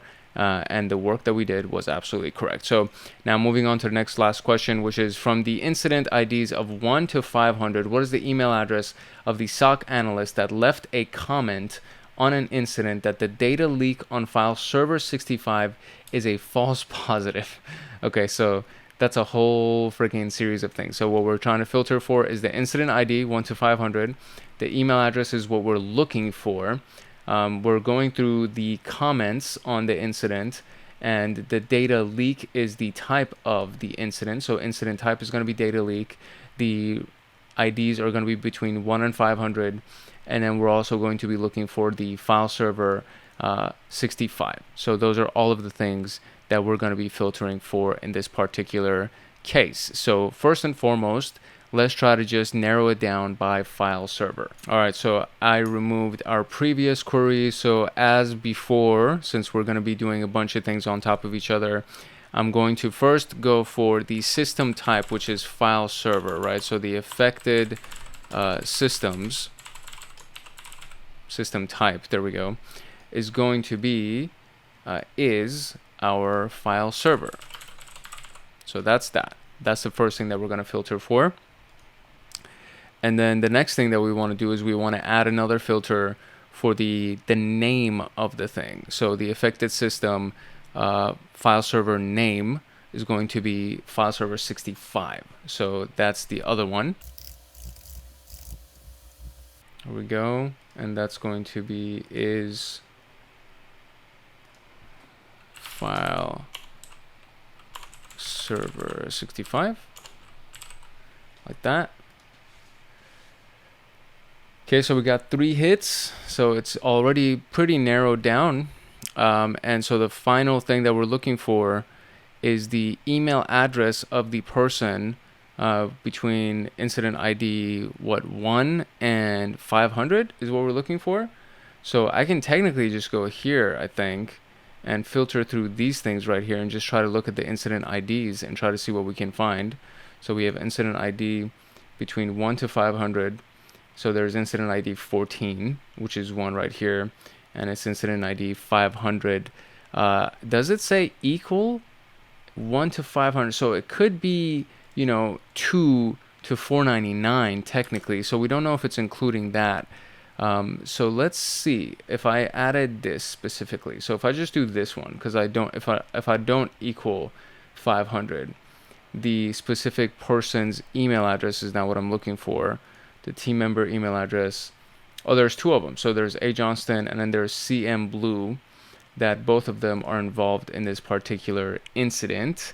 So that might not be exactly what I'm looking for. So let's not do that. So let's do an actual query where we're going for the range, right? So we're going to do incident ID as our parameter that we're going to search for. And the first one is going to be greater than or equal to 1. And incident ID is going to be less than or equal to 500. So let's do that. And we got, so yeah, I mean, same things, literally same results. We have the same two results here. So let's see what our usernames are going to be. Okay, so when we go to the team member email address, we actually now have a third email address, which is the jlim@cybert.com. So I wonder if it's this guy. So jlim@cybert.com. Let's see if that's the guy. Oh, that is the guy. Okay, so the work again was fine. So we did great work. It just happens to be that there's 3 values here that have to do with these specific things, and it's because the team member usernames are multiple usernames per incident. So each incident had multiple usernames on it. So for example, on this one, we have the team member email address, which is CM Blue and A Johnston for this one. And then for the one that's below it, the team member address, let me see if I can find it real quick. On this one, actually, there's only one team member, which is attached to it, which is this guy. So JLim. So JLim was the only one for this particular event. And then when we go into this event, it had multiple people, which was the CM Blue and A Johnston. So these were the 2 users. And the one that we found that was relevant to us was JLim anyway. But again, the work was right. We did the right approach and we got everything on that side right. So that was all good. So let's go through fuzzy searching. What is fuzzy searching? Okay, so fuzzy searching is beneficial when we're searching for documents with inconsistencies or typos in the data, which happens a lot, very frequently. It accounts for these variations and retrieves relevant documents by allowing a specified number of character differences, which is known as fuzziness or fuzzing. This is actually a tactic that's also done by hackers and attackers to get past certain elements on a web form or on a web page.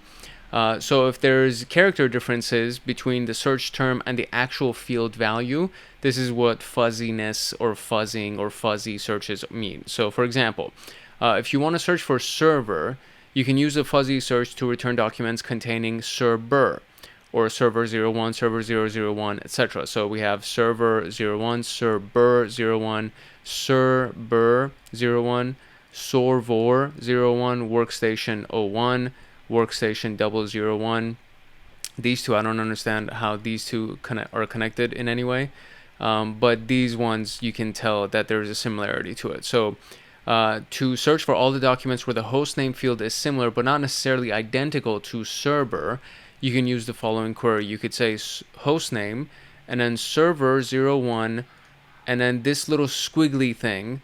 I don't exactly know what it means. We're just going to call it a squiggly 1.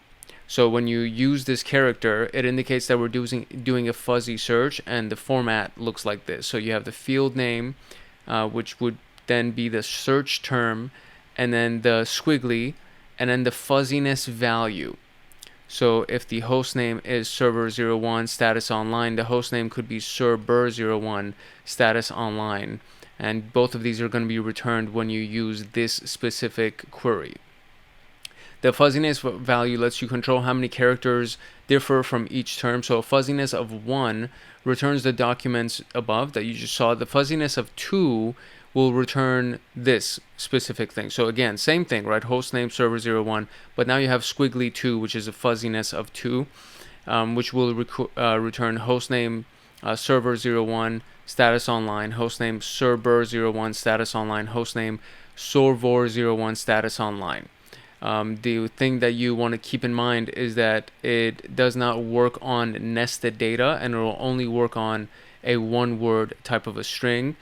Despite the limitations, it's still very useful. So the difference that we just see right here is that this is obviously server, so this is what you're looking for, right? Server01, but a fuzziness of 2. So obviously it'll still show the previous one that we had, which is SERBER. So the only difference in this search term is the B versus the V right here. But in this search term, the difference is 2 digits, so 2 characters, which is SOR instead of SER, and then VOR instead of VER. So now there's 2 different characters that vary inside of this specific result, which would be, we have a fuzziness of 2. So if we had a fuzziness of 3, then it could potentially have, you know, SORVE, I don't know, VOB or something, I don't know. But 3 different characters would change. I think you understand what that means. So what we're going to do is we're going to go back to our Kibana instance, and we're going to go to the fuzzy searches, and then now we're going to switch the syntax to use Lucene instead of KQL, and this is what happens on the little end of the search phrase right here, or the search bar. You just change it from KQL and it goes to Lucene. So if you turn it off, it'll just go to Lucene. And that essentially is going to allow us to make these types of search queries for fuzziness. So when it's actually set up, you can do this as a query, and then you will get this as a result, ideally. And then it'll also work if the number of characters is not the same. For example, if workstation 01 with a fuzziness of 1 could result with workstation 01, workstation 001, right? That's a fuzziness of 1 technically, because there's an extra character that's added to it, so technically that could work as well. And then we could do this and use the incidence index, as we've been doing so far, to answer these questions right here. So that being said, I'm going to open my browser back up real quick, because this is my second day of recording this particular room. So I just have to end back in my little Splunk instance, and from there we'll be able to visit the information that we want. Oh, I used the attack box IP. This is actually the IP that I need to use. Okay, here we go. All right, so we are now in our fuzzy searches index, and we're just going to go in this corner right here, click on KQL, and we're going to turn it off so that we can use Lucene as our search query language. And so the first thing, I just want to try the one that we had in fuzzy searches, which was the host name, because we really literally only have 6 results here. So hostname server01, and then do the little squiggly 1, and then press enter, and it'll give us 2 results exactly like they said. So server01, server01. So that one's all good. And then if I just change this from the hostname to become workstation, I can just change this piece right here and just turn that into workstation. So that's the query, hostname workstation 01 squiggly 1, and then workstation 01 and 001. So you can see that it actually works, and it's all good. So now that we've done that, we're going to go back to our incidents index, and I got to delete this just to make sure that we have all of our results. And we got to make sure that we have, instead of the last 15 minutes, I do need to also modify this, because it resets since the last time that I came here. So I believe it was January of 2022. So let me just fix this real quick. All right, cool, here we go. So we got our 1,000 hits as we do normally, and the first question is this. So let's go to the actual first question here. It says, including the misspellings, how many incidents has J. handled where he misspelled the word true? So including the misspellings. How many incidents has JLim handled where he misspelled the word true? So I'm going to just make sure that I have Lucene installed here, or not installed, but selected as my language.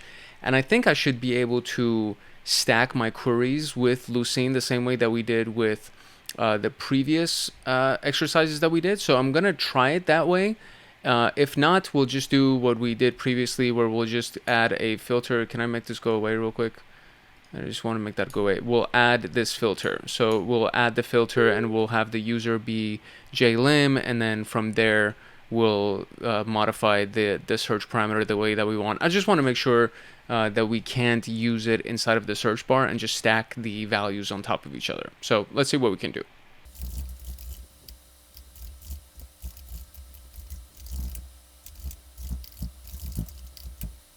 Okay, cool. We actually can stack them inside of the queries right here. So, you know, the first value was for JLim. So we just wanted to make sure that it was this guy. So team members email address, jlim@cybert.com. And the way that you find that, just in case you don't remember, is by going through these parameters down here and just clicking on team members email address. And then you'll see that you have a bunch of different email addresses. And so since we're looking for JLim, we're just going to use his email address as the search query. And then from there, we're going to use the operator and then combine it with the incident comments. True is what we're looking for. And then we're going to do squiggly 1 to give it a fuzziness of 1. And so we got 110 hits. If you don't do this, just so you see, if you don't do that, you get 244 hits. So we know that we're on the right track and we were able to modify it. But if I do that, I said doo-doo, then I get 110 hits. So there we go. So let's try 110, see if that works. Okay, cool. That did work. Now it says, how many incidents has JLim handled where he misspelled the word negative? So let's see what our hint gives us. It says, first count how many times negative was spelled correctly, then compared to the results of a fuzzy search. Okay, so how many incidents has JLim handled where he misspelled the word negative? So we need to get two things. So incident comments, we're just going to change that to negative. And it seems that we have 115 hits where he actually misspelled the word negative correctly. So if I do squiggly 1, we have 119 hits. So I guess that would be a difference of 4 hits. So let's try 4. Oh, there you go. That is indeed the result. So 4 hits. And there is that. All right, now we got the next piece right here, which is proximity searches. All right, proximity searches allow you to search for documents where the field value contains 2 or more terms with a specified distance. So in KQL, the Kibana query language, you can use the match phrase query with the slop parameter. I don't know even what that even means.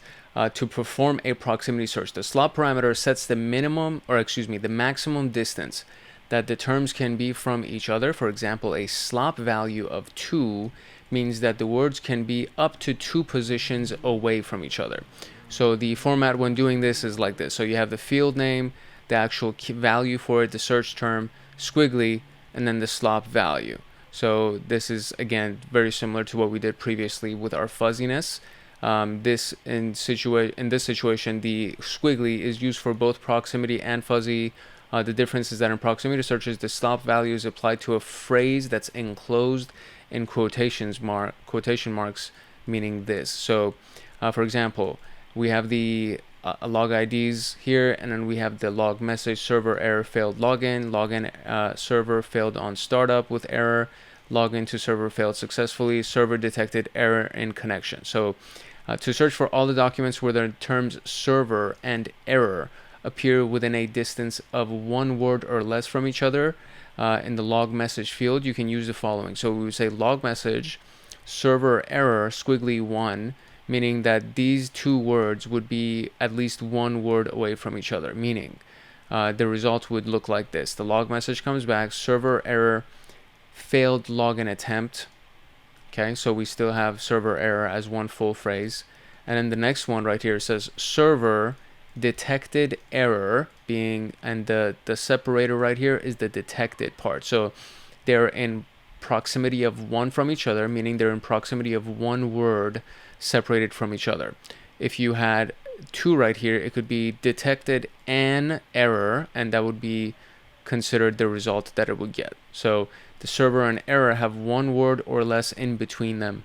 So if we change the query to failed login 0, it would have to show only failed login, right? Because there is not supposed to be any kind of a proximity next to it. So now we're going to try it out in Kibana. So we're going to go to the proximity searches index, use this parameter, and then we'll get our results. And then of course we're going to end up going to the incidents index and then trying it out to get these answers right here. So let's delete this whole piece right here. And then we're going to go to our proximity searches, and we should have, okay, we only have 4 hits. So that one's, I mean, it's pretty straightforward. So I'm just going to use the ones that they gave us for proximity searches as a practice. So the first one is this specific search right here. All right, so server error with a squiggly of 4, meaning a proximity of 4. And in this case, we got server error, server detected error, and then server failed on startup with error. So this one actually has 4 words in the middle of it. This one only has 1, and this has 0 words in between them. So you can see how that works. And then we have another one, I believe. Oh, so we have an or statement that we're going to add to it. So the first one is going to be log message, server error, squiggly 1, or login server, and then a squiggly of 1. So that's what it's going to be. And now we get 4 hits. So server error, login server, login to server, server detected error. So you can see how we can combine it to get more results. Very similar to everything else that we've been kind of stacking on top of each other up until this point. So log message could be this squiggly 1 or this squiggly 1, and it would give us said results here. So now that we have these as our practice, what we're going to do is we're going to go to our incidents index, and we're going to see what we can find in all of our results. So let's see what we can get. Okay, so the first question is going to be, how many incidents are there when you want to look for the words data leak and true negative in the comments that are at least 3 words in between them? So how many incidents are there when you want to look for the words data leak and true negative in the comments that are at least 3 words in between them? So we're going to be looking inside of the comments for these 2 combinations, I believe. So let's see. First, we want to find the comment portion, and I think it's just, yeah, incident comments. So we're going to say, and then data leak with a squiggly of 3, right? They said 3 words? Yeah, 3 words in between them. Data leak and true negative. So data leak, and then we're going to do and in between, and then we're going to say true negative, and then a squiggly of 3. So let's see what we get. We got 437. Holy cow. So 437 hits where inside the comments there is a data leak and true negative. And so if we go through it, we can see here, right? So we have true negative, true negative, true negative, true negative. Let's see what else I can find here that might have some words in between it. True negative, data leak, true negative, true negative, data leak, true negative, true negative, data leak, true negative in 1 right there, data leak, data leak. So it seems to be, so far it just seems to be these. I can't find one that actually has a word between those phrases. It just happens to be that all of those things are here. So maybe whatever. I'm not gonna keep searching because it seems to be a waste of time.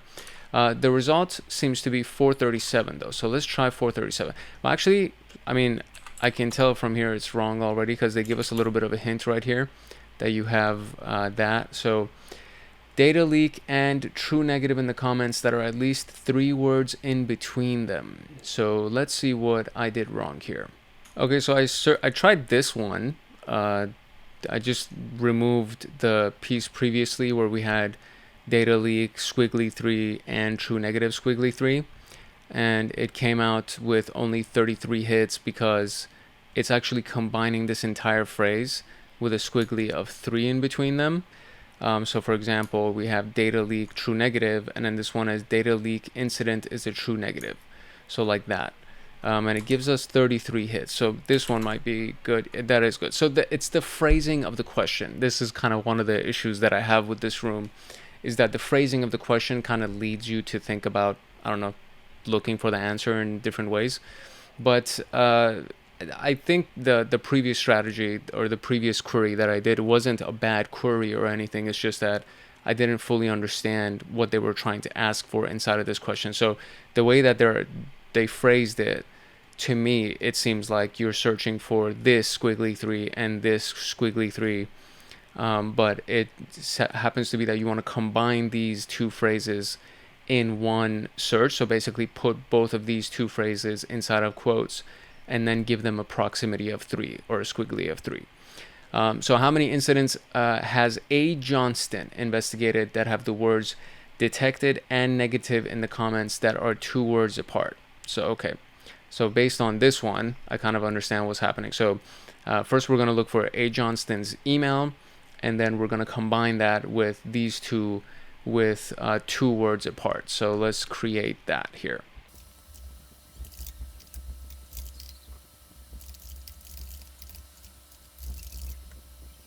Okay, there's our query. So we have incident comments detected negative 2, and that gave me 165, and then I added team member's email address, which is A. Johnston. So we're going to do that, and it's going to be 366. Holy cow, was that even right? That can't be right. So it says detected and negative in the comments that are 2 words apart, and then incidents has A. Johnston investigated that have the words. So incident comments detected and negative, and team member's email address is this guy. So is it not registering the and? There you go. Oh, it has to be uppercase and. That seems to be the issue. So let's see. Let's try this now. Okay, that's right. Okay, so keep that in mind. The uppercase and is very important. If you do a lowercase and, it won't register it. Yeah, and it gives you 366. So there you go. If you do an uppercase and, it actually combines the two. And there it is. So that was it for our proximity. And finally, we're going to go into regular expressions. So let's see what we got here, and we'll wrap the room. Our regular expressions, or regex, regexp, etc., they allow you to use a pattern to match fields. So you'll find this in a lot of different sources. Honestly, you'll probably be using regular expressions very regularly, no pun intended. We can use regexp or regex in Kibana to search for complex patterns that can't easily be found using simple queries or wildcards. We need to really understand this. I haven't done the video on regex room, so I do understand that I owe you this video. I promise I will make that video. Just to get a good understanding of it, it's probably good to either do a search for some basic regex patterns. You can use Gemini to help you create your patterns. There is also a website called regex 101 that you can use to verify your regex patterns and make sure that they're actually working. So we're going into Kibana right away, and the regex can be confusing if you don't know what you're doing. So Kibana highlights matches in the documents to verify that we're actually using the expressions correctly. So we're going to go to regular expressions as our index, and we're going to use the following data set, which is basically what I believe is going to be inside that index. So you have the date, event type, description, source IP, destination IP, and URL. The event type is what you see here, description is what you see, etc. So all of these things are available here, right? So what you're going to try to do is create a regex pattern to see what you can pull from the event type. So for example, a // is something that you can do to wrap your regex inside of the // So we can do a very simple one, which is dot asterisk to match all characters of any length. So the asterisk in this case is still a wildcard, and a dot stands for any character. So it could be an alphanumeric character, it could be a special character, and any other type of character. and then you have any length, which is what the asterisk represents. Now when you put those two inside of a forward slash, you're wrapping it, which means that in the event type, I want basically anything to show up. And so what you do here, when you enter this, you'll see that you actually get all of the anything really. So event type, SQL injection, cross-site scripting attack, so on and so forth. So all the entries of event type that matched are highlighted in yellow. If we want to only return entries that start with S or M, then we can use the following. So you have, again, the forward slashes that will wrap it for you. You can do S or M. The pipe stands for or in this case, and it's a capital S or a capital M. And these two are inside of parentheses to just package this for you. And it's a capital S or a capital M in this case, and then followed by any character as many counts, right? So if it's S or M, and then it's all wrapped inside of these forward slashes, you'll get these types of results. So it starts with an S or it starts with an M, and then the rest of it is as long as it can be, right? One thing to note is that the regex engine in Kibana has its behavior changes depending on the data type. So we've only used regex on the event type field, and the data type is set internally to keyword. Reg expressions behave as you'd expect when searching for data with this type. The behavior changes if the data is set to text. For example, the field description has text as its data type. So if you do this description, this whole thing, you'll get a bunch of stuff, right? You get like this whole block of text that will come, like the entire chunk of text will come back, right? Because you're saying technically that you want any character and then as many iterations of that character. So it's going to give you the entire description highlighted inside of that thing. And sometimes the descriptions are very, very long. So it'll just highlight the whole thing. And it doesn't necessarily mean that you're going to get the information that you're looking for. So all the entries are returned because we match all the characters of any length, right? So this is where things change. Trying the following in description and then saying any word that starts with an S or an M of any length, then you'll end up just seeing these types of things. So you'll see SQL only, and then you'll see site scripting only, so on and so forth. So instead of the whole description being highlighted, only single words are highlighted with an S or an M starting. This is because when a text field is analyzed, the string is tokenized and the regular expression is matched against each word. This is why the words SQL, steal, service, and even site from cross-site scripting is highlighted. So you can be very flexible with this. And this is another example of this. So again, it's wrapped in forward slashes, and then you have any word starting with S and M wrapped in as forward slashes, and then the user wrapped in forward slashes followed by this, right? So if you go here, you'll have malware because it starts with an M, and then users, S user, right? So you see that. So now we're going to go to the incidents index dataset and actually answer these questions. So we want to make sure that we're using Lucene in this particular case. So how many incidents are there where a client list file was affected by ransomware? So we're going to be searching for file, and then we're looking for client list affected by ransomware. So let's try to make that query and see what we can get. Let me go back to full screen with this. All right, so looking through our available fields down here, we want to look at obviously the affected system, affected file name. That's one of the parameters that we're going to be searching through.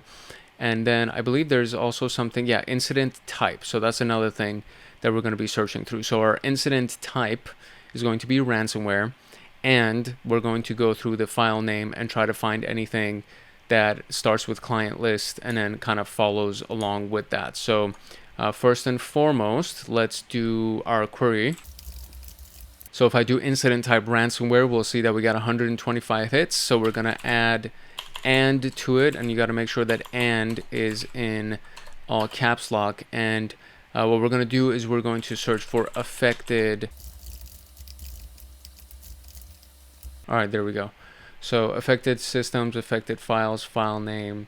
I put it inside quotes, so hopefully that'll actually work, and then the whole thing is wrapped inside of forward slashes. So let's see if this actually works for us. Okay, so we didn't get that, so I'm going to remove my quotes, and let's see if this actually works for us. We got 70 hits. Okay, so the quotes don't work.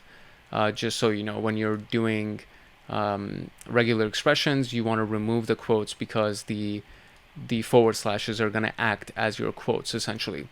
So ransomware is the incident type, and the file name is some kind of client list. So if we go to right here, you'll see client list with the date followed by it, and then same thing down here, right? So literally anything else, client list with the date. So the incident type is ransomware, client list is in there, and we got 70 hits. So let's see if that's all good. That is all good. Now, what is the name of the affected system at the earliest incident date that eVenus, whatever, investigated with a file name containing the word project? So we're going to use project, and that's going to be part of our regex. The person that is going to be doing it is going to be eVenus. And then we're looking at what is the name of the affected system at the earliest incident date. Okay, so let's try to find that. All right, the way that we're going to do this is we're going to go, and I'm just going to modify this real quick just to change the file name to what we're looking for, which I believe it was project, right? So it has project in it somehow. And then this piece right here is what we want to change for the team member. I think there's something for team member username actually. Yeah, team member name. There we go. Team member name. And then we have eVenus down here, which I guess it could also work with the email address, but we'll just do team members name, and then it's going to be eVenus like that, and affected system is going to be such and such. We have 81 hits, so let's see if these things should be chronological, right? So let me see what the chart options look like. High chart, etc., internal, whatever. I can go here, so this would be the very earliest date. I can just click on that, and then now what I'm looking for in this case is the name of the server, I think, right? Is that what we're looking for? The name of the affected system at the earliest date. So we'll just do a drop down, and then we'll go through the data real quick, and there we go. That is it. Affected system, system name, file server 78. So we're going to copy that and go here, and let's just paste that in here. All right, there we go. We just finished. We wrapped our advanced ELK queries room. That was pretty useful, honestly. I really find this very useful, mainly because of the fact that this is an open source software, and more often than not, especially if you're working for a smaller company, they don't have a really big budget for their security information event management or their SIEM solution. And it would just be a really good idea for you to know how to use something that is open source. And ELK stack in general, Logstash, ElasticSearch, and Kibana are really, really powerful tools that you can use for free if you know how to use them.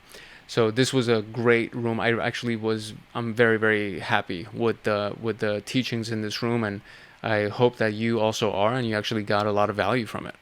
If you did indeed get value from this video, and if you've gotten any kind of value from this channel, I encourage you and welcome you to like, subscribe, and turn on that notification bell so that you get notified the next time that a video comes out. And I would love to see you in our comment section as well. The comment section is always popping, and there's a lot of stuff going on in the comments. People just say things like thank you, or they just ask questions, and I welcome both. I am very, very very proud to actually get the kind of response that we get, and to get the kind of contribution and involvement that we get with people. And if there are any questions that come in, I respond to them as soon as I possibly can. For example, the most recent one that we got was actually from a guy who had a very detailed question about our snort room. So we did a snort live challenge room, and he asked a very, very specific question about it, and it had nothing to do with the actual content of it. He was just asking because he wanted to learn more, and he wanted to understand how the results were being generated, and I gave him a really long, great response. And I love those types of environments and those types of questions. And if it is a really, really, high detailed question, then I'll create a video for it as a response to the comment, and of course give a shout out to the person who asked the question. So if you have any questions that come up, let me know. It doesn't have to be about this specific video that you just watched. If there's something else that you have in mind, definitely let me know, and I'll either respond if I can in the comment, or if it becomes too long of a response, then I'll go ahead and create a video as a response to your comment. So make sure that you like, subscribe, turn on the notification bell, and drop a comment, because I really do want to hear from you. And that's what makes a community, is the involvement and the interaction with the people that are here. So would love to hear from you, and would love to see you in our community. It's your boy Hank Hackerson at Hank Hacks Hackers, your favorite network and system attacker / protector. If no one else loves you, Hank loves you. Love, peace, and chicken grease. I will see you in the next video. Face reveal is going to be at 10,000 subs. My identity reveal is going to be at 100,000 if people don't already figure out who I am when they see my face. And that's pretty much it. That's all I got for you. I would love to see you in the next video, and by now there should already be the announcement that our YouTube membership community is also live. So Hackaholics Anonymous is very much live, and I would love to see you in that community as well. All right, see you in the next video. This is episode 12 of the SOC Level 2 pathway in TryHackMe, and in today's video we're going to be going through the Advanced ELK module, the last room, which is the Slingshot room, which is basically an exercise that is going to implement everything that we've learned so far in our Advanced ELK module. And all we're going to do is we're going to answer all of these questions in today's video. So we're essentially practicing everything that we learned over the last 3 rooms. So it's going to be a good one, and I'm excited to go through it with you. My name is Hank Hackerson at Hank Hacks Hackers, and I am your host for today. And if you would like to learn more about cybersecurity, pen testing, and ethical hacking, I encourage you to like, subscribe, and turn on the notification bell so that you can join our community. Now, with that out of the way, let's get into our scenario for our challenge today. So here's the scenario. Slingway Inc., which is a leading toy company, has recently noticed suspicious activity on its e-commerce web server and potential modifications to its database. To investigate the suspicious activity, they've hired you and me as a SOC analyst to look into the web server logs and uncover any instances of malicious activity. To aid in the investigation, we have received an ElasticStack instance containing logs from the suspected attack. Below, you will find credentials to access the Kibana dashboard. Slingway's IT staff mentioned that the suspicious activity started July 26th of 2023, so that's when it starts. And by investigating and answering the questions, we can create a timeline of events to lead the incident response activity. This will also allow us to present concise and confident findings that answer questions such as what vulnerabilities did the attacker exploit on the web server, what user accounts were compromised, what data was exfiltrated from the server. And our instructions are to start the machine, which I already did, start the attack box, which I already did. It says the ElasticStack may take up to 5 minutes to fully start up, so if you receive any errors, just give it a minute. This is going to be the IP address that we're going to go to get our ElasticStack instance, our Kibana instance, and these are going to be our usernames and passwords. And basically, that's it. That's all the information that we have. Everything else we're going to find out for ourselves, like what's the attacker IP, what's the first scanner that the attacker ran against the web server, what's the user agent of the directory enumeration tool, how many requested sources on the web server, what is the flag under the interesting directory, what login did the attacker discover using the directory enumeration, what was the user agent of the brute force tool that the attacker used, what username password combination did the attacker use, what flag was inside of the file that the attacker uploaded, what was the first command the attacker ran on the web shell, what file location on the web server did the attacker extract the database credentials from using the local file inclusion, what directory did the attacker use to access the database manager, what was the name of the database, and what flag was inserted into the database. So the reason why I read all of that in advance is that it kind of gives us an idea of the information that we're looking for and the route that we're supposed to take. So for example, there are fields on the fields that Kibana automatically extracts out of log files for you, like the user agent, like the device user agent, like the server number and the server name, right? So it's like just knowing what fields you're interested in, what fields you're going to be looking for to narrow down your search results will help you in starting the investigation, and then from there finding out which way to go and how to pursue the investigation. So that was the reason why we actually read all of those questions in advance. So now what we're going to do is we're going to actually start our Kibana ELK stack instance, which is going to be at this IP address. So I just copied it, and let's see if this is actually, yeah, so this is only subscribers that can deploy virtual machines. So there's a link to TryHackMe in the description below, and it has a discount in it just in case you want to actually get yourself a membership to TryHackMe. But you can always just kind of go through this just so you can understand the methodology, so that you know how we got to where we got and how you can hunt down information. That's kind of one of the big things that you just need to know how to do anyways. So at the very least, you'll understand the methodology behind all these things. And then if you have a membership, then great, you can just tag along as we go through this. If you don't have a membership, it's all good. You're just learning as we're going through it anyway. So I'm going to give this a quick second to load, and then we're going to hunt down the info that we need. Okay, that was actually super quick. So we're going to click on this little hamburger menu in the top left corner right here, and then click on Discover. You should already know this if you saw any of our other videos. And it automatically just loaded it for us. And then down here, there's only one index that we have, which is the Apache logs index. So we don't have any other information.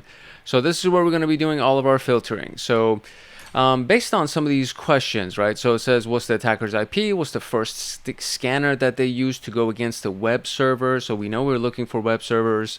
The user agent information is something that we're also looking for.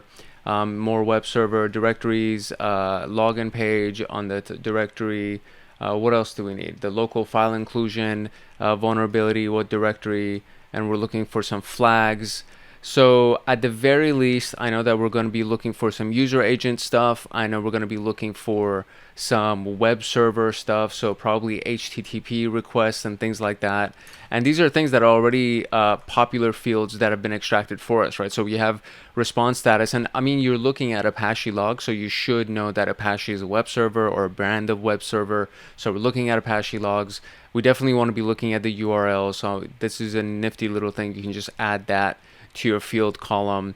We're going to be looking for the user agent, which is right here. So we're going to add that to the field column. Let's see, what else can we find? Let's see, response status is probably actually super useful because you can find what was successful, what failed, how many attempts were made, and what else? Transaction remote address. That seems very interesting as well. And then there's just a variety of other things that are probably going to be interesting to us. Source IP might be interesting, and there's a bunch of other fields. So that was the first set of stuff. I just added some interesting fields that I want to kind of look for. And then the next thing I got to do is I got to change the date, right? Because it said it started from July 26, 2023. So we got to go right here, and we're going to click on this little drop down here, and we're going to go absolute, and then we're starting from July 2023. So I gotta go here, click on that bad boy, and then go here, and we're gonna go to July and July 1st, right? There we go. And then just press that. Oh no, whoops, my bad, wrong button. July 1st, and then update. There you go. That's what I was supposed to press. July 26, 2023. So actually my short-term memory has been destroyed from all of my years as a hooligan. Okay, here we go. Very good. So we got that. So July 26, 2023. And I think that's all I need to know here. Yep. Okay, cool. So what was the attacker's IP address? So that's what we need to find first.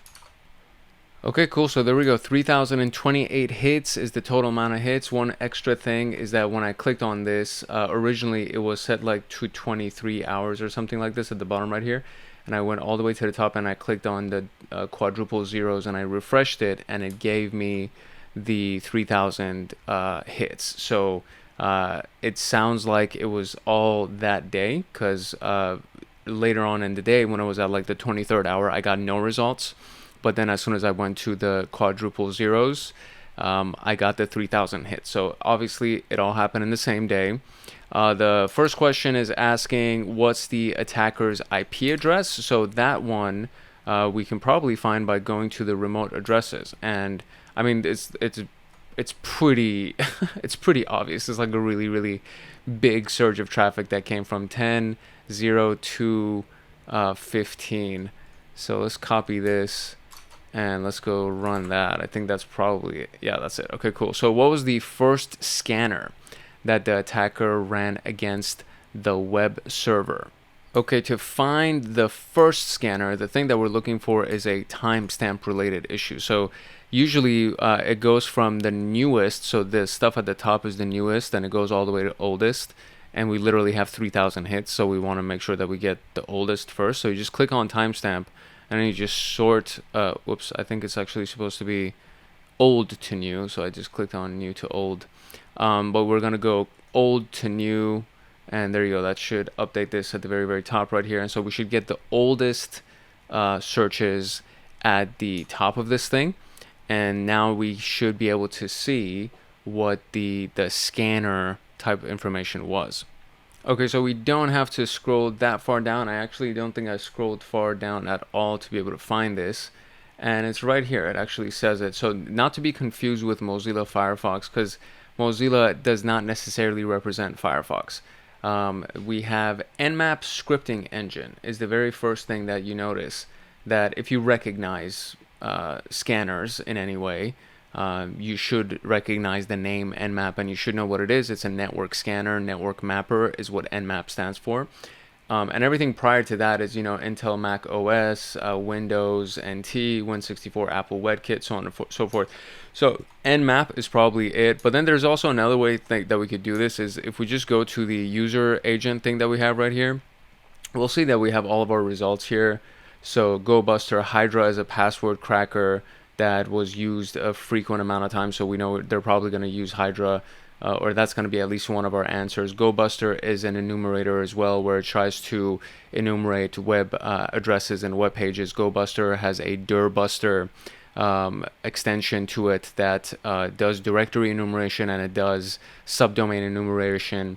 Hydra is a password cracker. Linux we already know. Windows NT we already know. Macintosh we know. Windows NT again.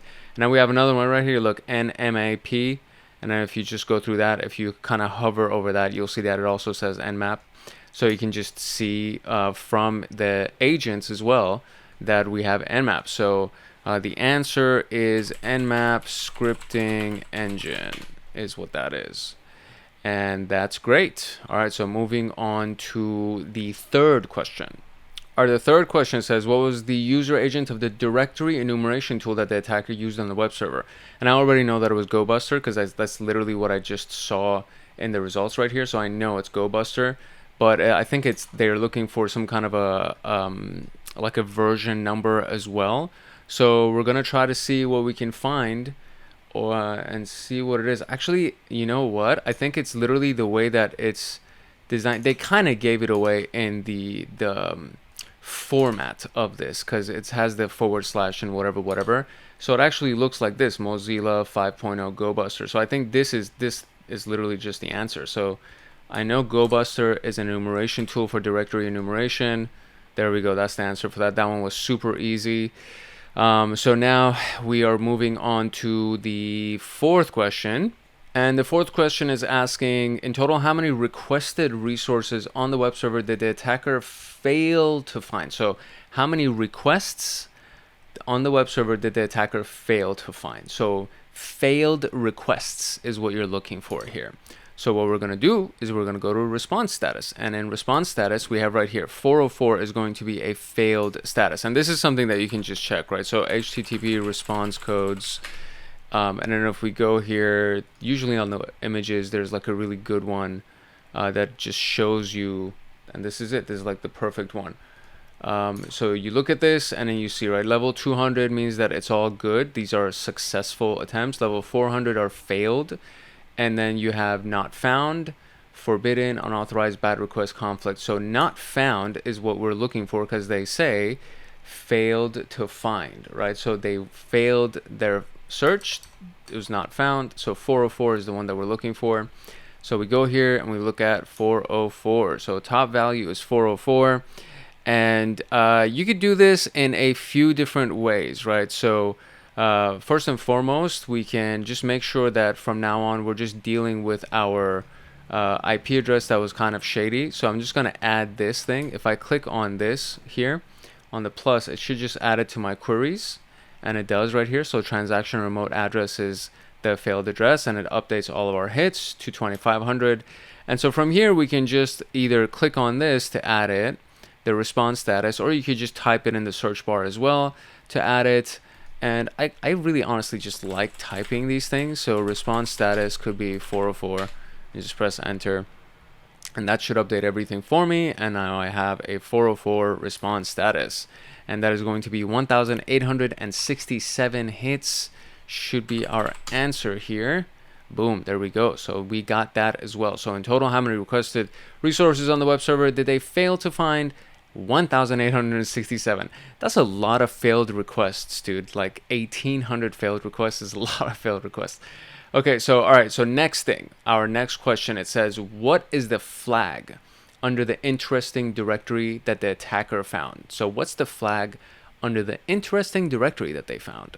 All right, so what we need to do now, so look, this one said failed to find, right? So this one says found, meaning that we have to just basically change our response status, and then we're going to find something else as well, right? So that's the other piece to it. So found is what? It's 200 is okay.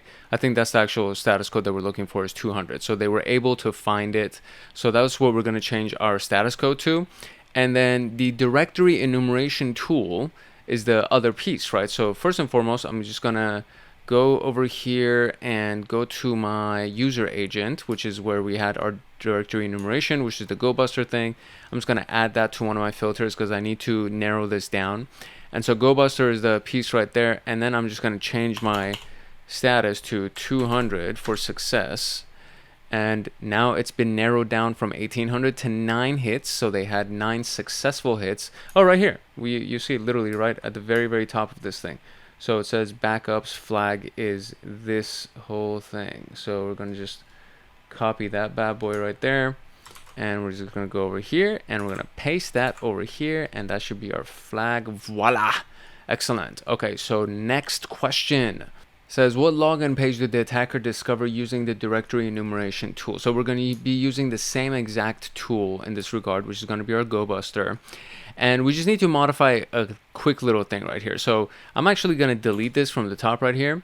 And what we need to do, because if you sift and sort through those things at the bottom right here, it doesn't show any kind of a login page. It literally just kind of stops at those 9 results. So we're going to go and click on response status one more time. And this time I'm going to add it as a filter right here so that it shows up in this piece right here, in this bottom section of all the filters. And then I'm going to click on this and I'm going to modify this, and I'm going to do a couple of things, right? So we just need to create exceptions, right? So it's like we want to make sure that the results that we see fall into a certain category of results, meaning, so the response status is not 404. So I don't want a response status of 404. And I also don't want a response status of 200, right? So because we know from the 404 results, everything was denied, meaning they didn't find it. So that's definitely not the thing that we're looking for. And then we also have another one where the response status, again, because we saw all of the successful ones. So we also want the response status to also not be 200. So we want to see anything apart from 404, which is all the failed attempts, and then 200, which is all the successful attempts that we just reviewed, and there was nothing on there that looked like a login page. So all of the failed attempts, all of the successful attempts, I want to see everything other than those attempts. So if I update my filter now, we should get a different set of results. Now we have 8 hits.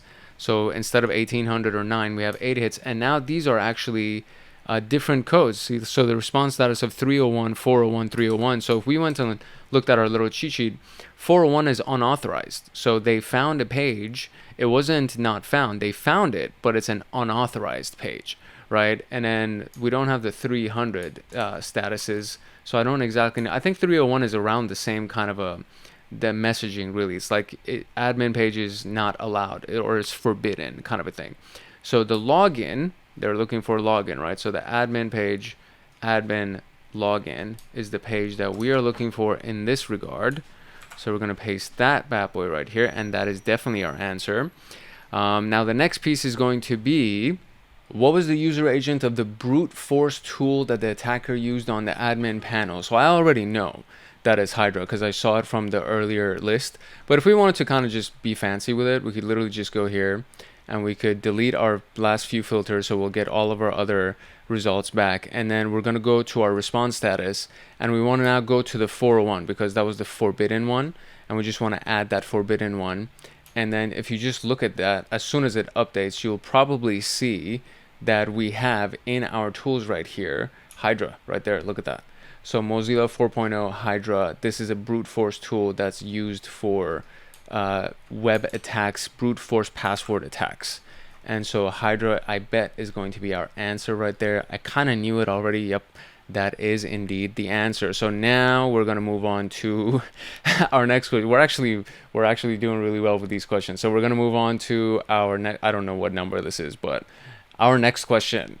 All right, what username password combination did the attacker use to gain access to the admin page? So since we know that they used Hydra to do their brute force, what we're going to be doing is we're going to change our agent now to Hydra, and then now we're just looking for a successful login attempt, right? So we're going to go, let me just go to the full screen actually. I'm going to go here, click on user agent, and I'm going to actually select Hydra, so that's going to be one of our filters. And then we're going to see all of the hits for Hydra, which is 483. And then now we want our response status to be one of the successful ones. So it was 99.8% unsuccessful. We want the 0.02% or the 0.2% that was successful, which is literally one hit. And so on this one hit, we will see that it was on the login page, obviously. So we want to view this, right? And to view it, we need to press this little expand button. The check mark is kind of irrelevant. So you click the little expand button, and it will now open up this whole thing right here. And we will see that there is some interesting information for us. And now we're just looking for something that could be decrypted, decoded, something that's useful for us to be able to turn into an actual username and password. And let me just zoom in actually so we can kind of get a better view of all this stuff. So we have, ID index, things like this, and you just want to find something that would be useful, for example, something for authorization. All right, so request headers authorization, and we have this bit of code right here. And if you don't know what type of encoding it is, you don't need to really worry about it. There's a beautiful tool called CyberChef, and CyberChef has this little piece on it that is called like magic or something. So if I just come over here and paste my input, which is going to be the piece of code that we want it to decode for us or decrypt for us, and then we go on the left side right here, from all the things that are available, there's something called magic.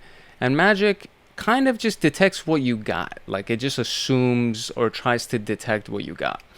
And in this particular case, it's base 64 encoding, and then it gets decoded for you. And lo and behold, look at that. You have admin, and then this is probably the password. So we're going to just take this whole thing. I think they want the full thing. So we're just going to take the full thing, and we're going to go here, and we're going to drop that. And boom, there you go. Okay, awesome. So now, what flag was included in the file that the attacker uploaded from the admin directory? What flag was included in the file that the attacker uploaded from the admin directory? So we're looking for an upload, and then we're looking for the admin directory. So there's a few things that we got to change here. I'm going to close this guy right here. We're just going to close this response code. We'll close our user agent. What we're going to go through is we're going to search for the HTTP URL because we're looking for the admin directory. And I'm just going to do a /admin, and then we're going to do an asterisk right here, or not an ampersand. We're going to do asterisk. There you go. So the asterisk is a wildcard character, and we're just looking for anything that has /admin in the URL to see if we can find any interesting stuff. So we have 508 hits from here. And let me see. I'm just going to close this little guy just to give us a little bit more room.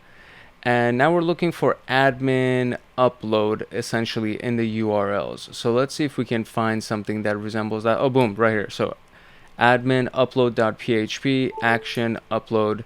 So that seems interesting. And then there's another one right there, upload.php. So let's just click on one of these and just open it up.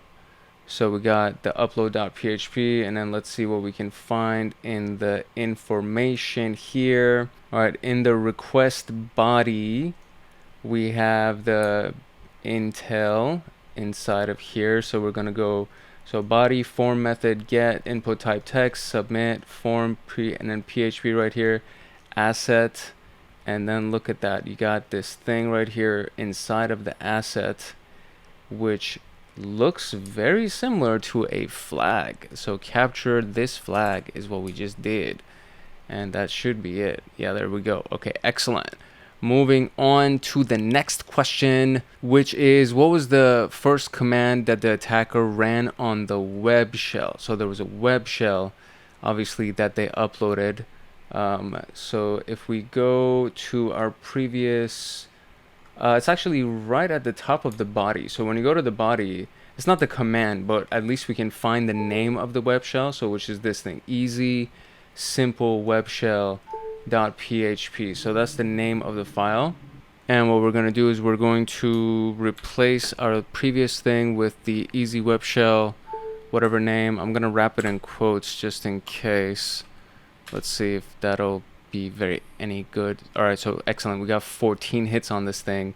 Most of them are 404, so we're going to actually change our response status to a successful response status, which is 200.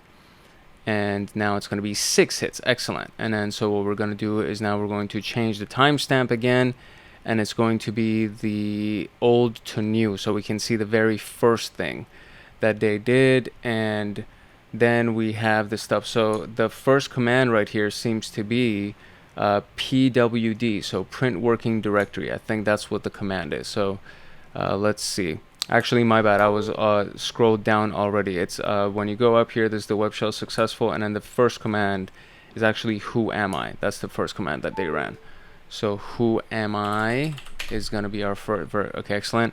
What file location on the web server did the attacker extract database credentials from using local file inclusion? What file location on the web server did the attacker extract database credentials from local file inclusion? Okay, so we want to go to the HTTP URL /admin**.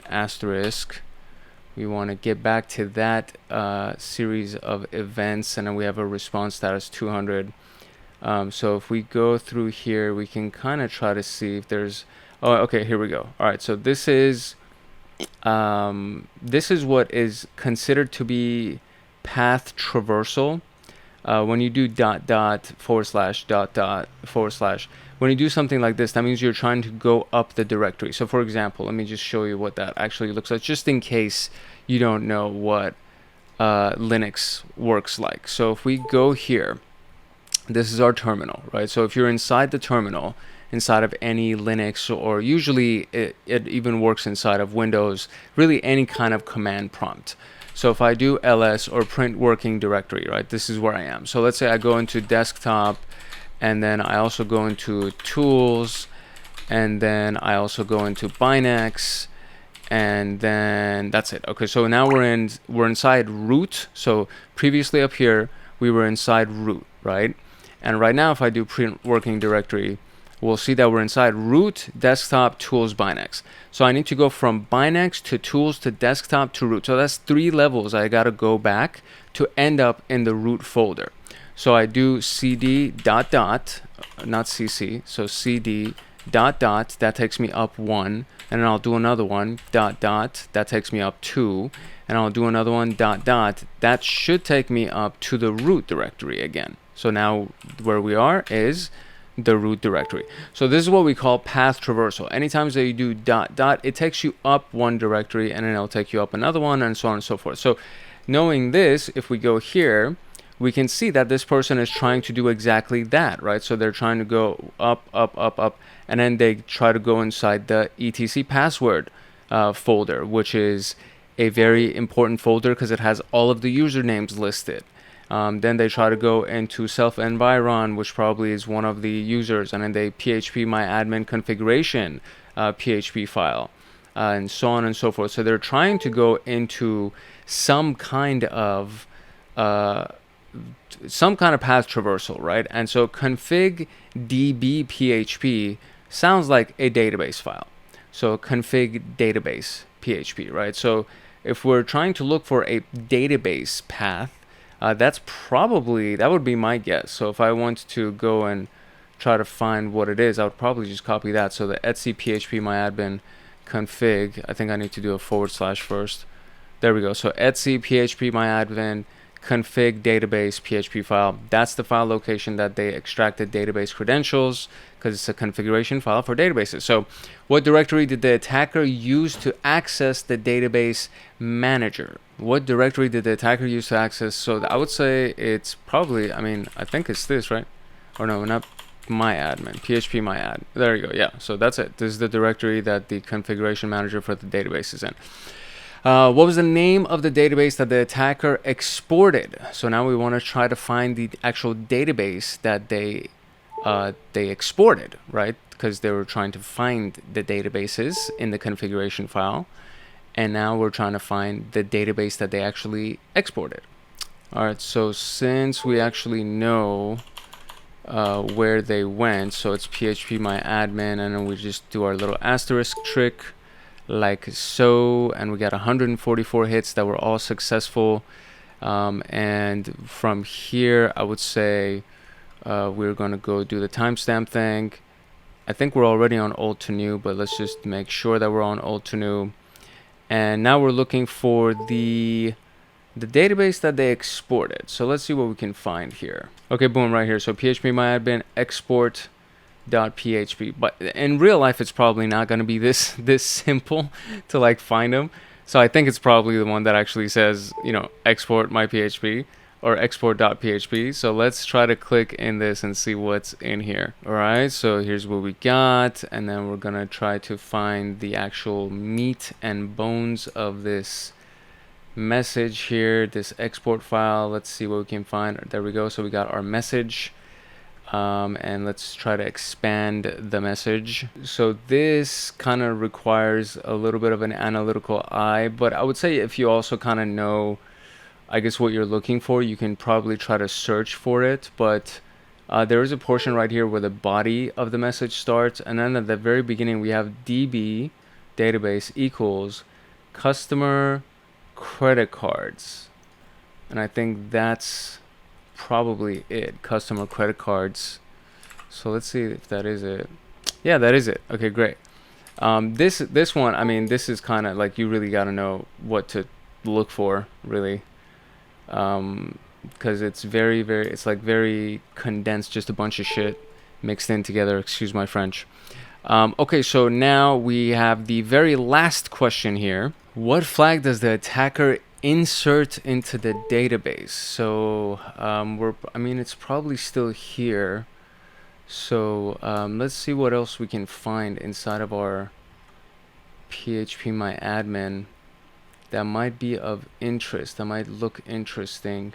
Okay, so I saw the word import, and then I modified my little thing up here to be asterisk import asterisk, which basically means there's anything could be between php myadmin and the word import, and then anything could be after the word import, just to see if anything interesting might come in. So we see php myadmin and a bunch of things, and then you have the word import.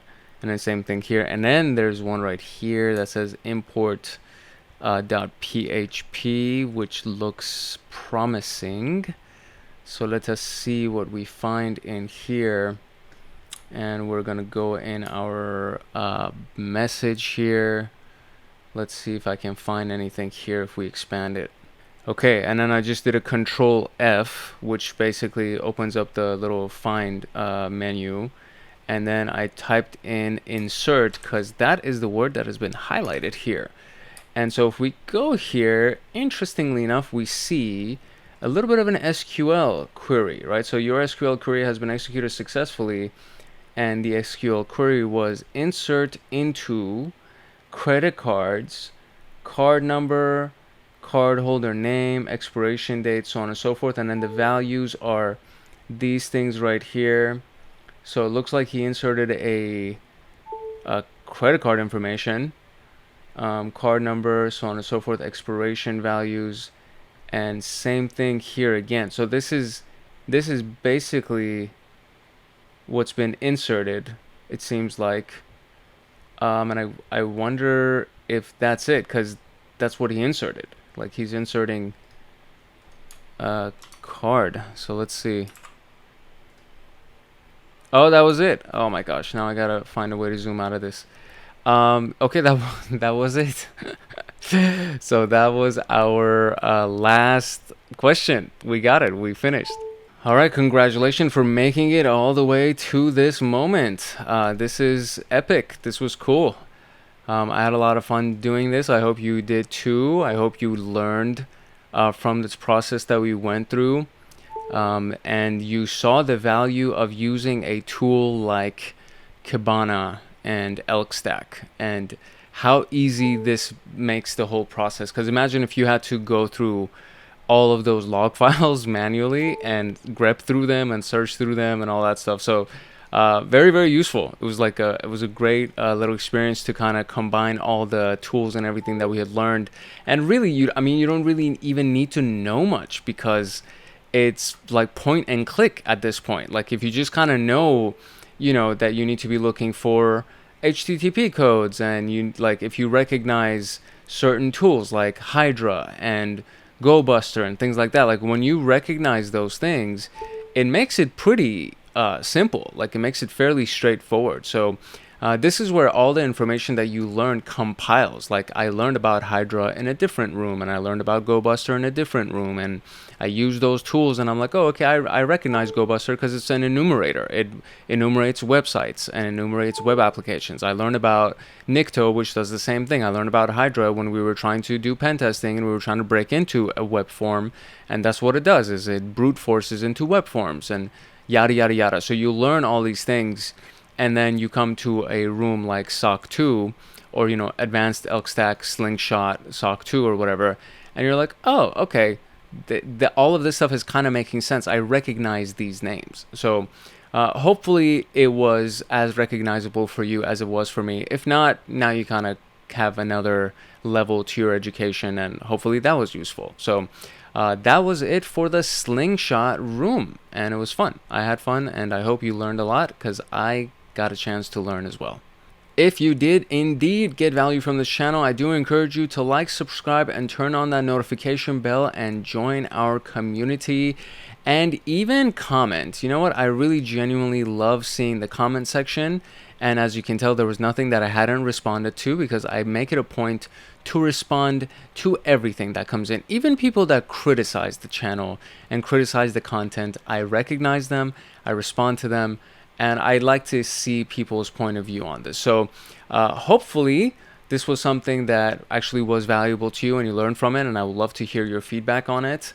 And it's beautiful to see that our community grew the way that it did, and now our memberships for Hackaholics Anonymous are also growing, and people are getting extra value on that side with all the Python scripts and the Discord chats and the early access to content and so many things. Like, it's too much to just start listing, and there was a plug already at the beginning of this video about Hackaholics Anonymous, so I'm not gonna beat it with, beat the dead horse, or whatever the phrase is. But I would love to hear you in the comment section, and I would love for you to join our community. So make sure you like, subscribe, turn on notification bell, and if you are interested in advancing your education, there's always this little thing called Hackaholics Anonymous, which is our membership community that just launched recently, and I'm very, very happy to see that people are actually joining that community as well. It's your boy Hank Hackerson at Hank Hacks Hackers, your favorite network and system attacker / protector, and love, peace, and chicken grease. If no one else loves you, you know Hank loves you.